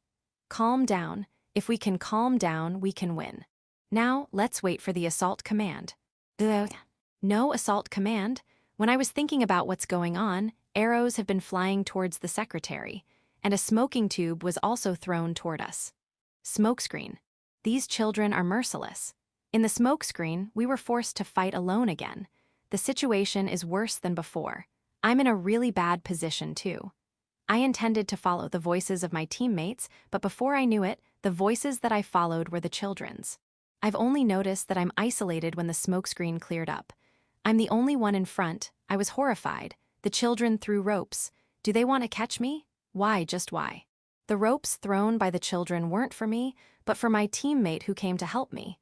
My teammate from the 16th squad. In no time, my teammate was dragged by the children. Give him back. Give my teammate back. The next scene I saw was a little girl confessing to my teammate who was entangled with ropes. And so, the dual challenge of Village 5 boys ends there. The guards were defeated. We have to train more. The children gave our weapons back. Senpai, we lost today. It's frustrating. After this, there will be preaching and training. I know, who am I talking with? He's not a friend. My only friend is this muscle of mine. I'm not crying. Yeah, I'm not crying. Only those who play with their lovers cry. My name is Ox. My hobby is training, looking for a lover. Chapter 472. Beast Boys School Life, 2nd Year Summary. My name is Gal. I'm a teacher at Gulgold Noble Academy. Strange. Although I'm officially a teacher, I only remember getting rid of monsters and playing baseball in Shashato City. No, recall everything. I went back to Big Tree Village to join the martial arts tournament, didn't I? Ha ha ha. No, not that kind of memory. I'm talking about my memory as a teacher. 8th. What did I do last spring? We welcomed students who had returned to their houses during winter. We also welcomed newly enrolled students. We rarely held classes because various things happened in school. That made the students study and research on their own. That's it, like kidnapping. There was an incident where a freshman of the school, a noble's child, was kidnapped. That was resolved by Syl. It is natural for teachers to help students. As a reward for the rescue, he was awarded with chickens. Live chickens, about 100 of them. I heard that it's the specialty of that noble's territory. We built a chicken coop and started raising them. I even saw the principal holding her head. We also got permission to sell eggs and chickens to the school cafeteria. The breeding of those chickens is being carried out by the son of the noble who was kidnapped in that kidnapping case. It seems like there are even chickens living in their own house, and he's more knowledgeable than us. He knows a lot about chicken health management and disease control. We learned a lot from him. Why do I sound like a student? Well, whatever. Summer is, the kingdom's foundation festival. Why did I forget about it? We even participated in the festival of the royal capital. It's a 3-day festival. Originally, the school is not involved in the kingdom's festival, but we were requested to participate by the Adventurers Guild of the Kingdom. To put it simply, it is for the school's food. To be exact, they want us to set up food stalls and sell the food we make. However, we refused. But that didn't stop them and change their targets to the students of our school. They want our students to participate as a form of cultural exchange between the students and the royal capital as the reason. If you really want to, ask the principal. As for the result of asking the principal, it was decided that we'll participate. I became the person in charge. Ma, it can't be helped. Not all students of the school will participate in the festival, only those who want to, so there shouldn't be any problem. That's about a little over 100 participants. 121 to be exact. That already includes the teachers and the cafeteria workers. There are a lot of them who are older than us, so I don't understand why I have to be in charge. First, we made a stage with the students. Since this is an official event of the school, I want our school to stand out. The stage we made has wheels below it. When Village Chief was making it, I remember how they were made and assembled because I closely watched him. However, since it was difficult to build a tall stage, we only made one with 2 meters height. It looks like a weird carriage or a carriage with a high place to ride. It should be fine because it can move properly. The problem now is who'll ride and who'll pull. They are all nobles, so there might be some who'll use their social positions. Because of that, I asked the student to be fair. And the one who wrote it was the principal. She looked embarrassed. However, it was well received by the city. At the end of the day, the citizens of the royal capital joined us asking to pull the stage with us. The exchange between the royal capital's residents and the school students is a success. After the stage, we made a food stall. I think we have to meet everyone's expectations. However, I asked the school cafeteria workers that they'll be the ones who'll cook while we'll act behind the scenes. As for the students, they'll be working as waiters and waitresses. However, there are some students who wanted to cook too, so in the end, we made 5 stalls. 3 stalls will be run by the cafeteria workers, while 2 will be run by the students. The big problem is, all the food stalls have already run out of food on the first day of the festival. The forecast was too optimistic. To be honest, we didn't even advertise, so I thought that there would even be leftovers. However, even before the start of the festival, there are already long lines on each stall. When I investigated why we were so popular, it seems like the Adventurers Guild advertised us. They were the one who asked us to participate, so they are probably worried and want our store to flourish. Or maybe, it's their way of thanking us when we served them the experimental dish the day before. The students in charge of the food stalls were determined to prepare more ingredients next year. I was not hoping for that to happen, but the school principal told me that there's already a plan to participate again next year. It seems like the students who participated with us gained good reputation in the royal capital. Starting next year, it seems like it will be incorporated properly as a school event. It was the students who requested it. I hope next year I'm no longer in charge. The money earned by the food stalls was donated to the school. By the way, the main event of the festival is transporting large barrels. Large barrels full of something that even adults can't hold are prepared in the north, south, east, and west of the royal capital. This is held on the evening of the last day of the festival, since there are risks of buildings and stalls being destroyed. The division of each team is decided by the place you live, however. The school is judged to be on the northeast. It developed into a competition between the north team and east team. And for some reason, it was decided that we'll join the west team. I remember Uncle Glatz, the representative of the west team, having a really terrible expression back then.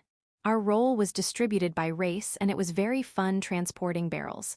I think we should try this in Big Tree Village. Fall. During fall, what happened? I went to scout a dungeon that was found in the southwest. This is not a teacher's job. That's it. There's also the successor problem in Count Kisiu's family. The 2 sons of Count Kisiu are students of the school. The 2 were close to each other for years, and there's no direct conflict over succession. However, when they received information that the count had fallen, the underlings of the 2 sons began to fight. I don't mind if they compete in their study results, but I won't tolerate direct violence. I have beaten up both groups until everyone's knocked down. The two then came to me asking for a peaceful ruling. No, who am I to adjudicate? Go check Count Kisyu's condition first.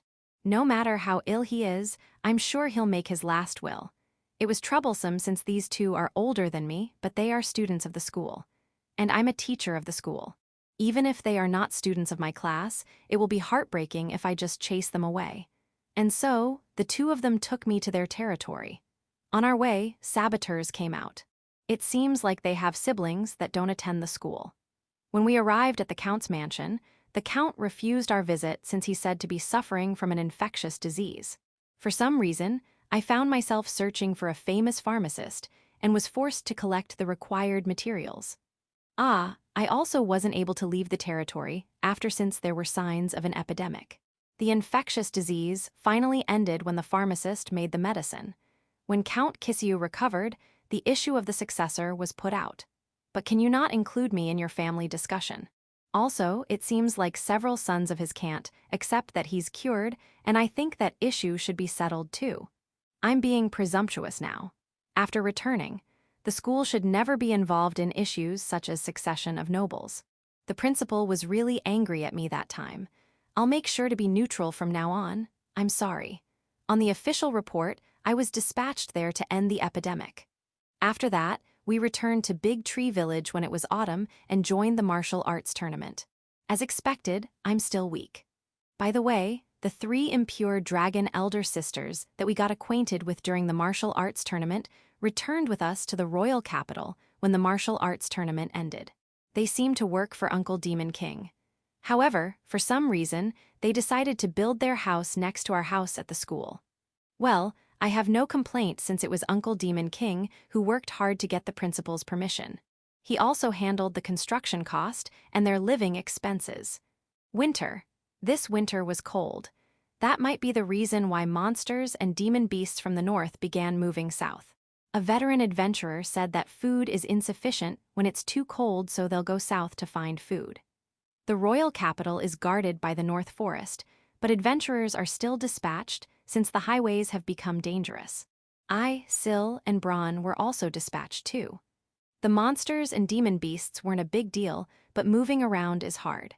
When we asked the 3 dragon sisters to help us move around to get rid of monsters and demon beasts faster, some people started calling us dragon knights, which I found a bit troublesome.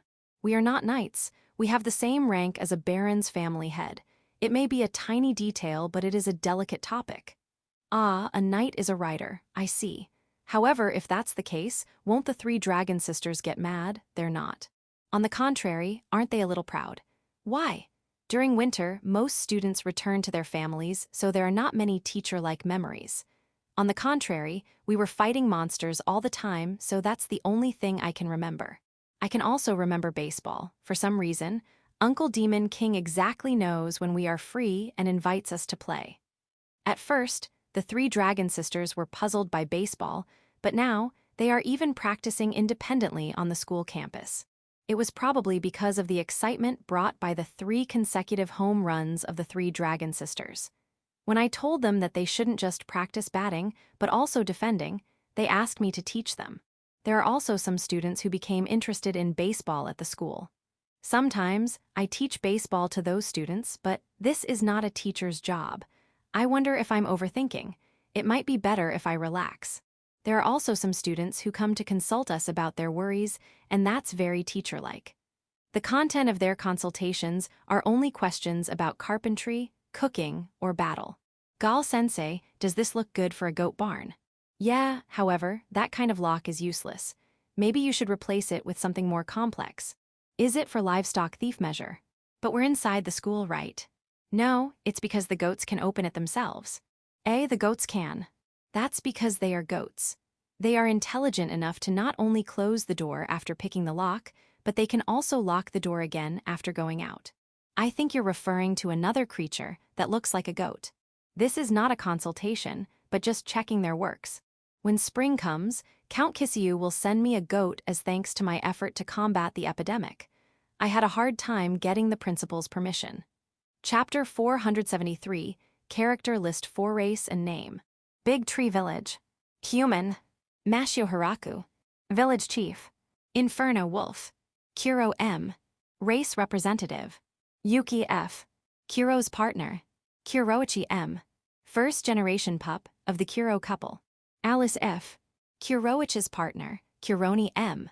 First generation pup of the Kuro couple. Iris F. Kuroni's partner. Kurosan F. First generation pup of the Kuro couple. Uno M. Kurosan's partner. Kurian M. First generation pup of the Kuro couple. Eris F. Kurin's partner. Kurogo M. Second generation pup of the Kuro couple. Kuroroku M. Second generation pup of the Kuro couple. Kurinana F. Second generation pup of the Kuro couple. Kurohachi F. Second generation pup of the Kuro couple. Fubuki F. Special existence. Cossidus Wolf, Masayuki M. Has a harem. Aniki M. Tamed puppy it picked up, became puppy's partner. Many others, Fenrir. Puppy F. Has a gallant name, grew up and gave birth to Aniki's puppies. Fenrir and Aniki have puppies. Demon Spider. Zabuton. Illegal demon spider. Race representative. Makura. One of Zabuton's spiderlings. Many others. Arachne. Iraq. Black raven-haired arachne. Armor spider. Red armor. Mutated demon spider. White armor. Mutated demon spider. Vampire. Lu. Luleshi Lu. Flora. Lu's cousin. Half Alfred. Village chief and Lu's son. Half Lupumarina. Village chief and Lu's daughter. Angel. Tyr. Race representative. Angel of Annihilation. Golem user. Gran Maria. One of the angels of Holocaust. Kudal. One of the angels of Holocaust. Korun. One of the angels of Holocaust. Kirbit. Daughter of the present leader of the angels. Suaruryu. Twin angel. Suaruku. Twin angel. Half Taisel. Village chief and Tyr's daughter. Half Aurora. Village chief and Tyr's daughter. Half Rose Maria. Village chief and Gran Maria's daughter. High elves. Ria. Race representative. Risu. Rieri. Rifu. Riko. Rise. Rita. Rafe. Rasa. Rarasha. Raru. Ramai. 42 others. Half Ririus. Village chief and Ria's son. Half Riguru. Village chief and Rai's son. Half Ret. Village chief and Rafa's son. Half unnamed. Village chief and a high elf's daughter. Half unnamed. Village chief and a high elf's daughter. Oni. Anne. Race representative. Head maid, Ramurias. Beastkin caretaker. Azuki. One of the Oni maids. 17 others. Half the Taurine. Village chief and Anne's son. Lizardman. Daga. Race representative. Nuff. Minotaur's caretaker. 13 others plus hatchlings born every year. Beastkin. 25 first batch migrants. Guts family plus apprentices Gulf's family plus Gulf Sons family. Senna. Race representative. Migrant from Howling Village. Mamu. Village 1's caretaker. Moved to the royal capital Gal. A Beastba. Moved to the royal capital Sil. A Beastba. Moved to the royal capital Bran. A Beastba. 20 others from the first batch migrants. Gut. Human Nashii. Gut's wife. Half-nut. Gut's daughter. Gut's apprentice M. Engaged to disciple B. Gut's apprentice B. F. Engaged to disciple. Gulf. Best warrior of Howling Village. Gulf's wife. Gulf's son. Married someone from Howling Village. Gulf's daughter A. Gulf's daughter B. One of the first migrants from Howling Village. Gulf's son's wife. Half Set. Village chief and Senna's daughter. Half unnamed. Village chief and a beast girl's daughter. Half unnamed. Village chief and a beast girl's daughter. Dragon. Rasuti. Rasutisumun. Race representative. Hakurin. Dor's eldest daughter, Rasuti's aunt, Gura. Dark dragon Jurar's daughter. Half Hyakairu. Village chief and Hakurin's son. Half Rananoon. Village chief and Rasuti's daughter. Devil. Bulga. Rasuti's servant employee. Stefan. Rasuti's servant employee. About 5 veteran midwives. Has been dispatched by Dors to take care of Guraru. Lives there in turns. Demon civil servant girls. Frau. Frorum village governor. Top brass of the civil servant girls.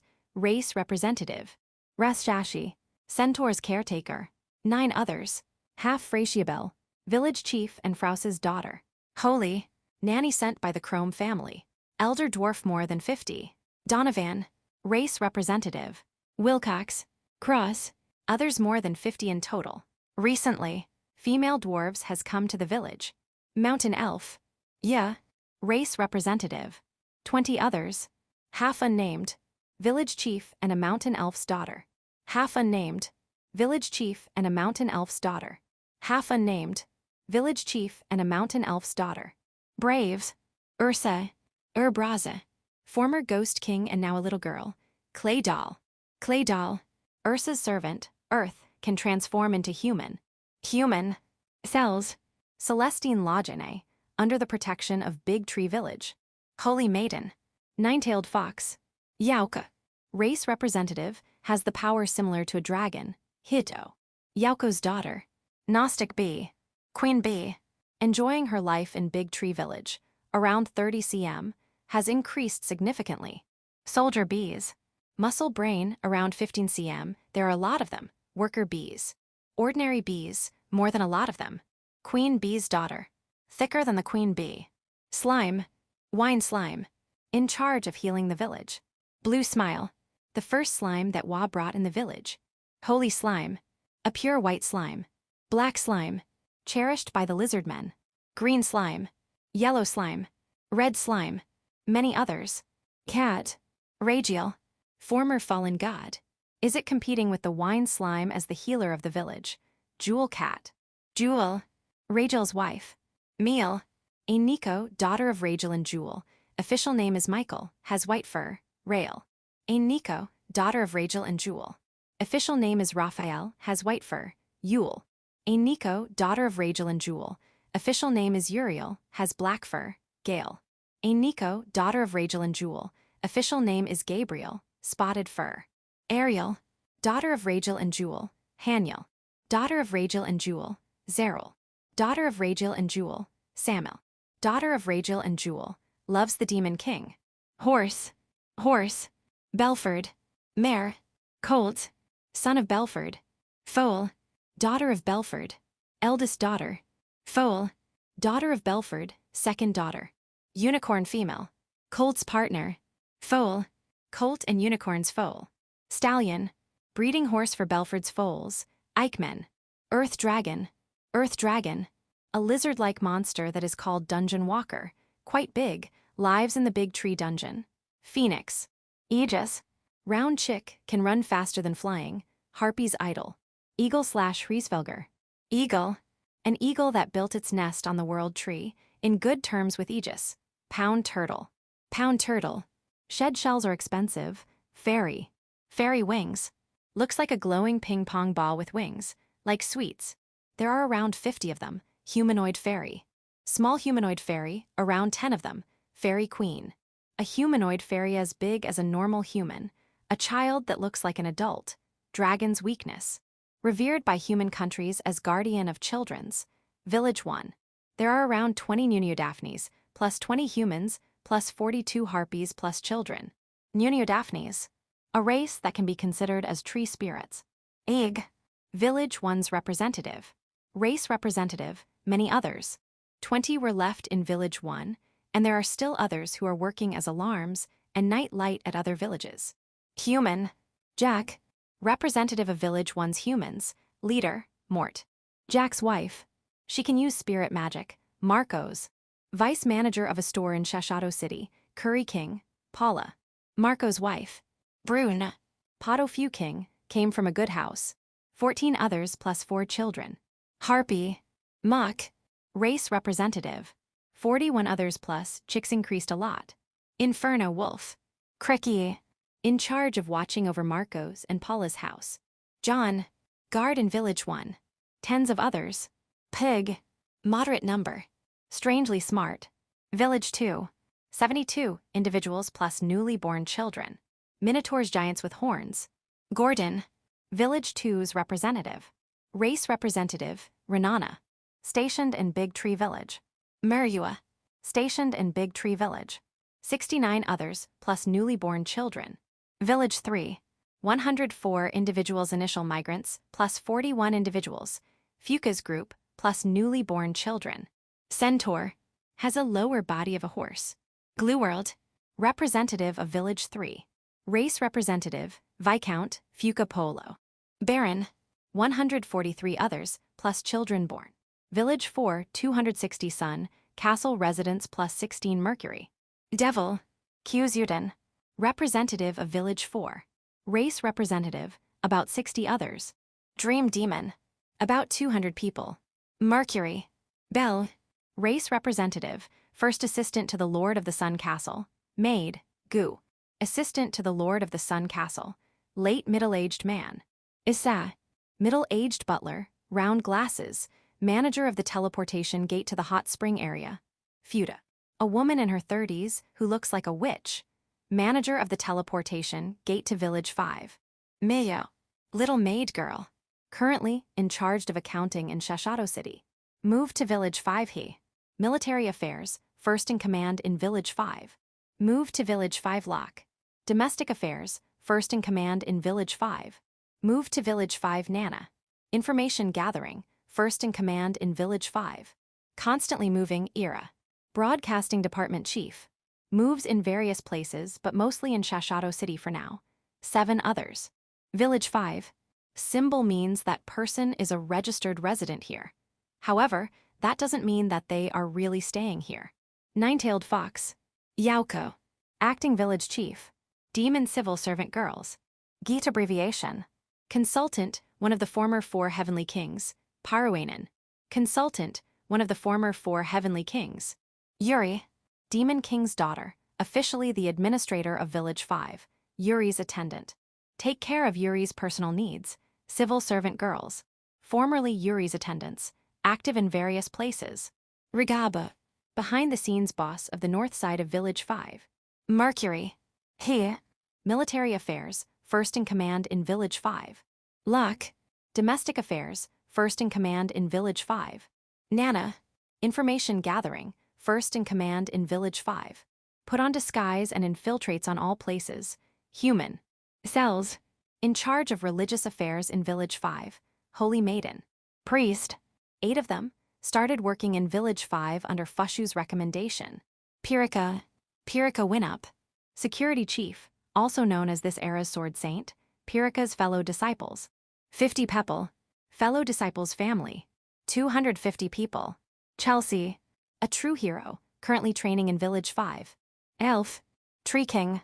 Village 5's diplomat, elf from the Gone Forest. Serious-looking middle-aged elf man, Bo King. Village 5's diplomat, elf from the Garrett's Forest. Fierce-looking female elf. Tree King and Bo King's subordinates. 10 people. Village 5's elves. 60 people. They are elves who voluntarily joined during the foundation of the village. Elf hostages. 250 people. Canesta, princess of the fallen elf empire. Dwarf. Juan. Village 5's blacksmith.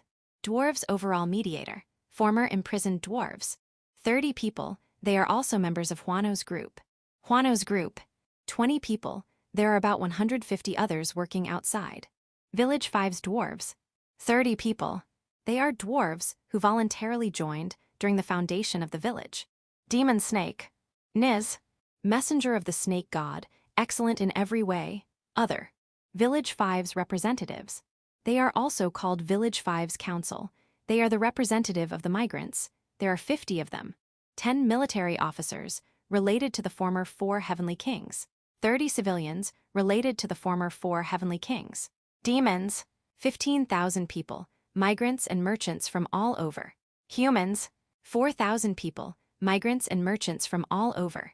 Other demi-humans. 6,000 people, beastkins. Devils, centaurs, minotaurs, titans, harpies, etc. Hot spring area. Ghost Knight. Skeleton plus full body armor plus good sword. Ghost Knight. Sword expert. Eichmann. 2 others. Lion. Father Lion. Mother Lion. 3 lion cubs. South Dungeon. Lamia has a lower body of a snake. Junia. Dungeon Master. Sunia. Dungeon Warrior Chief. Around 50 others. North Dungeon. Titans Hairy Giants. Titan Race. Around 50 of them.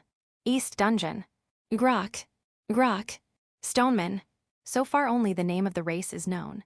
Shashato City. Human. Michael-san. President of Goron Company. Marlon. Son of Michael-san, next president, Tida. Marin's cousin, in charge of finance in the Goron Company. Randy.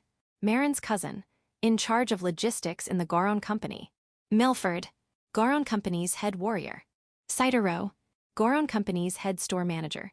Michael-san's wife's father. Ronnie. Michael-san's younger brother. Demons. Ifris. Shashato City's governor. Gil Spark. Ifris' son. Farina. Gil Spark's lover. Daughter of a baker, Goldie. A backstreet guy in Shashato City, Goro. Goldie's demon dog pet. Pot. Backstreet girl, works at Marla, Razik. Backstreet boy, painter boy, works at Marla, Scheifel. Eldest son of League family of barons. Food researcher, works at Marla, Hamburger King, accountant. A woman with bad dreams, accountant of Big Roof Shashat. Hot. Gil Spark's best friend. Reflected for causing trouble at Big Roof Shashato now, doing some volunteer work. Marissa. Restaurant owner in Shashato City, Mark. Marissa's son, runs a stall, son. Marissa's daughter, runs a stall, people related to Ifris school. Itoma. Atoma Vieira's, wizard Lou's apprentice. Vampire, Gableslow. Gableslow Sainbolts. Wizard, Atoma's apprentice. Old man, human, Mariana Garo. A leading figure in fire magic, also known as Explosion Idiot. Josai, Demon, Robert. Instructor at Ifris School, first instructor. School principal. A mystery. Broadcasting department. Ira. One of the Mercuries, director, Demon King's Kingdom. Demon. Gulguld. Demon King. Randon. The first of the 4 heavenly kings, domestic affairs. Who. 4 heavenly kings, finance. Beazle. 4 heavenly kings, foreign affairs. Head of the Chrome family, moved to village 5 Yuri. Demon King's daughter, Princess, Volgraf. Responsible for strictness in Gofrier's house. Shrurukine. Beazle's wife, Frau's mother, a super young beauty. Moved to village 5 Geet abbreviation. Gettigulter Ratesaponsto, one of the former 4 heavenly kings. Moved to village 5 Paruanen. One of the former 4 heavenly kings. Minotaur. Glatz Brutoa. Head of a marquis family. 4 heavenly kings, military. Cat. Arthur. Knight of the Pantry. Forest Guardian. Fu. Guardian of the North Forest. A spiderling. Demon King's Kingdom Gulguld Noble Academy. Demon. Annie Richour. School principal. Demon King's wife. Enduri. 7th daughter of Count Pudjaru's family. Irene. Eldest daughter of a Viscount family, best warrior of the school. Lovia. Best offensive magic user among the school students. Konjit. A commoner. Door of a large merchant family, who in disguise, receptionist Oni-san. An Oni-san that works as an office worker at the school. Beastkins. Gull. A beast boy school teacher, Sil. A beast boy school teacher, Braun. A beast boy school teacher. High Elf. Rigyun. Ria's mother, warrior chief of the Rifu clan. Impure dragons. Ojas. Flame Dragon, work as a Demon King's subordinate, active in baseball, Hayfricta. Wind Dragon, work as a Demon King's subordinate, active in baseball. Kihatroy. Earth Dragon, work as a Demon King's subordinate, active in baseball, Angel Village. Angels. Malbit.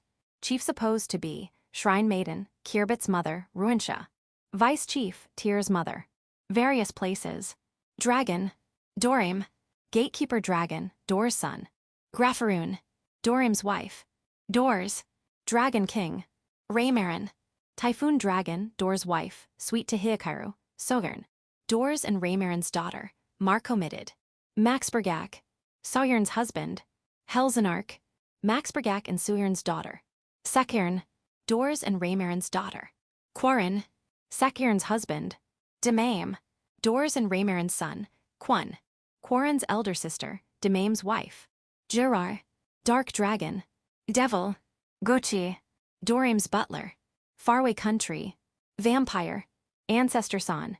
Valgrafe, founder of Quarren religion. Human. Fushu. Quarren religion's high priestess. O'Brien. Quarren religion's warrior priest. Forest monsters and demon beasts, some of them, are not named until now. Killer Rabbit. Fanged rabbit, delicious. If you can't defeat this, you can't go out alone in the forest of Big Tree Village. Great boar. Huge wild boar, delicious. Intelifneck. A long-bodied weasel. Death rattle. Fat weasel. Grappler bear. One of the 4 overlords of the forest. Huge idiot bear, doesn't taste good. Bloody viper. One of the 4 overlords of the forest. Huge snake. The taste is okay, but it has this aphrodisiac effect. Its eggs are delicious. Panic caribou. Ferocious deer, can't be easily found, the horn is really delicious. Earth rat. It only inhabits part of the forest. A huge mole. Kayatapples. Huge centipede, poison rock hecaton. Super big centipede, death ball. Huge armadillo, rough eater. Demon bug, big locust, king bear. Bear, a downgraded version of grappler bear. It lives in the outer periphery of the forest of death. Side talk. The last 2 of the 4 overlords of the forest are the inferno wolves and demon spiders. Demon spiders, their web is really troublesome. They are clever and strong. Grappler bear, even alone, it is really strong, has an amazing power. Bloody viper, even alone, it is really strong. It is really brutal in a specific environment, like a dungeon. Inferno wolf, it doesn't move alone. You're done for if you meet its pack. A single inferno wolf can destroy an entire city. Setting. Monsters outside the forest. War bear. It is said that 30 soldiers need to be sacrificed to defeat one. Wood killer. Mimics a tree before attacking. Jaguar bull. Attacks from trees, rabbit foot. Can kill in a single kick. Keen rune. A mysterious creature that can cast magic. Keate. A 30 cm centipede that attacks from the ground. Kaklo. Will attack from the sky regardless of night or day. Takyan. A chameleon-like monster. It was found in Sun Castle. Goo turtle. Has high defensive power, but low offensive power. Lover's beast. Always act in a pair or more. It is said that one is 3 times stronger than a warbear. Ghost rat. A rat-type demon beasts. It's a troublesome beast that ruins warehouses. Mixture. Women in that relationship with the village chief. Gave birth. Lu. Tyr. Rhea, Rise Rafa. Anne. Hakurin. Senna. Frau. Rasudi. 2 high elves. 3 mountain elves. 2 beast girls. Gran Maria. Confirmed. All other high elves. All other Oni maids. Ya and some of the mountain elves. Flora. Koodle. Korun. Some of the beast girls' first batch migrants. Doubtful. Some of the beast girls' first batch migrants. The rest of the mountain elves. Civil servant girls. Candidate. The rest of the beast girls' first batch migrants. Possible. Bulga. Stefan. Kirbit Suarurio Suaruko. Yauko sells Fairy Queen. Children's A. As of spring of the 16th year. Ard. Born during spring of 7th year, 9 years old. Tissel. Born during autumn of 7th year, 9 years old in autumn. Ririus. Born during summer of 9th year, 7 years old in summer. Riguro. Born during summer of 9th year, 7 years old in summer. Rat. Born during summer of 9th year, 7 years old in summer. Taurine. Born during summer of 9th year, 7 years old in summer. Hiakaira. Born during autumn of 10th year. Freysia. Born during winter of 11th year. Sed. Born during spring of 12th year. Rananoon. Born during summer of 12th year. Ursa. About 5 years old, as of autumn of 9th year around 12 years old. Nut. About 4 years old, as of autumn of 9th year around 11 years old. Giraru. About 5 years old, as of autumn of 10th year. Only looks like that. She's a dragon, so she's actually older. Beast Boys. About 3 to 4 years old, as of autumn of 6th year around 12 to 14 years old. Lupumarina. Born during autumn of 14th year, currently 1 year old. Will be 2 in autumn. Aurora. Born during autumn of 14th year, currently 1 year old. Will be 2 in autumn. 2 high elf children. Born during autumn of 14th year. 3 mountain elf children. Born during autumn of 14th year. 2 beast girl children. Born during autumn of 14th year. Rose Maria. Born during winter of 15th year. Livestocks. Big Tree Village. B. Increased a lot. Horse. 8 including unicorn. Cow. Increased a little. Goat. Increased considerably. Sheep. Increased a little. Pig. A few. Chicken. Increased considerably. Lobster. increased considerably. Village 1. Pig, increased considerably. Chicken, increased considerably. Village 2. Cow, a few. Goat, a few. Pig, increased. Chicken, increased. Silk moth, a few. Village 3. Cow, a few. Goat, a few. Pig, increased. Kai, increased. Village 4. Chicken, increased. Village 5.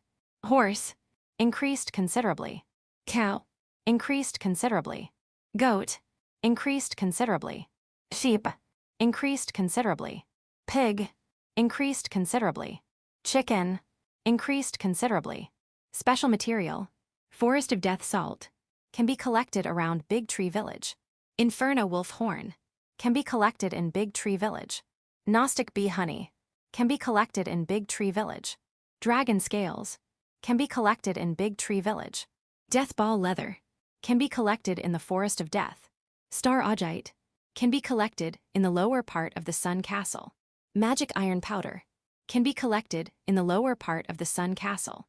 Black dust, can be collected in the lower part of the Sun Castle. Thermal insulation stone, can be mined in the hot spring area. Fairy wings, can be collected in Big Tree Village at the price of sweets. Bloody viper eggs, can be collected in the North Dungeon. Phoenix feather, can be collected in Big Tree Village.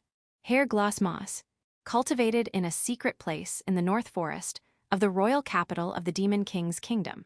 Pound turtle shed shell, can be collected in Big Tree Village. Dungeon porcini, can be collected in Big Tree Dungeon.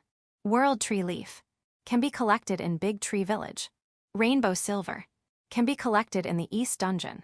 Demon spider fabric, can be collected in Big Tree Village. Dungeon potato, can be collected in Village 4 formerly Sun Castle. Popular in the Demon King's kingdom. Special materials related to medicinal herbs can be collected in the medicinal herb field. Chapter 474. Worlds tremble before me. My name is Menek, a demon with goat head. Though I look like a beastkin, I'm not one. Beastkins are more inclined to humans. They still have human heads with animal ears and a little fur. My head is completely of a goat, but I can speak. I'm even talkative. And my body is more inclined to a goat too. Not entirely a goat, only inclined. I can stand up and dress like a normal person. If I go on all four, it is highly possible that I'd be mistaken for a goat, so I never walk around naked. I take pride in that. Why do I have a goat head? This is not a demon-only issue, but if you can't control your own magical power, it will change your body. That's the reason. Demons have high magical power since birth, so those whose body changed is not a rare occurrence. Well, someone whose whole body changed like me is rare though. I was born with a lot of magical power, and I've totally transformed a year after my birth. However, I'm not pessimistic. My present appearance can only be compared to an ancient demon. Daisuke the Baphomet. He's a king that made, not only demons, but also humans, tremble to the abyss of fear. That legendary figure looks like me, which I completely agree with. But not only with looks. I also have the power to overwhelm others, and my brain and magical power made me able to cast even complicated magic. I'm the new Daisuke the Baphomet. I can say that with confidence. With my power and charm, I was able to form an army. The Anti-Demon King Army. Total number, 100,000 strong. Those 100,000 army are not in one place, but in various places of the Demon King's kingdom. They will start moving once I give the signal. Fufufu. Fufu ha ha ha ha ha ha ha ha ha. World, tremble before me. I'll start at the Demon King's kingdom. I got caught. While fighting against a super powerful elf, I got surrounded. It's a pity, since if it is the elf alone, I will be able to do something. I'm sorry, that's a lie. I can't even hold a candle against that elf. That's sly. A foul. How can an elf be that strong? She must be a famous elf. Not an elf. Hi elf. Hi elf, a man-eater. Ha ha ha, I'm sorry. Seriously, you're not joking. Oh I was saved by the military people who surrounded us. Great. Thinking about it, I must be lucky to be escorted to a guard hut for interrogation. So, do you know why you were caught? A young guard asked me. I'm offended since they only had a child speak with me. Though it is difficult to know the real age of demons, I can see that this person is younger than me in every aspect. I've been living for 40 years. Although age is not so important in the Demon King's kingdom, you should pay respect to your elders. Don't you know that? I will be 50 this year. I'm sorry, you look young. I'm already used to that line. So I'll ask you again, do you know why you were caught? I broke into the school premises illegally and had a party. That's right, but that's not the only reason, right? Because I lit a big bonfire. It's not just that, right? You can only think of those. Know that, could it be that they are inviting me? Have I been too rebellious? I should reflect on it. Yeah, it's good that you can still reflect. After this, I will hand you over to the guards of the royal capital.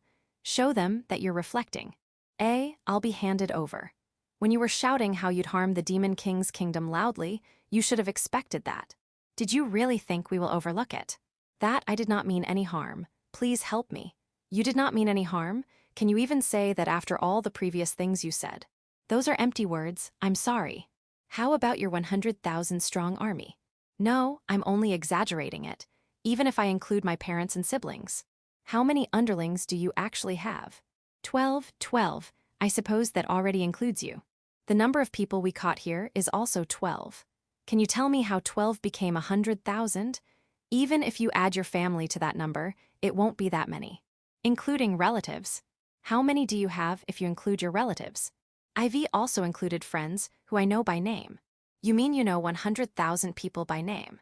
Among the friends of mine you caught is someone who's serving a baron family. The number of people of the baron's territory. A baron, is it? The parents have picked him up. Don't they have only 1,000 people in their territory? If you include the parents, brothers, sisters, and friends of those 1,000 people, it will reach 100,000 probably. I see, certainly. That calculation is kind of impressive. Yeah, I think so too. So handing me over to the guards. Even if you say that. Was it Menek-kun? What do you do for a living? Freedom fighter. No, tell me the truth. Unemployed. Unemployed, huh? My cousin has been struggling since he got unemployed. Is Menek-kun doing something to get a job? I'm building connections with friends for employment. So that's why you had that party. Yeah, I forgot to ask, but this is your first time, isn't it? We had small parties several times at a friend's house, but this is the first time we did it outdoor. Why did you do it outdoor this time? Someone said that he wants a big bonfire. Someone? Aren't you the leader? I'm certainly the leader, but I'm not the one who suggested the bonfire. Really? Okay. Is there something wrong? No, so this is what's going to happen. My boss will talk to the higher-ups of the guards, but if that person says no, we can't do anything about it. Please, what should I do if I were to be handed over to the guards? Don't be afraid of the guards. Anyway, tell them you are properly looking for a job and talk to them about it. After that, show them that you're repentant. Don't forget that. I understand, thank you very much. After he left, I waited while praying. Please help me. How long did I wait? The young guard came back, but he's now with a veteran guard. Maybe this veteran-looking guard was his boss. The veteran guard laughed while looking at me. I was stunned because I didn't know why he was laughing, but I got angry when his laughter didn't stop. Is this a test for patience? This might be a plan to make me angry. I worked hard until he's done laughing. I laughed too much. Sorry.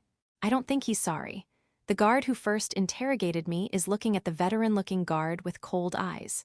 No, sorry. There's a reason why I laughed. Do you want to hear? I don't want to hear it, but I want to know why. A demon with a goat head like you is no one but Daisuke the Baphomet.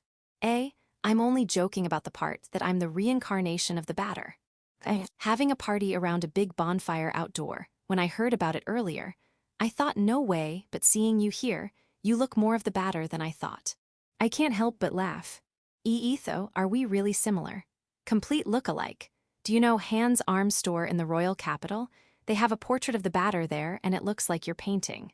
I see. You said that you were the reincarnation of the batter, and you are having a party about it.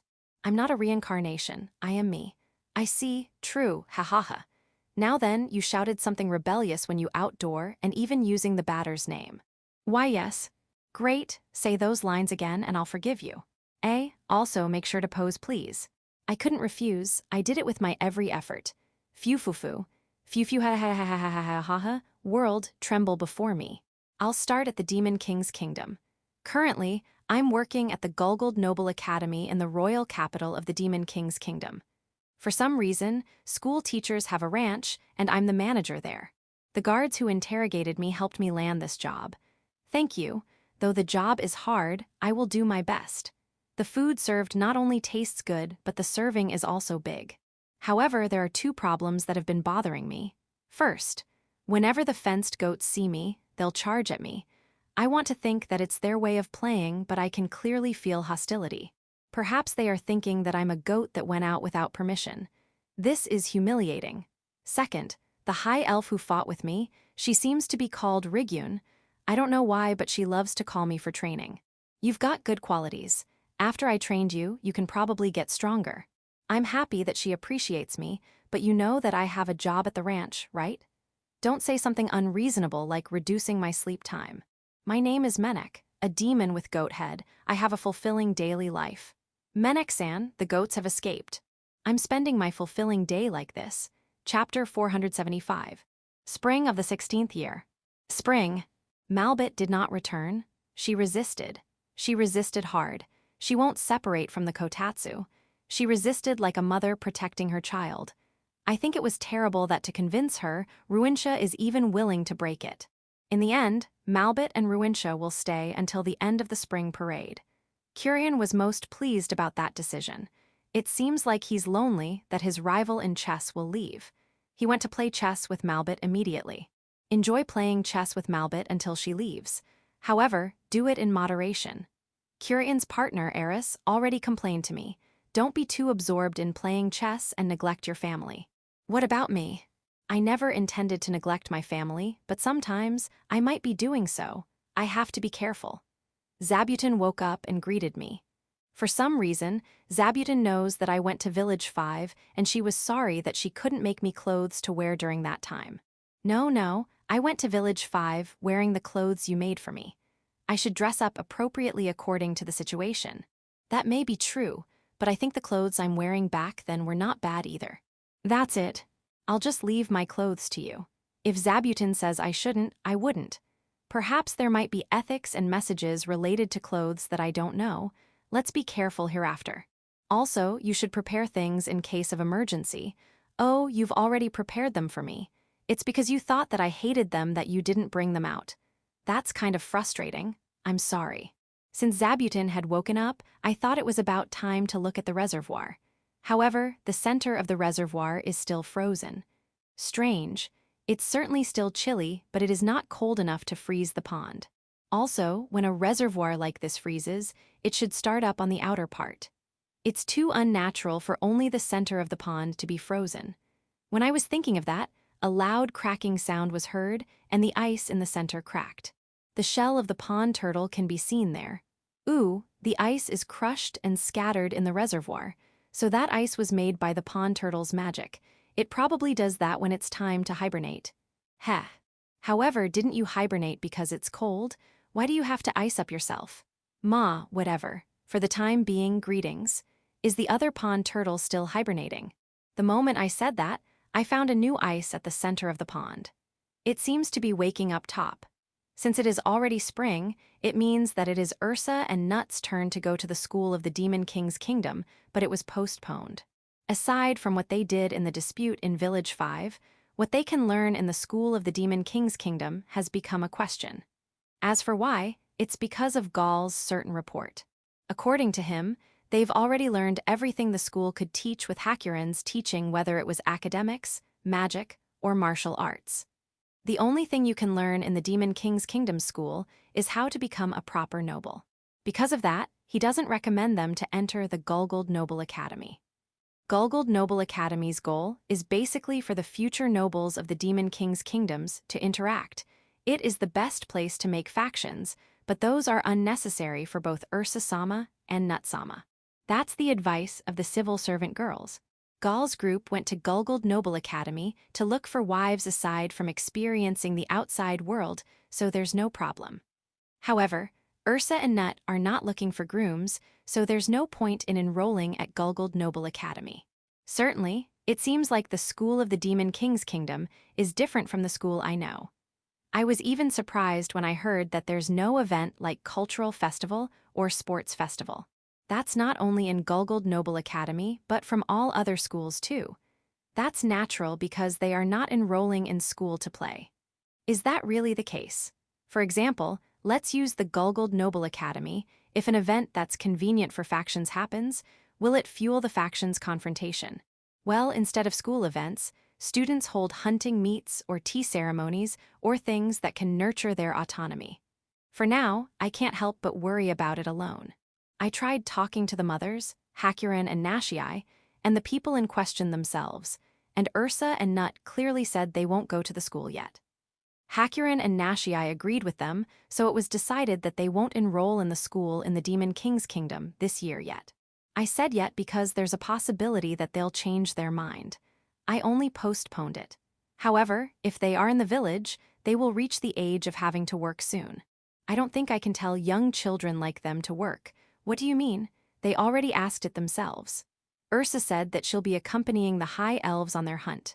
She asked the High Elf Rhea before spring, and now they are already practicing hunting. Nut is also already working with the Beast Girls. It seems like she asked the Beastkin Senna about it before spring. It seems like their resolve is firmer than mine. No, maybe I'm overthinking things. Reflect me. Let's think more about the children. Taking care of them is not only playing with them. After the spring racial meeting, I handed over reward medals and started plowing the field. I'm planting like the usual aside from making 2 new fields. One is on the east side of the village, near the medicinal herb field. I tried raising new crops that are likely to be used as curry spice. It was a request from Village 1 residents. It seems like they want to pursue the path of flavor. However, I've already planted crops that are likely to be used as curry spice. Because of that, I can only rely on the aft. While apologizing to it, I plowed with the hope that new kinds of spices will grow. What will grow on it? Let's just enjoy it when it grows up. The other one is on the north side of the village. It is further north of the fruit area and is near the flower field. I'm trying to plant another world tree. I don't even know if it will grow up since there's only one sibling, and it is already rooted in Big Tree Village. Both Malbit and Ruintia are saying that I shouldn't worry about it, but I worry. Because of that, I decided to grow one and give it to the angels that complained to them. I hope it will grow. Once the fieldwork is over, it is time for the parade. Support flows from other villages. And mobile stages were assembled by the mountain elves. There are many war flags this year. Not only war flags, there are also poles. They are bamboos. What are Kirbit and the others collecting flowers for? In the middle of the parade, you'll make them fall down. I see. The flower field is for the bees and fairies, so don't take too much. Tyr calls golems marching practice. The uniform movement of the golems is beautiful. Are, how many golems are there? When she helped with making the waterway before, she said her limit is 30, but there are more than 30 golems marching now. I'm also growing to sue. Tyr sticks out her chest. Even if you say that, you are only making them move uniformly, using a magic stone, and you can't make them do something complicated. Walk, stop, rampage. It seems like those golems can only obey those orders. By the way, if you order them to rampage, they will immediately attack anyone nearby. They don't know how to identify enemies. It's not practical, but Tyr is proud since they can be used in marches like this. You don't have to be so proud, you know? I praised her by patting her head as she requested. The soldier bees are watching, and they suddenly performed an impressive group flight before me. Do you want me to pat your heads too? No. You don't want me to praise you, but you want me to lend you one of the spiderlings? What are you trying to achieve? Are you going to threaten the fat queen bee to make her thinner? Well, it is indeed a problem if she can't even fly. I see, got it? However, only after the parade is over. The spiderlings are also looking forward to the parade. The parade is tomorrow. Let's do our best.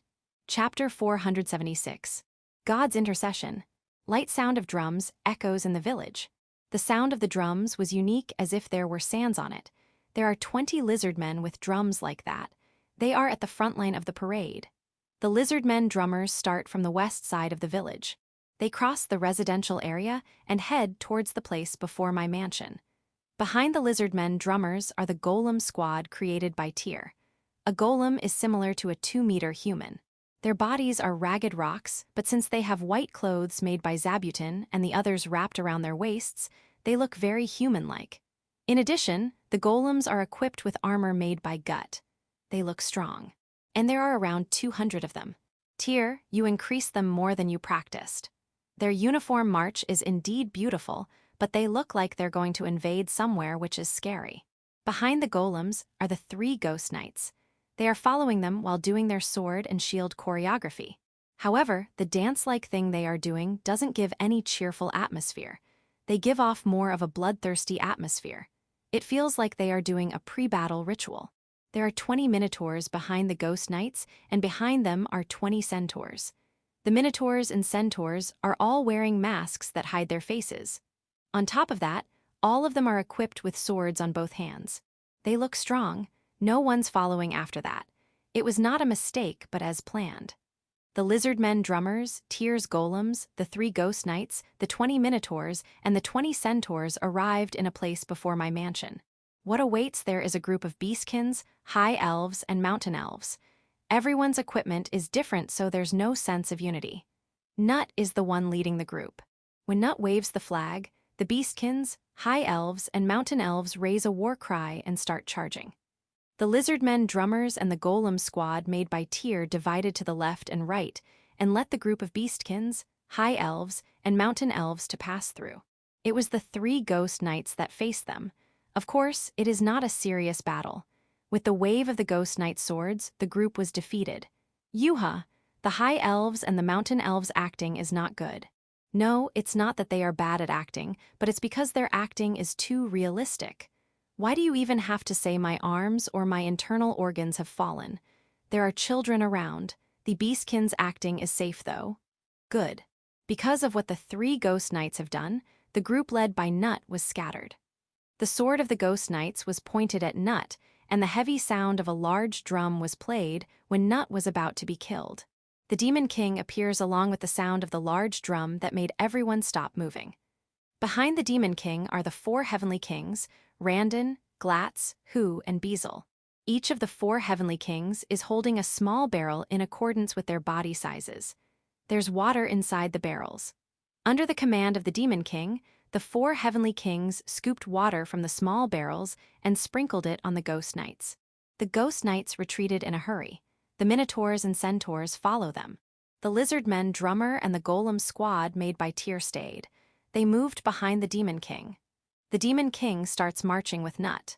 After passing through the path towards my mansion, a little far from the residential area, a new group blocks their path. Malbit, Ruintia, Tyr, Gran Maria, and Kirbit. Behind them are the 3 ghost knights, the centaurs, and the minotaurs, who had just retreated. Malbit's group slowly moved forward and provoked the Demon King's group. Then, the lizardmen drummers and the golem squad created by Tyr, who are behind the Demon King's group, moved in an unusual way. It seems like a betrayal. In other words, the Demon King and the 4 heavenly kings are almost surrounded. The Demon King's group is in a great pinch. The Demon King, Nut, and the 4 heavenly kings withdrew to the east side of the village, which is in the direction of my mansion. During that time, the 4 heavenly kings sacrificed themselves one by one. Their acting, it's realistic. When they arrived in front of my mansion, the only ones left were the Demon King and Nut. A big bell rang when the 2 were already dying. Everyone stopped moving and looked at my mansion. I was on the 3rd floor of my mansion, and for this parade, they made stairs outside the mansion from the ground to the 3rd floor. Everyone stopped moving, and no one dared to make a sound, so I'm standing out too much. I'm nervous. In addition, they instructed me to not look down as much as possible when going down the stairs. I went down to the stairs until I could no longer go down.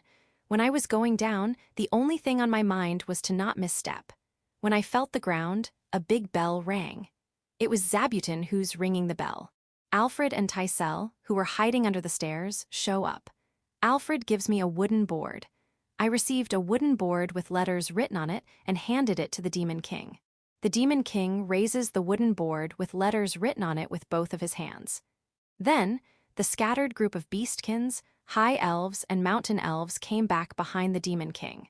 The traitor lizardmen drummers returned to the Demon King's group, while the golem squad created by Tyr stopped moving. After that, Tysel gives me a sapling.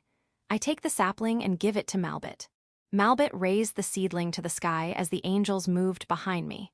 What remains are the 3 ghost knights, the minotaurs, and the centaurs. When I stood between the Demon King's group and the Ghost Knights group, both took 10 steps backward. Thus, the dispute was settled. The big bell rang. This is the end of the story of this show. When I raised one of my hands, the crowd cheered.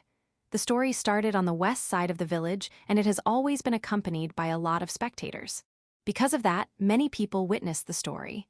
The fields near the path were not plowed in the anticipation of being trampled. I plan to plow them as soon as the parade is over. Well, the story is over, but the parade is not. Rather than that, it is time for the parade. The 2 camps gathered and marched together. A wheeled stage moves from the residential area. The Kuros, who did not appear in the story, have also gathered and waited for the signal to depart. I'm sorry. I have to take a break and change clothes. I'm currently wearing a one-piece cloth with a waist strap. When I was going down the stairs, I thought that if the wind blows, my underwear will be seen in public. It's a dangerous outfit. And also cold, so I want to change clothes. I'm not being selfish, but it is already planned that I'll change clothes. Zabutin has already prepared my next costume. I know. In this parade, I'm scheduled to change my clothes 11 times. I'll do my best. Civil servant girls who are waiting a little away. This is the first part of the evil god's myth, right? Why didn't you continue to the second part? The second part is not suitable for the festival because it's about the disappearance of the evil god. After the evil god disappears, war will resume. Indeed. But the second part is more popular. That's because it's full of fighting scenes. It's flashy, but if we do it in Big Tree Village, we'll struggle with casting. Certainly. I think you're right about ending it there. No, if I only have enough time, I would love to do it. I also want you to play the role of the brave Queen Ursa-sama. However, if we do it, Demon King Sama will be defeated many times. Are you saying that we'll leave the role of Demon King to Demon King Sama? He is the Demon King, so it will be disrespectful if we give his role to others. Right. Demon King Sama, joining the scene just to be defeated. There's not a thing more disrespectful than that. Can you still say that, after asking the 4 heavenly kings to play the roles of the 4 heavenly kings? Ma, it's only acting. Right, acting. By the way, the throne of the evil god up the stairs, Cat is sitting on it all these time. And it's still sitting there. Maybe it was intrigued with the new throne there. However, it looks more dignified than usual. I can see that too. What do we do? Let's let it be. Look, the stage we'll be riding on is here. Oh, we have to hurry. Chapter 477. Spring Parade. The parade line advances. The leaders of this parade are the Kuros. Kuro is at the lead while Yuki is immediately behind him. Behind her are Kuroichi, Kuroni, Kurasan, and Kurian in a beautiful line. They are perfectly aligned to the tail. I guess they practiced a lot. The second group are the Spiderlings. The one leading them is the Arachne Arako. She's marching while holding a big flag. Makura-sized Spiderlings are lined up behind her. Makura-sized Spiderlings are acting as the movable stage while fist-sized Spiderlings are riding them. Ha, you don't have to raise your legs or raise your hands to wave on me. It's dangerous if you fall. The third is Ancestor San's group. Behind him are Flora, Fushu, and the Holy Maiden Cells. It will be awkward if there's only 4 of them, so Ancestor San summoned shadow soldiers to accompany them. There are 40 of them. Ancestor San said that he can summon 400 if I want, but I declined. I don't even mind even if there's only the 4 of them. Their flag bearer is Fushu. Sometimes, she waves the flag to cheer the audience up. The flag even dances beautifully. Does Koran religion teach flag waving? The 4th are the angels. Malbit, Ruinsha, Kudal, Karon, Kirbit, Suwaruryu, and Suwaruku. They are marching by flying low in the sky. As if trying to rival Ancestor San's group, who's on their immediate front, Tier's 42 golems accompany them. You don't have to compete in number. The flag bearer is Kudal. The 5th group are the High Elves. The one leading is Rigyun. According to their initial plan, the one who's supposed to lead was Ria's little sister, Riri. However, they wanted to counter Ancestor San and Malbit, so they had Rigyun take the lead. Do you really want to compete that much that you sacrificed what you've prepared? We're only balancing things, for example, a king, another king, and a great man were marching, and they were immediately followed by a little girl. Wouldn't the little girl feel intimidated? Since Rhea said that, it must be a big thing. I think this parade is a festival, so you don't have to think about those kinds of things. The sixth are the Oni maids. The leader was the only maid Ramuria's.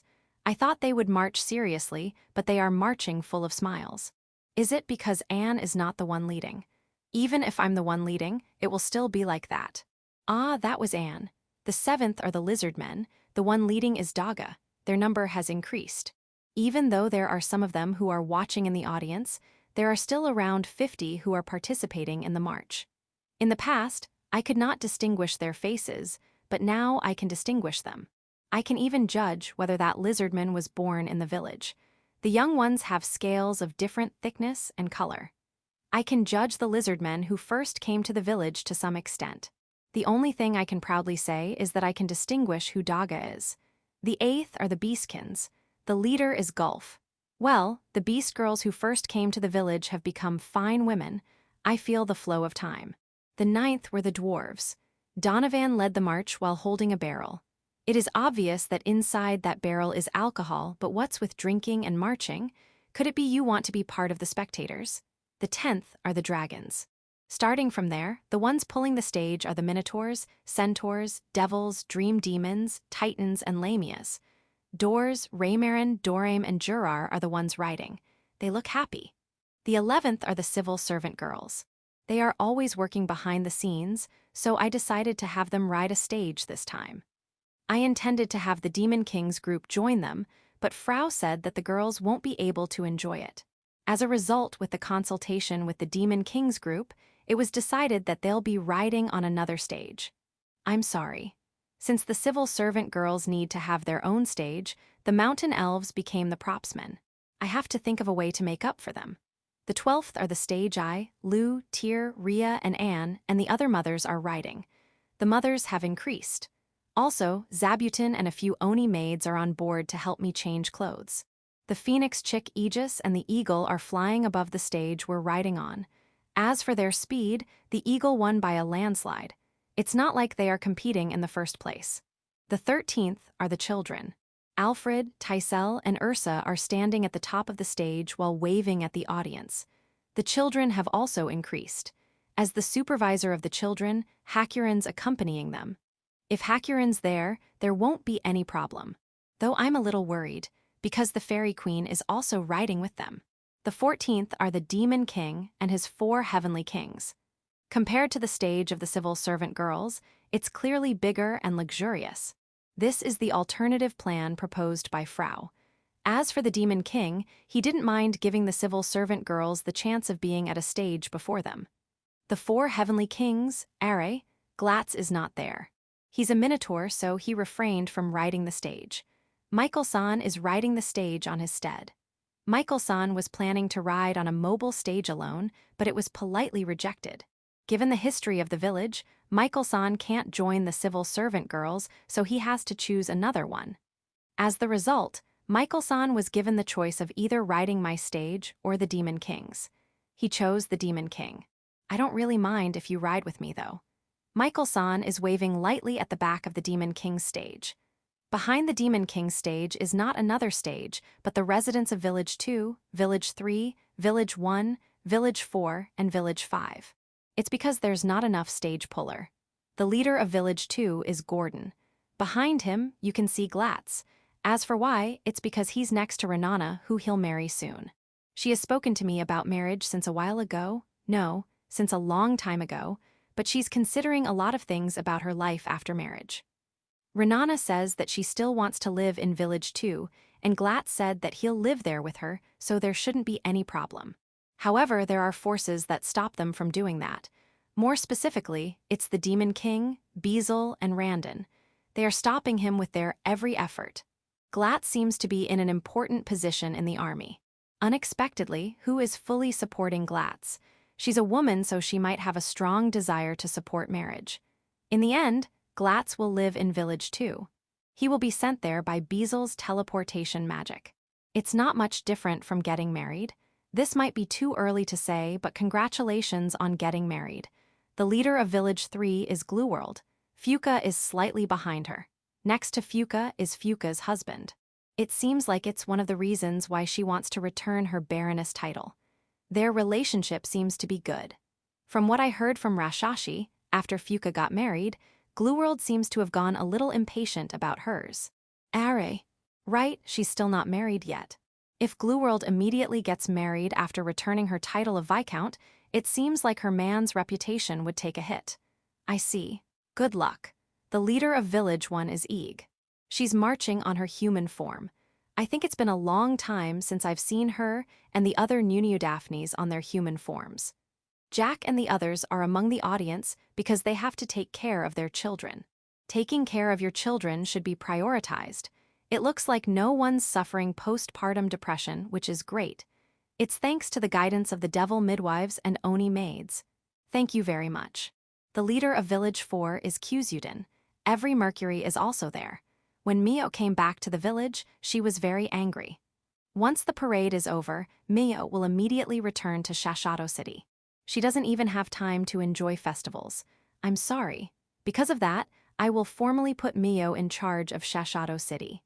I'm going to be in charge of all our businesses in Shashato City? Isn't the scope too wide? Or is it just my imagination? It's just your imagination. The Ghost Knights and the Lions are participating too. The Ghost Knights are marching with choreography, but there's no bloodthirsty atmosphere like earlier. They even give off a cheerful atmosphere. The Lion family seems to be doing well. The tail of the parade is Village 5's group. However, Yuri is already riding the stage of the Demon King, and the Holy Maiden Cells has accompanied Ancestor San's group. Only Yauko and the two former 4 Heavenly Kings are left. That would be bad, so I tried thinking on what to do, but Yauko made a group by getting the spectators involved. There's no problem about that since they are the tail of the parade. They even prepared a portable shrine and put cat and wine slime there. Ah, the messenger of God Niz is also here. Was she invited by Yauko? Her dance on the portable shrine is as beautiful as ever even if I'm looking from a faraway place. Thought it's beautiful. Why do I feel that she looks desperate? Please be careful not to fall from the portable shrine if you get too absorbed in your dance. The parade followed the planned course around the village and eventually reached the Colosseum, the martial arts tournament venue. I've changed clothes 3 times during the parade. When we arrived, I changed clothes again. I point to the sky while being looked at by everyone. There, the harpies in a formation are waiting. The harpies spread a black cloth that has a big wyvern drawn on it. I threw my spear towards it. In response to that, the harpies flew in all directions. This is the reenactment of the time I defeated the wyvern. Great cheer and applause started. A moment after that, the angels flew up and sprinkled petals all over. Yeah, it's beautiful. After this, the parade turned into a banquet. It's the usual banquet, though. My seat is fixed and I change my clothes regularly. Ah, the goats, horses, and cows break in. Is it because they were not able to participate in the parade? The horse even sulked in front of me. He had his turn last year, but not this year. Sorry. And thus, this year's parade was over. Chapter 478. Cleaning up after the parade and flower viewing. Since the parade is over, it's time to clean up. The stages were dismantled and stored in a warehouse. I was a little worried about what to do with the stairs installed in front of my mansion, so I just crushed it and turned it into firewood. If it is needed, I'll just make one again. The chair above the stairs is removed for everyday use. After that, I left the rest to the civil servant girls and mountain elves to deal with and leave. I still have to plow the parts of the field that I have yet to plow after all. It's not so wide, so it ended in a day. Finally done. That's what I thought. When I got back to my mansion, I saw the fighting Malbit and Ruintia. No explanation is required. She said she'll come back home after the parade, but Malbit resisted. Yeah, I know. Malbit, you have to keep your promise. Unsightly. Rigyun embraced Malbit from behind and bent her body. In other words, a suplex. However, Malbit guards her head using both of her hands before she hits the floor. Amazing. Also, although Malbit is wearing a skirt, she's wearing pants underneath. Most angels are like that. Malbit rotates backward. I thought she would run away, but she drop-kicked the still-bent Rigyun. She also utilizes the flying ability of angels. She's twice as fast. Amazing. However, before her dropkick hits her, Ruintia held Malbit and slammed her on the floor. This seems to be one of those of 1 versus 2 matches. Impatience can be seen in Malbit's face as soon as she stood up. However, there appeared a savior. Next to Malbit is the proud brain of the Kuros, Kurian. Seeing him, impatience disappeared from Malbit's expression. It is as if she's saying that she'll never lose if it's 2-on-2. Now, it is Ruintia and Rigyun who became impatient. Malbit jumped at the chance. Kurian joined her. However, Kurian failed to do so. As for the reason, his tail was being chewed by his partner, Eris. It's not like she's eating it, she only bits him. And so, Eris dragged Kurian away. Kurian panicked, but he couldn't resist. I don't think I can help you even if you ask for my help. You should talk properly. And Malbit, Kurian is now gone, Ma, you should talk properly too. After the match, Malbit is now preparing to go home obediently. You understand that it would be bad if you don't return soon. Ruintia says so as she brings the souvenirs together.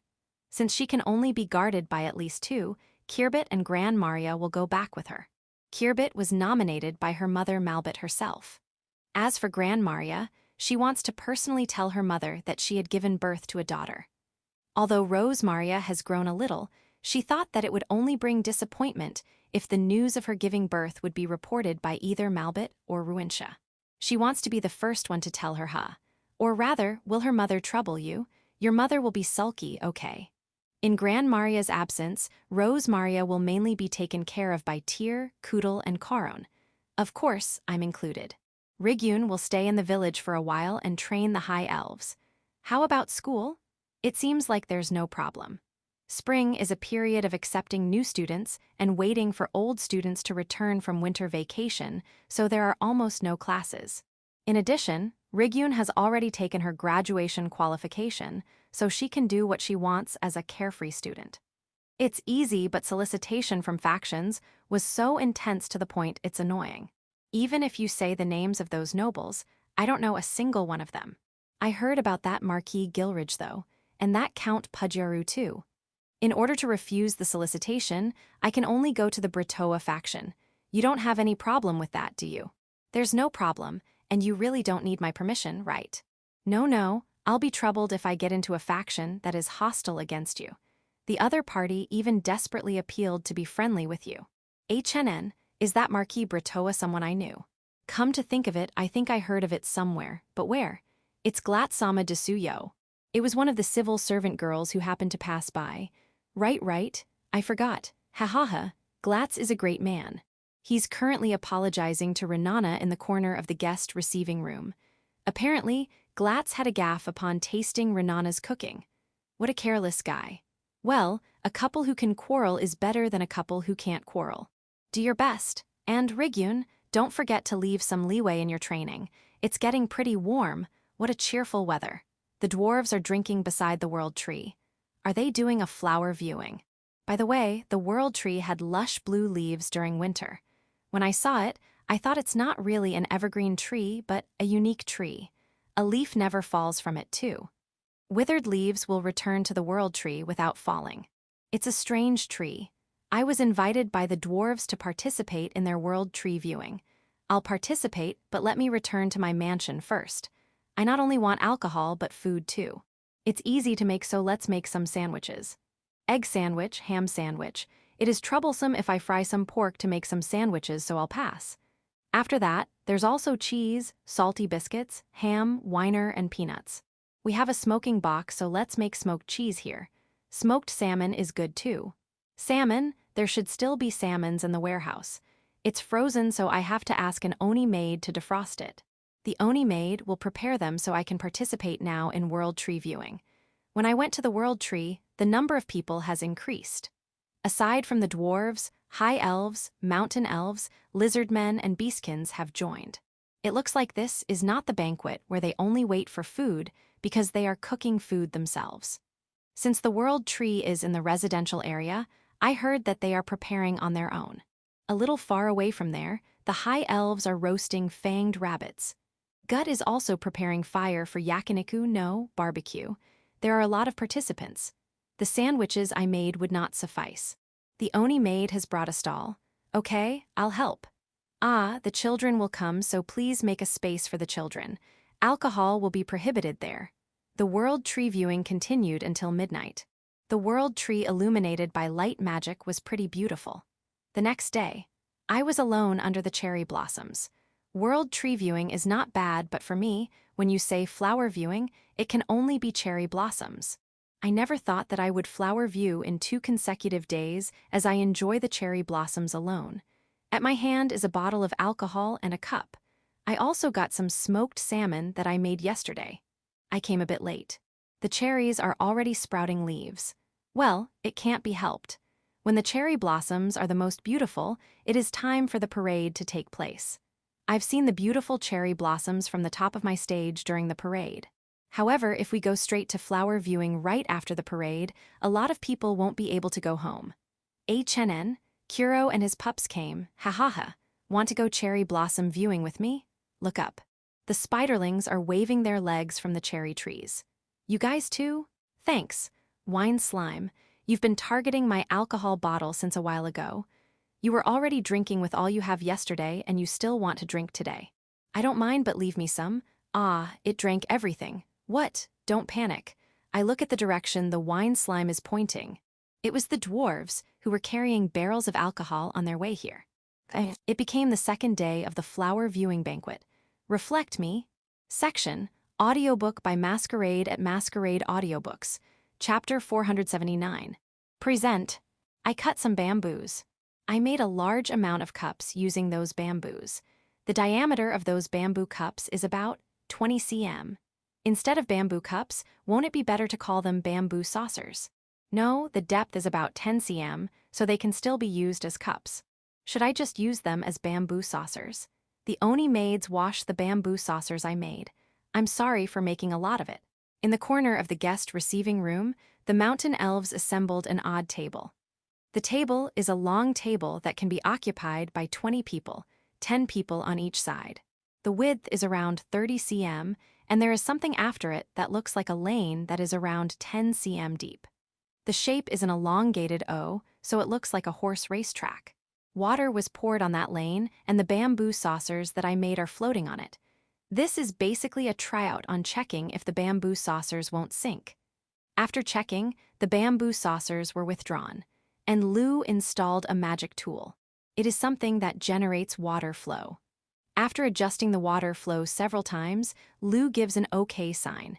In response to that, I put a bamboo saucer and let it float on the lane again. Yeah, it started to go with the water flow. I put bamboo saucers one after another to check if there won't be any problem. Complete. What's this? I answered the question of one of the civil servant girls. Rotating lane. Accurately speaking, a sushi conveyor belt. I wanted to please the children, but I'm worried if they'll like what I'll do. And so, I came up with sushi's conveyor belt. This might already be an obsolete idea, but the adults like it, mainly the mountain elves, so I thought it would be fine. The difference with this idea of mine is instead of sushi, I plan on putting a variety of dishes on the bamboo saucers. The mobility experiment is currently successful. I asked the Oni maids to start cooking and call the children. On the chairs around the table are Doors, Jurar, Ancestor-san, Demon King, Dorame, Lu, Tyr, Fairy Queen, and Beezle.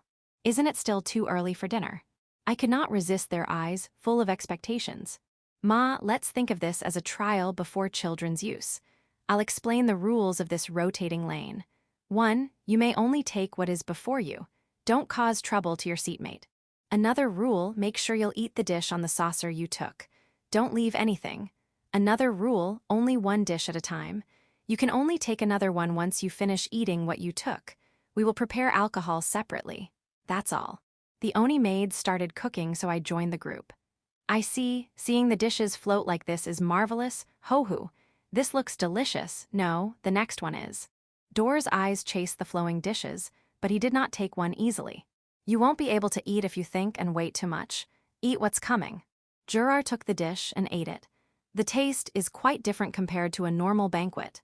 Ancestor-san's dishes are well balanced. He took roast chicken, salad, grilled fish, and fruits. This is fun, and I'm even looking forward to what's going to float next. The children will surely love this. The Demon King is mainly taking rice dishes that flow from time to time. Don't only eat the things you like. In contrast to Ancestor-san, Dorame is concentrated on taking dishes with radish. He's not practicing what he preaches, does he? Now his eyes are currently chasing after floating boiled radish. This is incredible, 5 sweets in a row. Lou stared at the incoming pudding, ice dessert, honey yogurt, crepe, and dango. She chose the ice dessert at the last minute. Upstream seats are advantageous. Tyr chose the pudding without hesitation. I chose the wrong chair to sit on. The Fairy Queen took the crepe. I took the dango. It looks like I ate it too fast. All sweets are already taken by choice by my neighbors. The last one, Beazle, who is drinking alcohol, picked up the only dish that flowed before him. Yeah, the seats closest to those who are serving food are indeed more advantageous. However, that person won't know what will come out next, so it will be his judgment that will be tested. In that case, the second and third seats might be a little better since they can still check out what's happening and what will be the next dish. Well, it's also possible to change where the server will put the food next. If they will put all the dishes in the same place, won't the person in the end be unable to eat what he wants? How about deciding where to sit by draw lots? Let's add that to the rule. Another rule, don't instruct others. No one should tell anyone what to or what not to eat. Immediately after seeing the adults sitting, the mountain elves have already begun making a new table and lane. We thought there are not enough seats. After making it quickly, they connected it with the current lane. The sitting capacity is now doubled. It seems like they were already thinking about expansion since the beginning, so even draining the water on the lane is unnecessary when connecting the new one. They're reliable. I'll make additional bamboo saucers. The lane has extended after all. Let's do our best. When the children saw the rotating lane, their eyes twinkled. I suggested having draw lots for the sitting position, but the civil servant girls rejected it. Why? For example, assuming Beazle-sama is sitting before Door-sama, do you think he would dare take anything? The civil servant girls said so while looking at Beazle, who's enjoying the food that makes its way to him. There's that, huh? There's hierarchy among adults, and there's also hierarchy among children. Changing the arrangement will only cause. I can't argue with that. As for me, as long as the children are getting along, it's fine. I'll leave the sitting arrangements of the children to themselves. The children sit next to Beazle. Ririus, Riguru, Rat, Taurine, Alfred, Tysel, Ursa, Nut, Hikaru, and Gyuraru sit in order. While sitting, the children can't reach the dishes on the lane. A big failure. I should have reviewed it more. Next to the children are a group of civil servant girls, high elves, and Oni maids who'll take the dishes on the lane per the children's request. Yeah, that took more trouble, I'm sorry. I apologized in my heart, but the mountain elves brought more new tables and lanes, and then connect them to the original. The width of the table is shorter, they made it for the children. We were careless, how about now? Mountain elves, great job. I asked the children to move their seats and resume their meals after that. Oh, it looks like they find it for fun taking it by themselves rather than instructing someone to take it for them. Hahaha, don't panic, you'll flip the saucer. Also, don't play with the water of the lane. The rotating lane was very popular. It would be good to do this from time to time. HNN, why don't I just sit down and eat? Okay. Then, I'll sit next to Gyuraru. Yeah, I made it for them and they are having fun. However, am I being too strict when I say only one dish at a time? I feel like I want 3 dishes at the same time. Ma, I'm enjoying this so it's okay. Then, I saw a spiderling flowing on a bamboo saucer. Hahaha. It suits you, but it's not good to play at the place where we eat. I'm wrong, you're not playing. The spiderling before me made a web and stopped the bamboo saucer before me. If you do that, the next bamboo saucer will hit it. The spiderling said it was okay. The following saucer indeed has no food on it. Why? Instead of food, there was a large iron medal and a letter on it. The letters were from the children. Reading the content of the letter, I can't help but tear up. The big iron medal is something that the children made together with gut teaching them. Wasn't that dangerous? I'm happy, but I don't want you to put yourself in danger for me. The big iron medal, though unskillful, has my name, the children's names, and their mother's names. Even the names of the baby children are there too. Yeah, I'll take care of it for the rest of my life. That day, I played with the children until late at night. Middle of the night, the dwarves were sitting around the rotating lane. And what flows on the lane are saucers with cups of alcohol and saucers with tsumami. It's a good idea to put a cap on alcohol cups, but you'll be unable to know what kind of alcohol it has. There's only 3 saucers of alcohol per person, so it wouldn't matter. Right. Cut too little. You don't have to be like that. If you tell village chief, we can drink as much as we want. Right. There's no point in worrying about it in the first place. That might be the case, but we have to do it in moderation. Of course. By the way, is the amount of alcohol poured on each cup the same? Do you feel any difference between this and that? If it's the same type of alcohol, it will be the same amount. There's a little difference in other types, but I wouldn't mind that. It's not little, it's clearly different. Then choose those that contain more. No, that's not the alcohol I want to drink. You're troublesome. The dwarves continued until dawn. Chapter 480. Children's Job. The children of the village that have grown up to some extent were studying in the morning while working in the afternoon. As for playing, they do that once work is over. For me, as long as they are studying properly, they don't have to work, but the mothers persuaded me that it was important to give children roles. The children are also not reluctant to work, so I accepted it. But I have concerns about their work, so need to hear it first. No, I did not just listen to it. There are many jobs that I have not actually tried, so I don't know their difficulty. Because of that, I decided to try them. First, cleaning the barn of cows, horses, goats, sheep, and chickens. It was the beast girls who usually take care of it. Since I'm only helping, I thought it would be easy, but it was surprisingly hard. It's especially a pain to take manures from one place to another. Then, I thought of using the aft to turn them into fertilizer on the spot. For now, I asked the mountain elves to make a trolley. It will be used in barns, so the wheels should be big enough to be able to go up the steps. No, shouldn't a one-wheeled wheelbarrow better? Trolley is cancelled. I asked for a one-wheeled wheelbarrow. Why only one wheel? From what I remember, it only has one wheel. Next is brushing the cows, horses, goats, and sheep. This is also the beast girl's job. I'm only helping, but I'm doing the same work as the beast girls. Caution should be taken since there are brushes tailored for each type of animal. Also, I need to check the state of the animals. If there's something unusual to them, it seems like I have to report it to the beast girls. I see. For now, I borrowed the tools and tried them. The cows and horses are obedient. No problem. Ma, I've brushed the cows and the horses before, so I know what to do. The problem will probably start once I'm brushing the goats and sheeps. For some reason, the goats come to me. Yeah, they even queued up. I didn't even need to tell them. Why are you listening to the beast girls?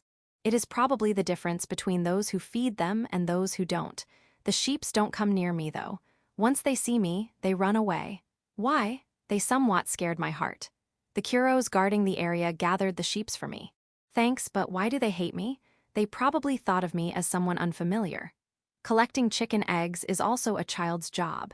It is usually the Oni maids who do it, but there is no fixed schedule on doing it. There are some chickens who lay eggs early in the morning while others are laying eggs at noon. In the morning, the Oni maids will take the eggs from the chicken coop. The children will gather eggs for the rest of the day.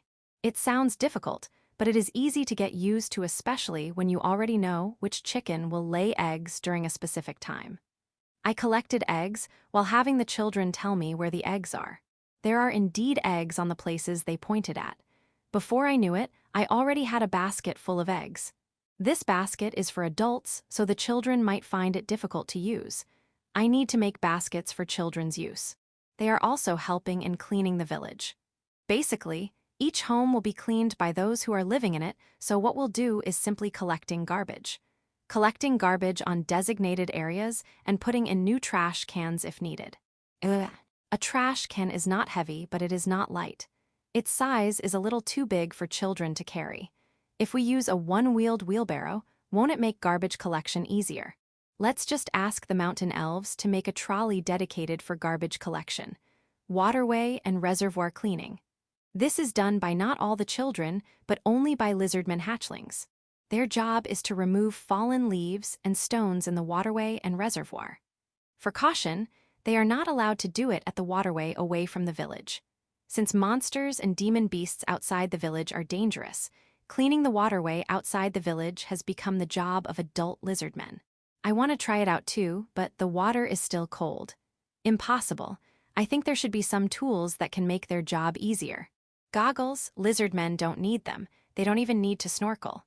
My apologies. If you need anything, please let me know. You don't have to hold back. You don't even need a reward medal. Honey harvesting. The beast girls only need to give bottles to the spiderlings, and they will harvest honey for them. Aren't you keeping the jar lids too tight? Is it to prevent the children from tasting them? No, to prevent the fairies from tasting them. I see. Are they fairies really doing it? Sometimes. I'll talk to the fairy queen about this matter. It should be fine. I'm sure she'll cooperate if I say that I'll decrease the amount of honey on her desserts. Exercising the curos. Throwing flying disc and ball and have the curos return them. I see. I do this from time to time. Ugh. Do the children really have to do this? No. Why are the curos charging here? Helping the blacksmith. That doesn't mean that they will do work at the forge. They only help with bringing tools and materials that the blacksmiths use from the warehouse. It's not so difficult since they are instructed properly. Thinking about the safety of the children, they are also only allowed to go to certain places. There's no particular problem here. However, that doesn't mean that there's nothing to worry about. Gut is explaining the job carefully. Since he's a craftsman, I thought he wants them to remember, but I guess I'm wrong. It is better to teach them what they are doing so they'll appreciate and get motivated by it. I see. Also, if there's any child who's interested in blacksmithing, that's my ulterior motive. I understand. I feel the same since I don't think they are interested in farming, helping and cooking. The work content includes washing the ingredients and peeling them. The children peel the skin using knives dexterously. They look better than me, but isn't that dangerous? Since they are using the knives correctly, their fingers won't be cut. In case of emergency, it will be time to have an actual practice in healing magic. Really. That's reassuring. I asked Gut to make a peeler. To use this, you only need to do this, see? Cheers broke out, mainly from the Oni maids. Ha ha ha, I was probably like you when I first saw a peeler in action. This is such a convenient tool. I wonder why I forgot. My apologies. By the way, if you replace the blade with this one, you can also use it to cut vegetables in a jagged shape. Yeah, I'll make sure the children and Oni maids have one each. I'm sorry, Gut. Fumu, so this is what they call children's job. I'm not looking down on it one bit, and honestly, it was quite hard. Immediately after harvesting, it seems like there will be more jobs for them, like processing crops or placing crops into the barrels. Yeah. Until now, I thought I'm already trying my best to help, but it seems like that's only my wishful thinking. I'm sorry, and again, thank you. For the time being, I will improve what can be improved from my perspective. There might still be more inconveniences that I haven't seen. If that's the case, don't hesitate to tell me. For now, let's make baskets for the children. This will be their basket when collecting eggs. At the very least, each should be able to use one. The mountain elves, they are making wheelbarrows and trolley for collecting garbage. They're working hard. I'll work hard for the baskets too.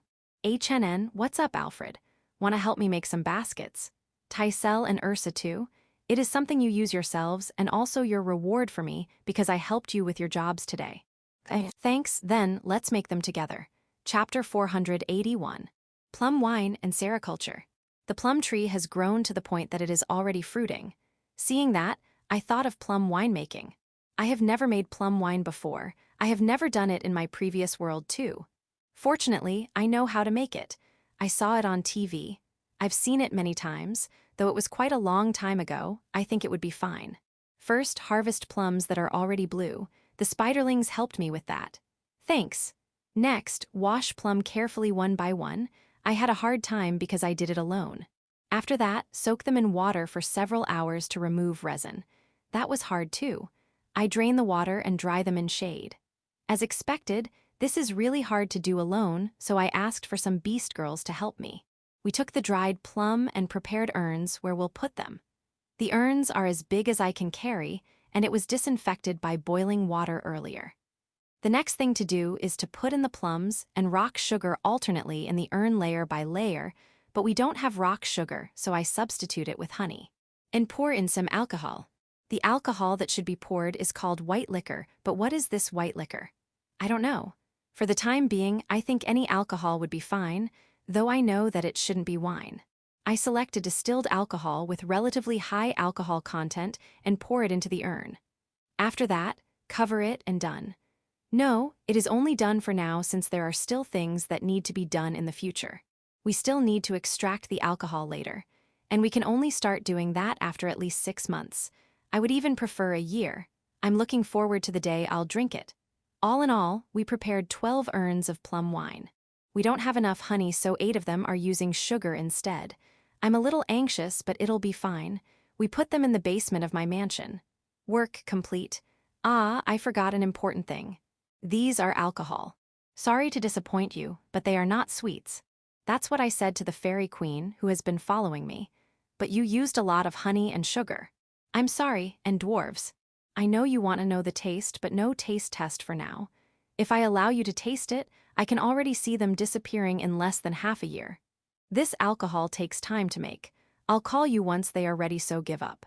Thinking about how it will receive good reviews from the dwarves, I thought of increasing the number of plum trees. But it uses a lot of honey and sugar, so I guess I should leave it as it is. I can increase the number of plum trees, but let's think about how much of it will be used in plum wine. Let's use the remaining plums in making dried plums. I've never made dried plums before, but it should be similar to salted plum. It shouldn't be too difficult. Yeah, let's do that. Let's put the plum tree matter aside for now. It is already time for spring harvest. It will be a good harvest again. I'm thankful. The lamias have come to help us harvest. When harvesting is over, they'll help the dwarves in making alcohol. Thank you as usual. Before summer. Sericulture started in Village 2. The reason it only started now is because we prioritized stable food production in their own village first. In addition, there's a powerful competitor for it like the web of Zabutin's group. We don't even know if there will be a demand for silkworms. It is also necessary to prepare silkworm huts and tools like spindle wheels. Those made the minotaurs of Village 2 reluctant to start sericulture since they don't even know if they can recover the cost of starting it. However, it happened last winter. Gordon, the representative of Village 2, suggested that they would like to start sericulture. At that time, he took out 200 reward medals from Village 2. He wants to use those medals to build facilities and tools for sericulture. As for me, I have no problem if Village 2 wants to start sericulture. I even support them. Because of that, I told Gordon that those reward medals are unnecessary, but Gordon insists on me taking them in case that they'll fail. If I provide the facilities and tools for free and the Minotaur's sericulture fails, they feel like they can't show their faces to me anymore. Even if I forgive them as the village chief, they will be known by other villages as someone who caused trouble. Although they are not confident with the success of the sericulture industry, there are people who depended on sericulture for a living before, so they are even willing to repeatedly fail until they make good threads. The Minotaurs were depending on sericulture before, but that doesn't mean that they can successfully do it now too. However, if they use reward medals to start sericulture, even if they fail, the only ones who will be laughed at will be the foolish Minotaurs and not Village 2. Because of that, they can only start sericulture if I receive the reward medals. I'm a little troubled, but I decided to receive their reward medals. Comparing what they are doing to a business, I indeed feel the same. I would rather start a business using my own funds rather than using other people's funds. Also, if I did not accept this, the discussion about sericulture will not progress. As for me, I welcome business proposals from Village 2, and it is not limited to sericulture. If the sericulture in Village 2 became successful, other villages might start something new too. Then, each village will develop more. That's a good thing. I took the reward medals that Gordon handed over, but I'll return them as a reward when the sericulture became successful. In short, I'm just keeping it for them. I officially received it, but it's not like I want to. When we decided to carry out the sericulture business in Village 2, I ordered silkworms and tools from Michael-san's Goron company. I thought he could easily buy them from those who are doing sericulture too, but I was wrong. If they sell silkworm to other sericulturists, they'll be worried if their own threads will be sold, so they rather not sell them. Because of that, Michael-san hired adventurers to catch them in the forest. Adventurers, you have it hard. However, does this mean that there are silkworms in the wild? I thought they were totally domesticated by people. Sericulture tools are not so special. They are readily available. The problem is the spindle tool that turns silkworm cocoons into thread. It is not available on market. It seems like you can only get one if you order it from a craftsman. I consulted Michael-san if silkworm cocoons can be sold. He said that I can leave turning them into threads to a company in Shashato City that specializes in doing that. When I told that to Gordon, he did not immediately refuse but thought a little first. As a result, no tool was required and no spindle tool is necessary. When I was thinking why, I saw a spiderling riding on Gordon's shoulder, but why is it even on Gordon's shoulder? It says that it will take care of turning the cocoons into threads and the threads into cloth. Ah, you mean the spiderling's a village too? Great. Thank you for your cooperation, though it still hasn't started yet. As for me, I'll apologize to Michael-san for the trouble. The facility was built by the High Elves after consulting the residents of Village 2. The silkworm hut where silkworms will be raised is simple, but it is big since the minotaurs are the ones who will use it. There's only one silkworm hut for now. Once the sericulture business gets on track, it will be easy to make new ones. I planted trees whose leaves are silkworm food using the aft. I planted them at the beginning of the spring. After the silkworm hut was built, silkworm larvae were brought from the Garon company. Thus, sericulture started in Village 2. What surprised me was the size of the silkworm larvae that were brought in. The silkworm larva I know is around 7 to 8 cm. Well, there are some silkworm larvae that are around that size, but there are also larvae that are around 20 to 30 cm. It looks like a completely different silkworm species. Are these giant larvae safe to keep? It's okay. You've already taken care of them before. Okay. The facility is. It's also big, so I guess there's no problem even if some larvae are big. Thinking about it, are there silkworm larvae that are bigger than these? There is also a 1-meter class. Really? I feel like I want to see one, but I also feel like I don't want to see one. For now, do your best to raise the number of silkworms. The 200 ordinary size silkworms, the goal is to increase their number to tens of thousands. The 20 big silkworms, the goal is to increase their number to thousands. Do your best to reach those goals. To feed the silkworms, you can use the leaves of the trees I raised, but they are still young, so you can't pick too many leaves. They said that they'll collect leaves from the trees of the forest. It seems like they have planned it for a long time, so there won't be any feeding problem. Got it. However, if you're going to the forest, don't forget to have the Kuros escort you. And make sure no one will get injured. And spiderlings, you don't have to cultivate friendship with the silkworms. Their lifespan is. The small larva can live up to 10 years. The large larva can live up to 100 years. Moreover, if they feel danger while making a cocoon, they'll leave the cocoon and run away. Are they really silkworms? Are you sure they're not some kind of other creatures? No, well, since they lived in the wild, they have that kind of instinct. Okay, yeah, you are silkworms. I'm sorry for doubting you. Ah, Gordon, let me ask you something. Are these larvae not dangerous? Do they attack? As long as you feed them, there won't be any problem. Okay. Make sure they always have food available. I pray for the success of Village 2's sericulture. If you need help, don't hesitate to tell me. As a side story, when counting them, one should use 2 and not hickey. 2 is a counter for big animals, while hickey is used for small animals. I guess it's because the history of silkworms in this world is different. They even exist in the wild. Chapter 482. 3 Knights. In human countries, there are 3 known knights. They are White Silver Knight, Bronze Knight, and Red Iron Knight. Those 3 knights did proclaim themselves with those titles. They are their formal titles.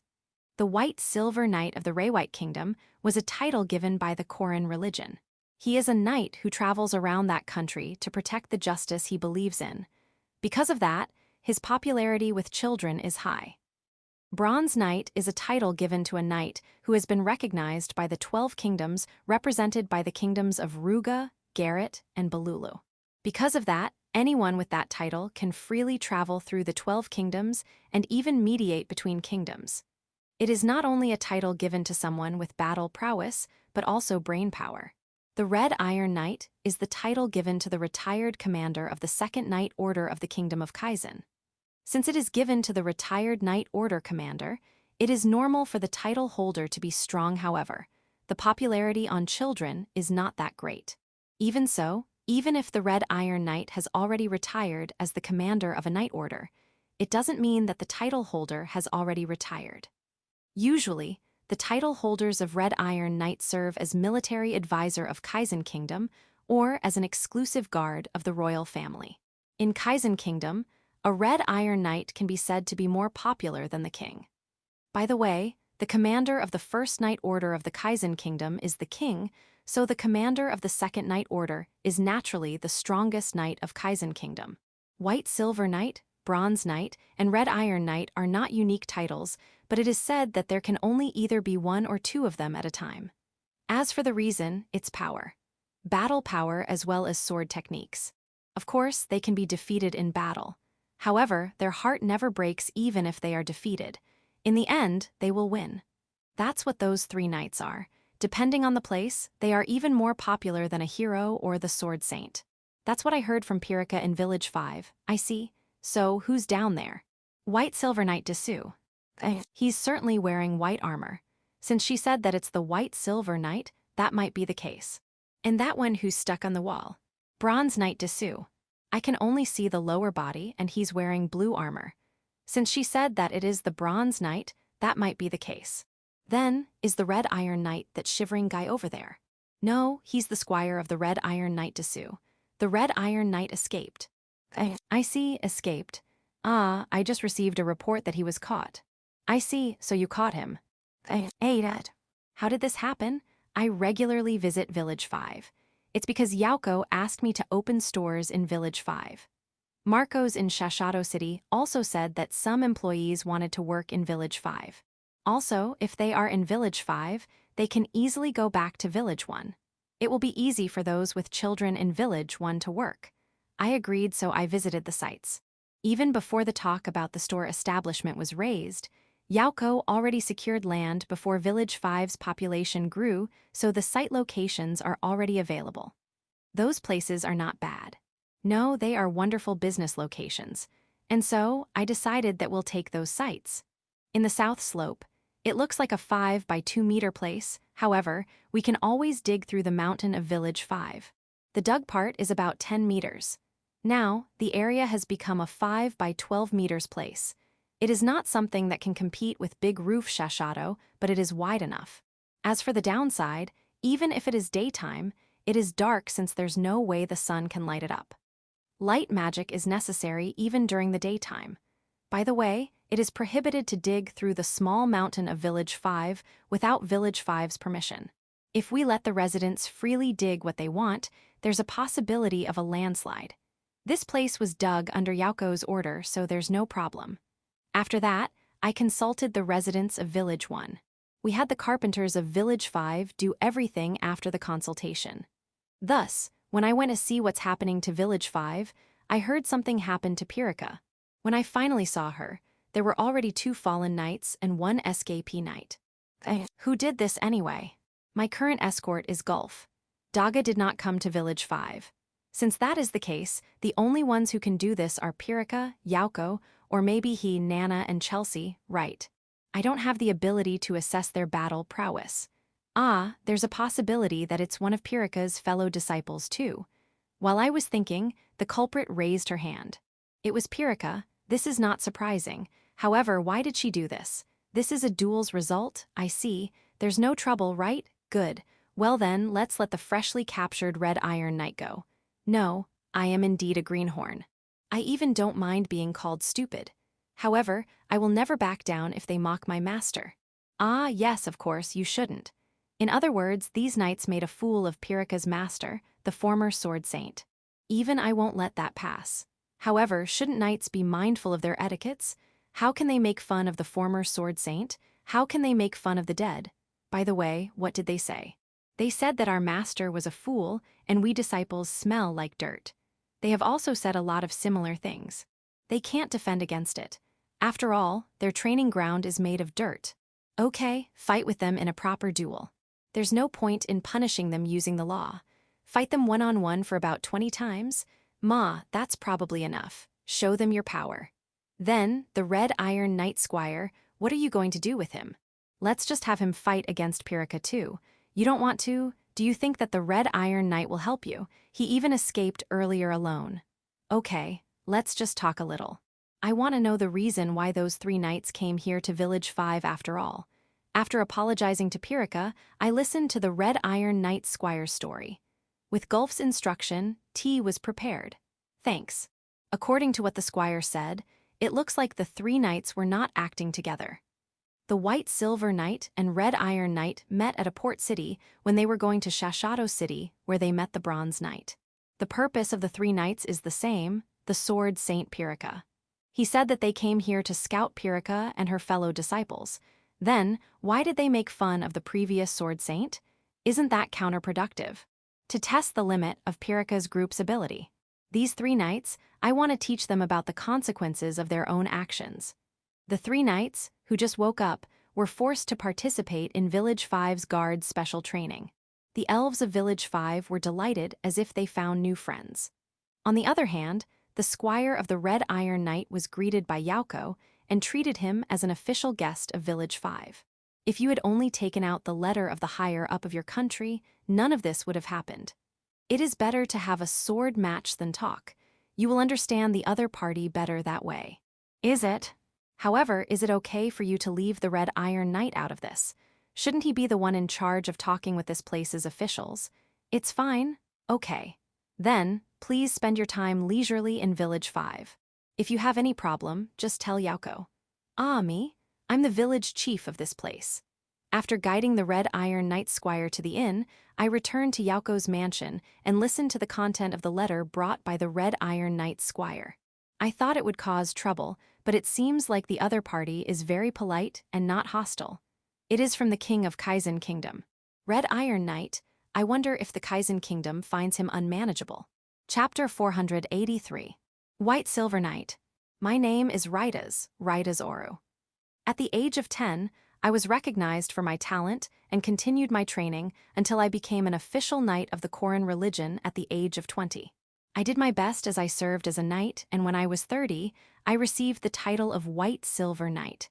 There's also good luck, but my tireless effort is what really brought that result. Now, I'm 43 years old. I'm also finally used to the weight of my title White Silver Knight.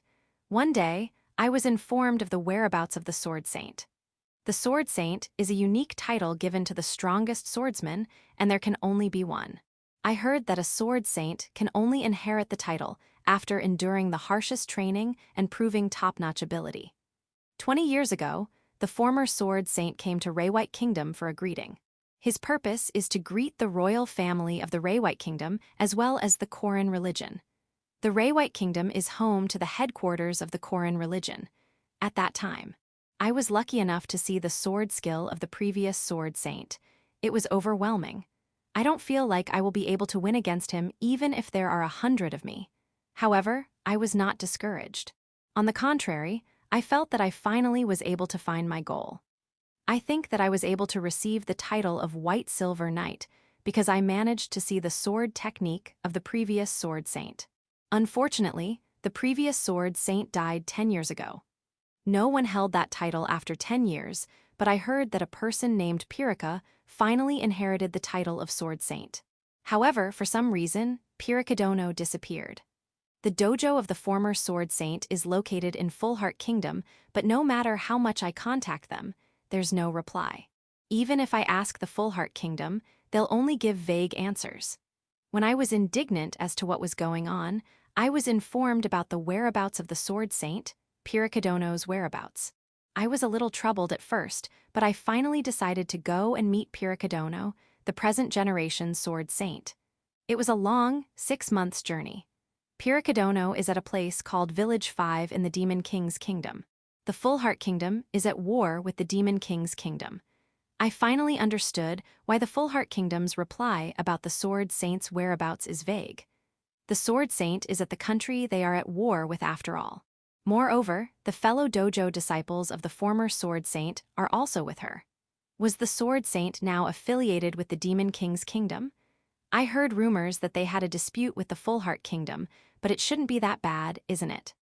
Is it all right to leave the situation as it is? The sword technique of the Sword Saint is said to have originated from the brave Queen Urbraza.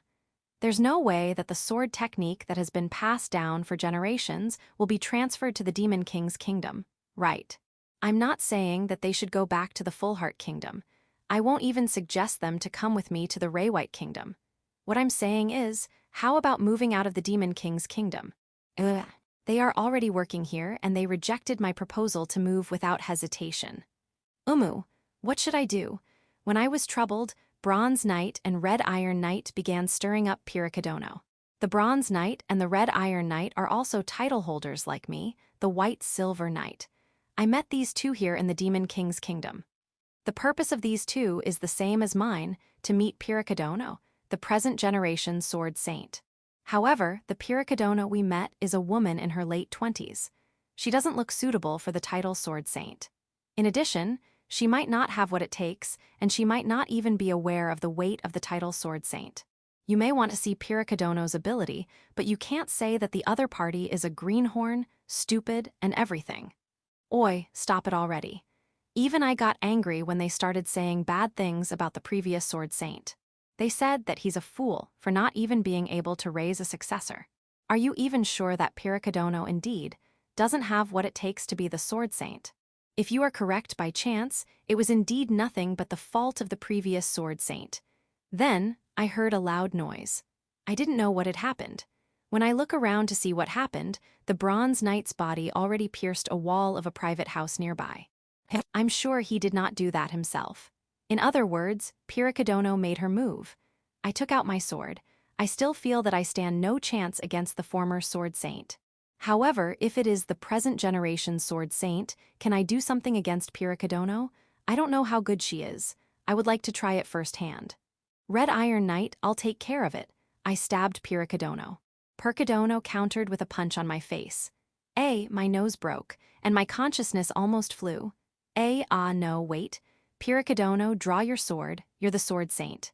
Are you saying that you don't even need to draw your sword to deal with me? She pulled out her sword. Good. Then she threw her sword to me. I was surprised. Very surprised. I managed to avoid it with great effort, but Piracadono cut me with her second sword. Why, oi, I roll to evade.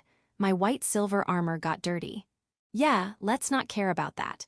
Is Piracadono going to fight me seriously? Or is she already serious? If so, I'm disappointed. Don't make a fool out of me. I regained my spirit and raised my sword. I don't have an ounce of carelessness anymore. I'll cut all your attacks. I won't kill you, but I'll make sure you'll get hurt. When I was already determined to do that, Piracadono made a low kick. I'm bad against foot techniques. She wasn't able to hurt me, but she broke my posture. Focus. My opponent won't just attack with a sword, but fear not, I already learned. No, I must prevent her from taking the momentum. As expected, I have to initiate the offense. I look at Piracadono's sword. She doesn't have one. She has one behind her. She's using her body to hide her sword. Moreover, her hands are behind her, so I don't even know which hand is holding the sword. But it's okay. Whether she's holding it with her left or right hand, I can deal with it. I decided to prepare for it. She's going to do it. Piracadono is using her right hand to hold the sword, and her attack will be coming from above. She's fast, but I can parry it. Here you go. Piracadono is also holding a sword on her left hand, and she used it to attack me from below. What? No, Piracadono has another sword. Who would have thought she has a third one? Not me, I'm dead. That's what I thought, but I was not slashed by Piracadono's sword. The swords she was holding have become wooden swords before I knew it. I did not die, but I was crushed. However, my battle is not in vain. The Red Iron Knight should have seen Piracadono's sword technique, so he will be able to avenge me. The Red Iron Knight is a powerful man who's at the same level as I. Now that he has studied the other party's technique, everything should be easy. Red Iron Knight, please. The Red Iron Knight already escaped before I knew it.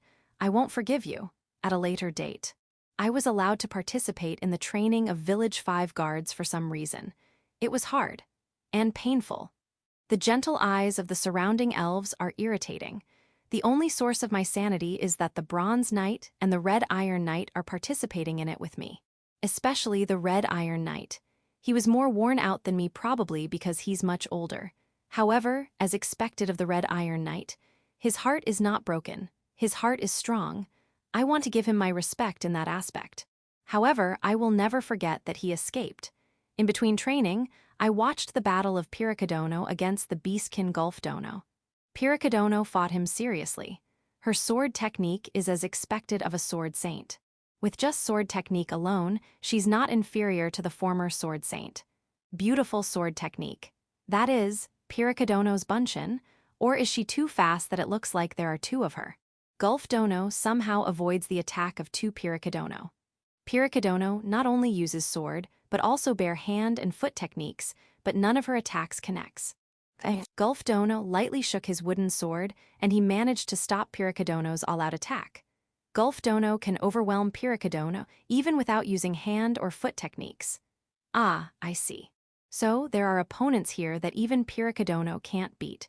So that's why she's reluctant to call herself the Sword Saint. I realized once again that there is indeed a sky above us. Being at the top is still far away. Will I even get there? Even if reaching the top is impossible, I want to at least reach the foot of the mountain. In order to do so, I dedicated my heart to Village 5 guards training. Let's do it. Bronze Knight, Red Iron Knight, the break is over. Let's go.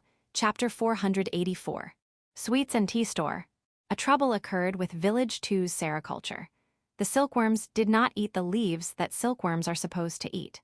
The only thing they eat is the leaves from the trees I raised as silkworm food. However, they are but young trees, so they will be weakened if too many leaves are taken. When we received the silkworms, we also received some leaves from the Garon Company to feed them, which means they won't starve to death in a short time, but we still have to prepare leaves for them fast. I hurriedly went to Village 5 and ordered tree leaves that can be fed to silkworms at the branch of Garon Company in Village 5. I don't have to go there myself, but it's on the way with my scheduled store check in Village 5. No, the food of the silkworms should be my priority, and checking out the story in Village 5 is secondary. Ordering leaves to feed the silkworms has been successfully completed. It looks like it will take them 2 days to get it, but it can't be helped since it's not like they have them always available at their store. On the contrary, I was surprised that they could get it in 2 days. Hearing the details, it seems like the trees that can be fed to silkworms are growing in the wild around Village 5. Is that so? Then, why did I even order them to get them for me and not take them myself? No, thinking about the future, it is better for me to ask them to supply us. Until the trees I planted grew up a little more, we need a stable food supply. However, why are they not eating the tree leaves around the village? Is it because they are not mulberry trees? No, there were several kinds of leaves that the Garon Company had prepared, and I'm sure mulberry leaves are not one of them. The representative of Village 2, Gordon, said that they had given a variety of leaves to the silkworms in their previous village. If one or two don't eat, it might be individual preference. The leaves around Village 2 are not poisoned, are they? Is it a problem with the type of tree? I also searched the village for the leaves that silkworms can eat, but they don't like cherry leaves, plum leaves, or any of the fruit tree leaves. The silkworms seem to be quite a foodie. Well, I actually found one, but I was stopped by Lou and Tyr while looking at me menacingly. My beloved wives, calm down. Ha ha ha. Yeah, it's the leaves of the world tree. It's a pity since the silkworms seem to like it. I left the silkworm food issue to the Garon Company. I head to the planned store in Village 5. The store is almost complete. It looks like it can open for business anytime. However, opening it is still a little further away. We have to educate our staff first. The person who will be in charge of the store in Village 5 is the Shrine Maiden Niz. The reason why she went to the spring parade is that she's having trouble finding a job. When she was speaking with me, Yauko butted in and said we can just have her manage the store. She complained to Yauko, but opening a store in Village 5 is something that Yauko initiated, and I don't even know what kind of store it will be. Aside from Niz, there are 15 others. 5 of them were employees of Marla who came from Shashato City. They are excellent employees who can do anything from cooking, serving customers, and even accounting. The store will be run mainly by the 5 of them. The remaining 10 were hired in Village 5. We hired them as per manager's instruction, but is this really okay? One of the employees of Marla asked that. Like Marla, I'm the official manager of this store. Because of that, Niz's title will be acting manager. Well, my main profession is being a village chief, so I don't need to be a store manager. A little behind the person who asked the question are the 10 hired people. All are female. Married. Externally, their age ranges from 40 to 60s. As for the dwarf housewife, I don't know. I instructed them to hire housewives who live nearby. We hired them because it was store manager's instruction, but wouldn't customer prefer young women? Hahote. I know how you feel, but if we do that, the store will only have young male customers. Is that so? It is so. Besides, I would like to make this store take root in this community. The first step in doing that is to hire housewives who live near the store. It's a new store, so it's important to have the neighborhood housewives on your side. To think there's an approach like that. Of course. Well, I'm not against hiring young ladies. You can hire them next time. However, at that time, don't forget to listen to the opinion of other staff. Of course, your opinion is also important. I'm counting on you. By the way, this is off topic, but we're talking about employment. Shouldn't Niz be here? Where is she? Acting store manager has gone to the West store. West store? It is our second store in Village 5. I only intended to build one store, but when it was leaked that I'm looking around to build a store, I was demanded to build a second store, an alcohol store. The dwarves of Village 5 begged me for that. Since Niz said she'll take care of that store, we decided to open another one. However, since there's a lack of manpower, it is still unknown when it will be opened. But why would Niz go there? Did something happen? Should I go and see what's going on? No, let's take care of this store first. Though Niz is not here, we can do what we have with the current staff. Half of the staff is practicing serving customers while others are practicing cooking. I want the staff to know the taste of the dishes that will be served in this store. Their salary for today will be paid. That's natural. The pre-opening will be 10 days later. It will be open for 5 consecutive days and will close after that. Once it's closed, we'll reopen after careful business planning and fixing all the problems that will be encountered. During Marla's time, I was not involved since it was far. Now, we'll open a store in Village 5, a place where I can go from Big Tree Village without difficulty. I want to try my hardest. Manager, excuse me, but I forgot to confirm. Can you please check? Forgot to confirm, I mean the store tent dessous. Yeah, I've already seen it, and when I entered, I found no problem. However, let me check it again. We put a tent at the entrance of the store, and there's a large sign saying, Sweets and Tea Store. Yeah, a store sign. If the customers don't know what kind of place this is, they won't go in. Under the characters of Sweets and Tea Store is the name of the store, Kuro and Yuki. This store is named after Kuro and Yuki. It was a sweets store, so it should have been Cafe Fairy Queen or Sugar, but I can't help but use it. Kuro and Yuki. Because of its name, I want this business to be successful. Chapter 485. Red Iron Knight's Lackey, Village 5 Report 1. My name is Kisun Horizu. I'm a man that will turn 30 this year, and I'm single. I'm a lackey to the Red Iron Knight. A lackey generally refers to a person who fights with his lord. Have you ever seen an infantry standing around a knight on a battlefield? If the knight is the lord, the infantry around him is his lackeys. Yeah, I'm one of the many. A lackey will be a lackey if he gained it by birth. If his family has been a vassal of a said knight, you'll be a lackey by birth. There are also lackeys who were drafted in the territory, and of course, there are lackeys who were hired with money. As for me, I'm conscripted in a territory. I'm a commoner. However, I was raised to be a lackey from the time I was born. For commoners, serving a house means being wealthy. Fortunately, the master I served was someone with ability and even gained the title Red Iron Knight. Yeah, very lucky. One day, a young boy yearning to be someone like the Red Iron Knight asked me a question. What kind of work do you usually do as a squire? This is my answer: listening and dealing with complaints. It's not a joke. Recently, the king of Kaizen Kingdom even recognized me as a person in charge of complaints. Now, I'm living in a village called Village 5. It has been 2 months already. My job as a lackey has been off for a while. Because of that, I feel refreshed every time I wake up in the morning. The black under my eyes that I can't remove has also disappeared. My daily routine of beating up the pillow before going to bed has stopped. Of course, it will. I eat breakfast at the inn. The foods prepared at the inn are all delicious, including breakfast. I also find it amazing that they serve different kinds of dishes every meal. This is the inn where I, a representative from Kaizen Kingdom, am staying, so it might not be surprising. This inn might be a special one. Or could it be that all the inns in the Demon King's kingdom are like this? I stayed in Shashato City before coming to Village 5, but I never eat at the inn there. I only eat at a huge facility called Big Roof Shashato. When we go back to Kaizen Kingdom, I'll check. The diversity of food is a proof of wealth. I heard that the Demon King's kingdom is rich, but I want to experience how rich it is.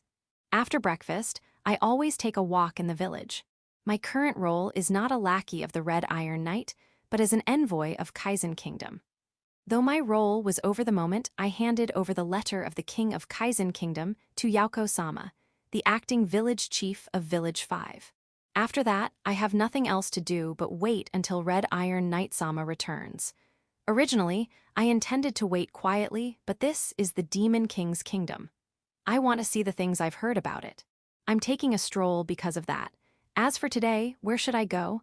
I've been staying here for 2 months, so I have already seen a lot of things. This is troublesome. There's no other way. Let's go to the store as usual to think about what I want to check out next. 2 months ago, Kuro and Yuki opened on the south side of Village 5. That time, we just arrived at this place. It is a sweets and tea store. At a first glance, it looks like a narrow store, but it is fairly wide inside.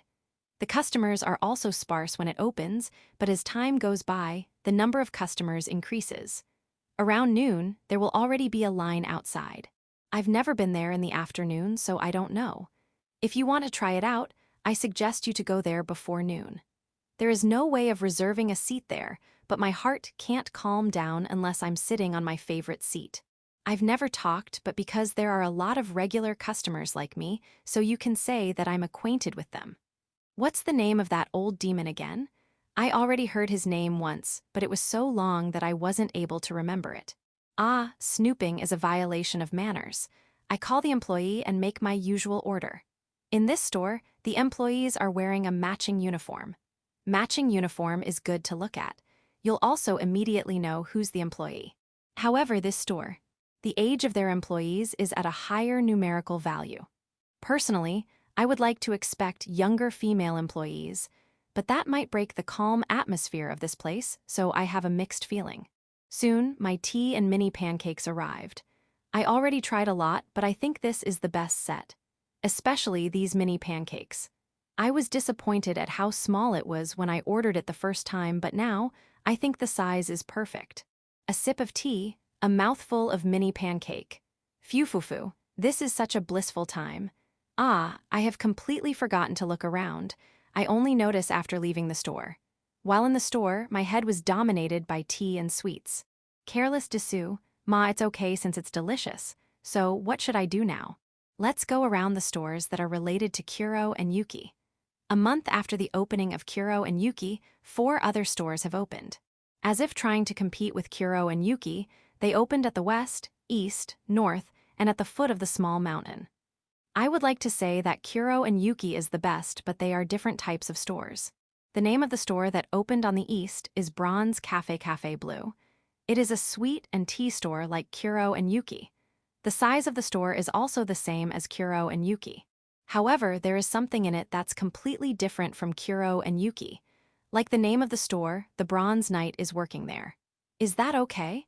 The Bronze Knight is a mustached knight in his 40s. As a man, I can say that he's handsome Dessous. He's serving customers with tight-fitting clothes. Moreover, if a customer is a woman, he will go down on one knee. He doesn't care about the other party's identity. He also doesn't care about age. He calls customers Ajo-sama. I never thought that the Bronze Knight can do this, but he's doing it like it's nothing. It's annoying, but he looks good while doing it. Of course, it is impossible for him to serve all customers alone, even if he is the Bronze Knight. There are other employees, but they are all equally handsome men. Their age varies too. Because of that, it has become very popular for women. It's amazingly hot Dessous. Although male customers are not prohibited, I can only look at it at a distance. It is a place I can't enter alone. Bronze Knight, you're the man, this Bronze Cafe. Their products are the same as Kuro and Yuki, but their price is one level higher compared to Kuro and Yuki. They've added the smiles of the Bronze Knight and other handsome employees after all. I passed by in front of the Bronze Cafe and headed to the store opened on the north of Village 5. The name of the store opened on the north is Korin's Sweet Temple. Obviously, it is related to Korin religion. The employees of this store are members of Korin religion. You can even see the employees here at the Church of Village 5. There's also a rumor that evil Fushu comes here from time to time, but I know that's nothing but a rumor. There's no way she'll leave White Kingdom. She also has no reason to go to Village 5. She'll probably only come here if it is related to the White Silver Knight. However, the White Silver Knight is participating in the training of the Village 5's guards. In other words, evil Fushu showing up here is a complete hoax. It is only a rumor. In short, that woman arranging the queue in front of the store is only evil Fushu's look-alike. Ah, she might be a relative of evil Fushu. Ha ha ha. They called her Fushu, but I did not hear that. By the way, you can't eat or drink in Korin's Sweet Temple. It is a takeout-only store. It also only sells two things, senbei and dango. These two are very popular. The amount sold is already determined beforehand, and it is difficult to get one because it will be sold out soon enough. If you really want to buy, you should line up before sunrise. I lined up once. Both senbei and dango are delicious. It's a pity that I can't buy a lot. On the other hand, that's a necessary measure in order for more customers to enjoy them, or else the first customer might buy them all. Young people working for merchants lining up there before sunrise has been a usual scene. By the way, you can buy dango at Kuro and Yuki's hidden menu. They only serve them if there are few customers, but I was really happy when I learned that. For now, I checked if I could still buy senbei if I queue up. I gave up because I'm already too late. I went back to the south side of Village 5 and headed to the foot of the mountain. Chapter 486. Red Iron Knight Squire, Village 5 Report 2. The name of the store that opened at the foot of the small mountain of Village 5 is Noodle Shop Britoa. It is a store that only serves one kind of dish, a pasta called ramen. I know what that ramen is. I have eaten it in Shashado City. It was delicious.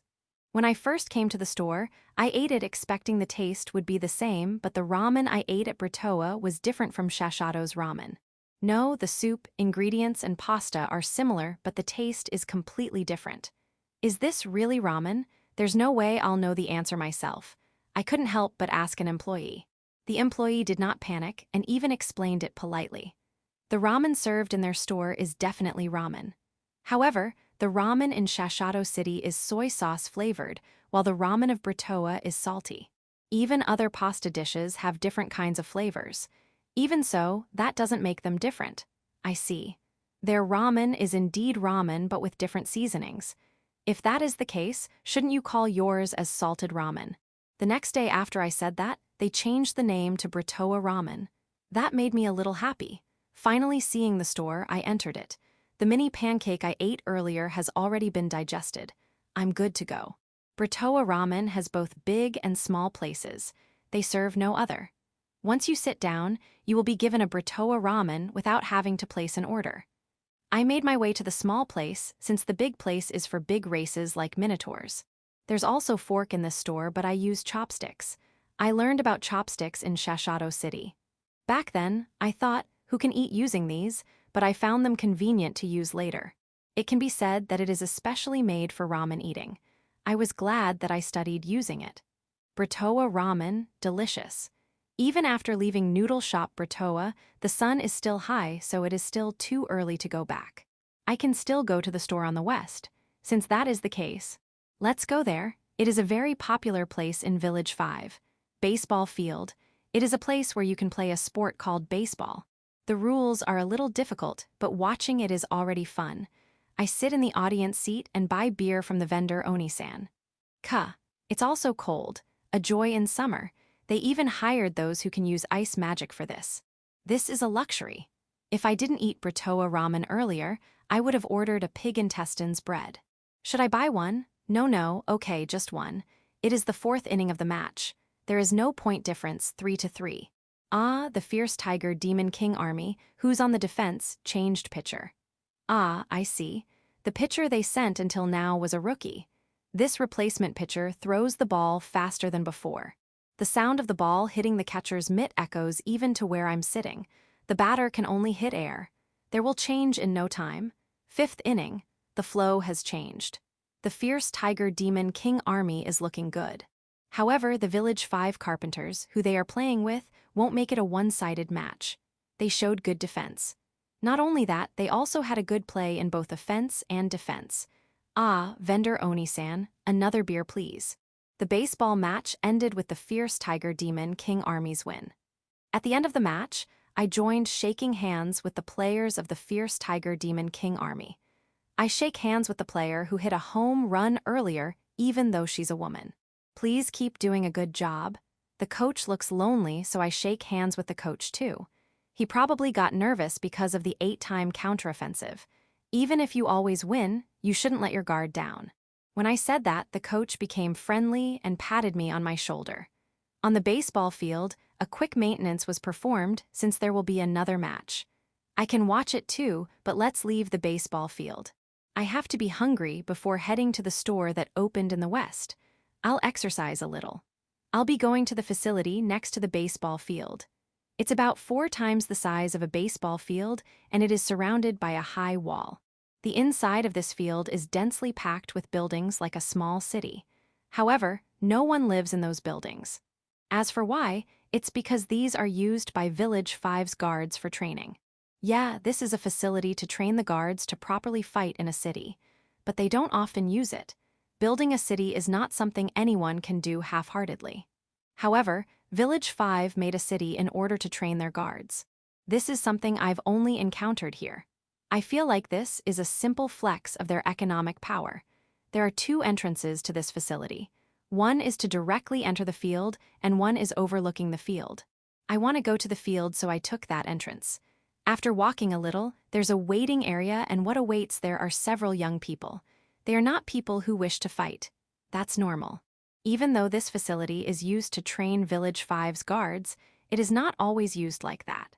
So, when the facility is not in use, it will be open to the public, and some kind of events or games will be held. As far as I know, the following are the things that have been done so far. God of Death Game. It is a game where those in the field will have to escape from those who are dressed as God of Deaths. If you can run away for a period of time, you'll win. Even if you get caught, you can still get prizes depending on how long you were able to run away. The people who are dressed as God of Deaths are very fast, so if you are seen by one, it is almost certain that you'll get caught. It is fun seeing people who hide and wait for the time to expire, or those who run away, or even those with some sort of strategy. Treasure Hunt. It is a game where you'll have to find the treasure chest hidden in the field within a certain period of time. The prizes vary, so there's also some sort of gambling element. There's also a treasure hunt for children, so even children can enjoy it. For adults, there are traps placed on the streets or even on a treasure chest. The traps are not enough to injure participants, but they can be a little dangerous. Spy Thief. This is the opposite of the God of Death game. In this game, it will be the participants who will chase after the thieves. The thief can fly around the roof of the buildings and can even disguise. The number of participants in this event is kind of large, but the spy among the participants will mislead them. If you can catch the thief, all participants will get a prize, but if the spy was caught, only the person who caught the spy will get a prize. Competition. This is a game where the participants will be divided into 2 groups. They'll take away their opponent's treasure while protecting theirs. Only using weapons is prohibited, so injured people will pop out one after another. Even so, it is popular. It is even used to resolve rifts between residents of Village 5. There is also the Great Logic, where mysteries and treasures will be prepared, and all the participants will battle against each other until there's the last one standing. Participation is free, so I also participated a number of times. In the God of Death game, I found the God of Deaths really scary. It is bad for my heart. The current event is called Suspicious Man.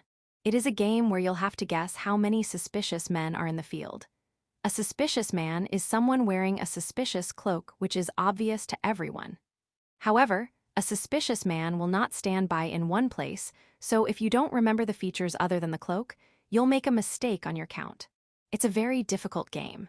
However, it is just right since I only want to get hungry by moving my body until the time limit. Actually, I already know that this will be the event because it is written on the bulletin board of the inn. A little later, our group came back. There are few smiling people and there are a lot of frustrated people too. Since I was able to participate, I'm smiling. However, I'm frustrated now. The number of suspicious men in the field is 7. I answered 8. The reason I made a mistake is because I was caught in a trap by a person in disguise. That's sly. However, I should have noticed that because disguise outfits can be found in various places in the field. By the way, it was the Silver Knight who disguised himself. Doesn't he need to participate in today's training? Participating in these events is also the job of the guards. I see. Right. So that's why the participation fee is free. The buildings on the field are also hiding some sort of secret. Well, it's not really a secret, but there are signs on some buildings that are advertising the stores in Village 5. Examples are, there's a suspicious man on the back of Kuro and Yuki building, and the person in front of Bronze Care is not wearing a cloak. Fake. Participants will naturally remember the name of the stores and what kind of store they are. And most of all, the prizes are exchange cards or products of the stores in Village 5. I have one product exchange card, it's for a pot. It seems to be a good pot made by the dwarves, but I won't get it now. I'll probably exchange the card when I'll be going back to Kaizen Kingdom. The sun has begun sinking. I headed to the store opened in the west. The name of the store that opened in the west is Niz's Alchemete. It's a store that mainly serves alcohol and yakiniku. The atmosphere of the store is kind of special. It's on the Demon King's kingdom, but the theme is Eastern. The store manager also wears Eastern clothes. It looks like there are still few customers, so I can sit smoothly. My timing is good. This restaurant has a rule that you can't order alcohol unless you order for food. Eating is mandatory. There's a brazier on each table, and you'll be provided with a grilling rack, sauce, and meat. That said sauce is exquisite. No matter how many times I taste it, I can't help but eat more. The meat they provide is mainly beef, pork, chicken, and mutton. You can specify what kind of meat you want, but you can't specify the part. You can only say how much you want. Beef, good for 4, please. 1 serving is only enough for a child to eat alone. If you're an adult, eating 2 to 3 servings is normal. I go for 4 servings. Vegetable garnishing also comes per serving. For alcohol, beer. I already drank it earlier, but I'm still okay.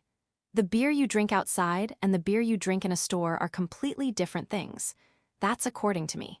By the way, it was my lord, Red Iron Knight Sama, who took my order. Red Iron Knight Sama participates in the guards' training during the day and works here at night. The Eastern clothes he's wearing look good on him. He recognized Pirika-sama as the sword saint and even bowed to her to train him. The cost of expenses in Village 5 will be covered by Kaizen Kingdom, but if you stay for personal reasons, he won't dare let the kingdom cover it for him, so he's working to earn for his expenses. This is something he would never do if we were in Kaizen Kingdom. But I'm not like him. I'm not troubled with expenses in any way because my family is quite wealthy. I have already asked my lord several times that I'll lend him money, but he always declines for some reason. In the old days, weren't you looking at money with disgust? Ma, I will not forcibly lend him money because my lord even voluntarily does this. I can only support him secretly. Excuse me, please add 1 serving of pork. And additional beer too. Chapter 487. 5 stores. I screw up. I should reflect on this. I'm regretting it a little. I planned to open a store in Village 5, but my planned 1 store became 2 and now it has become 5. How did it come to this? It's because the villagers who knew that a store would be built in the land that Yauko secured made a commotion. They are not against the opening of the store. The reason for their commotion is the place where the store will be built.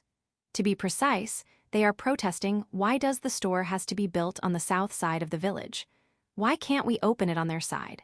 Yauko, who they complained to, only smiled and scolded them. Where the place would be built is village chief's choice. Stop chirping.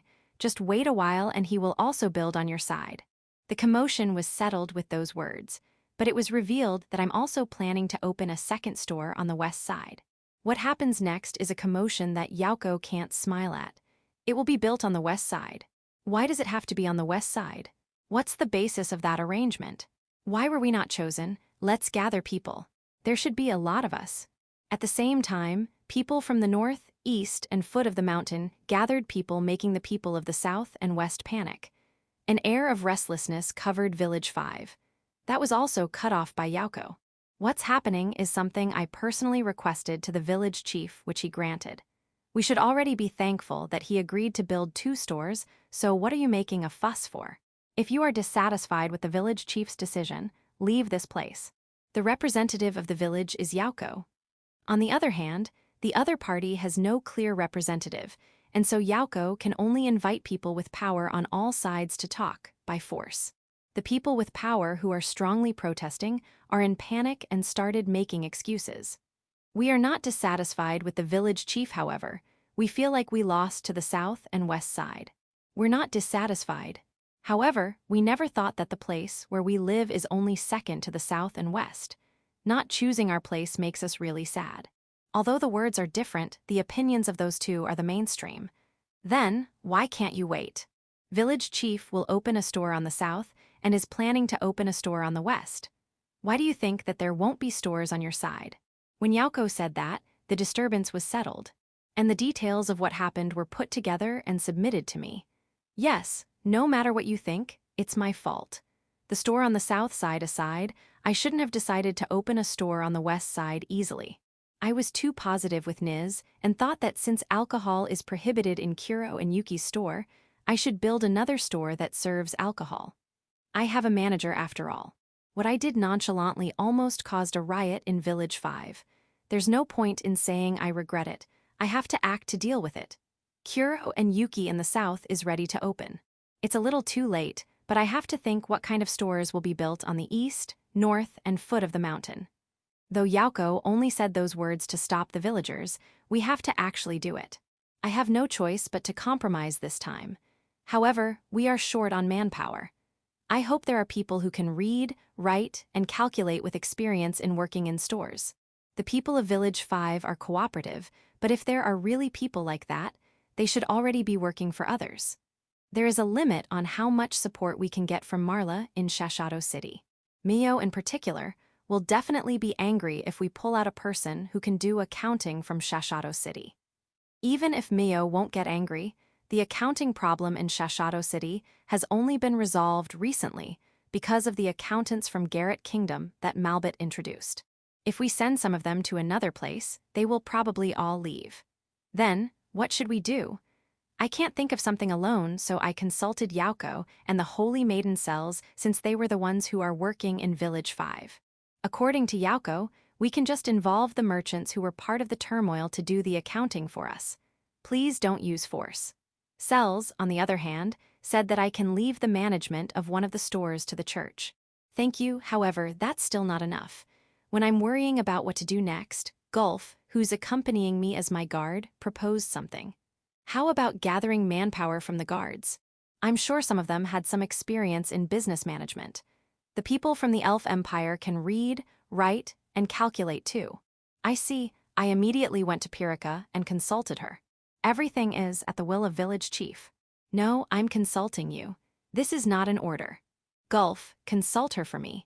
I told Pirika that if a member wants to work at the store, they have the choice of leaving the garrison or still work as guards while working at the store at the same time.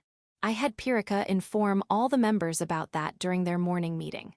Finally, 20 or so applicants came out that included the Bronze Knight, who's currently participating in the guards training, and 2 from the Elf Empire. First of all, Bronze Knight, you're not planning to permanently live here, aren't you? You are likely to return home. If I'm to release you from training, you'll permanently reside here. No, wait. I'll be troubled if you work in the store with that intent. You are not forced to train, aren't you? If you don't like it, shouldn't you stop? The White Silver Knight and the Red Iron Knights continue their training, so if you, the Bronze Knight, stop, it would seem that you run away. But aren't you trying to run away already? You want to just cause. If I hire you, you're going to tell them that I told you to stop. What should I do? No, even if you say that. I can indeed tell Pirika to do that since I'm the village chief. Yeah, I'm basically Yauko's boss. Let's try that then. I was asked by a crying old man. Ah, yeah, I'll tell them to stop making you train. You may do whatever you want after that. A, you want to run the store with all you have. You're from a noble family and are experienced in doing business, so I can leave it to you. I appreciate that, but is that okay? No, I'm not asking about your ability to run a business, but your standpoint as the Bronze Knight. He said there's nothing to worry about. Will it really be all right? The first person from the Elf Empire. I am originally the daughter of the person in charge of the financial affairs of the imperial family. I also have experience running my own stores. Though strengthening body and spirit is not meaningless, I would rather want to use my knowledge and experience to aid you. She's confident in literary and martial arts, but she can't keep up with the training of the guards, where she's taken the role of a dropped out. She said that if she can do something that involves running a business, she would be really grateful. It's only a small store, are you okay with it? There won't be a problem no matter what the size of the store is. You can make the business go well, no grow, ha ha ha. Hired, the second person from the Elf Empire. I'm a member of the former imperial family Dessous. Please help. I will do anything to escape from that training. Anything, yes. Fortunately, with that training, I can proudly say that I have enough mental power to endure unreasonable demands. I'm fine with anything. Anything. If you have enough mental power to endure unreasonable demand, why would you want to escape from training? Though former, I'm still a legitimate princess. There's a limit to how many kilos I can endure.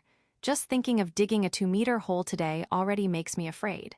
Even on my days off, why do I have to do push-ups and sit-ups? Please look at the muscles of this arm. Does it look like a princess arm to you? No, right? There's no way this is a princess arm no matter how you look at it. Etho, I think it's okay.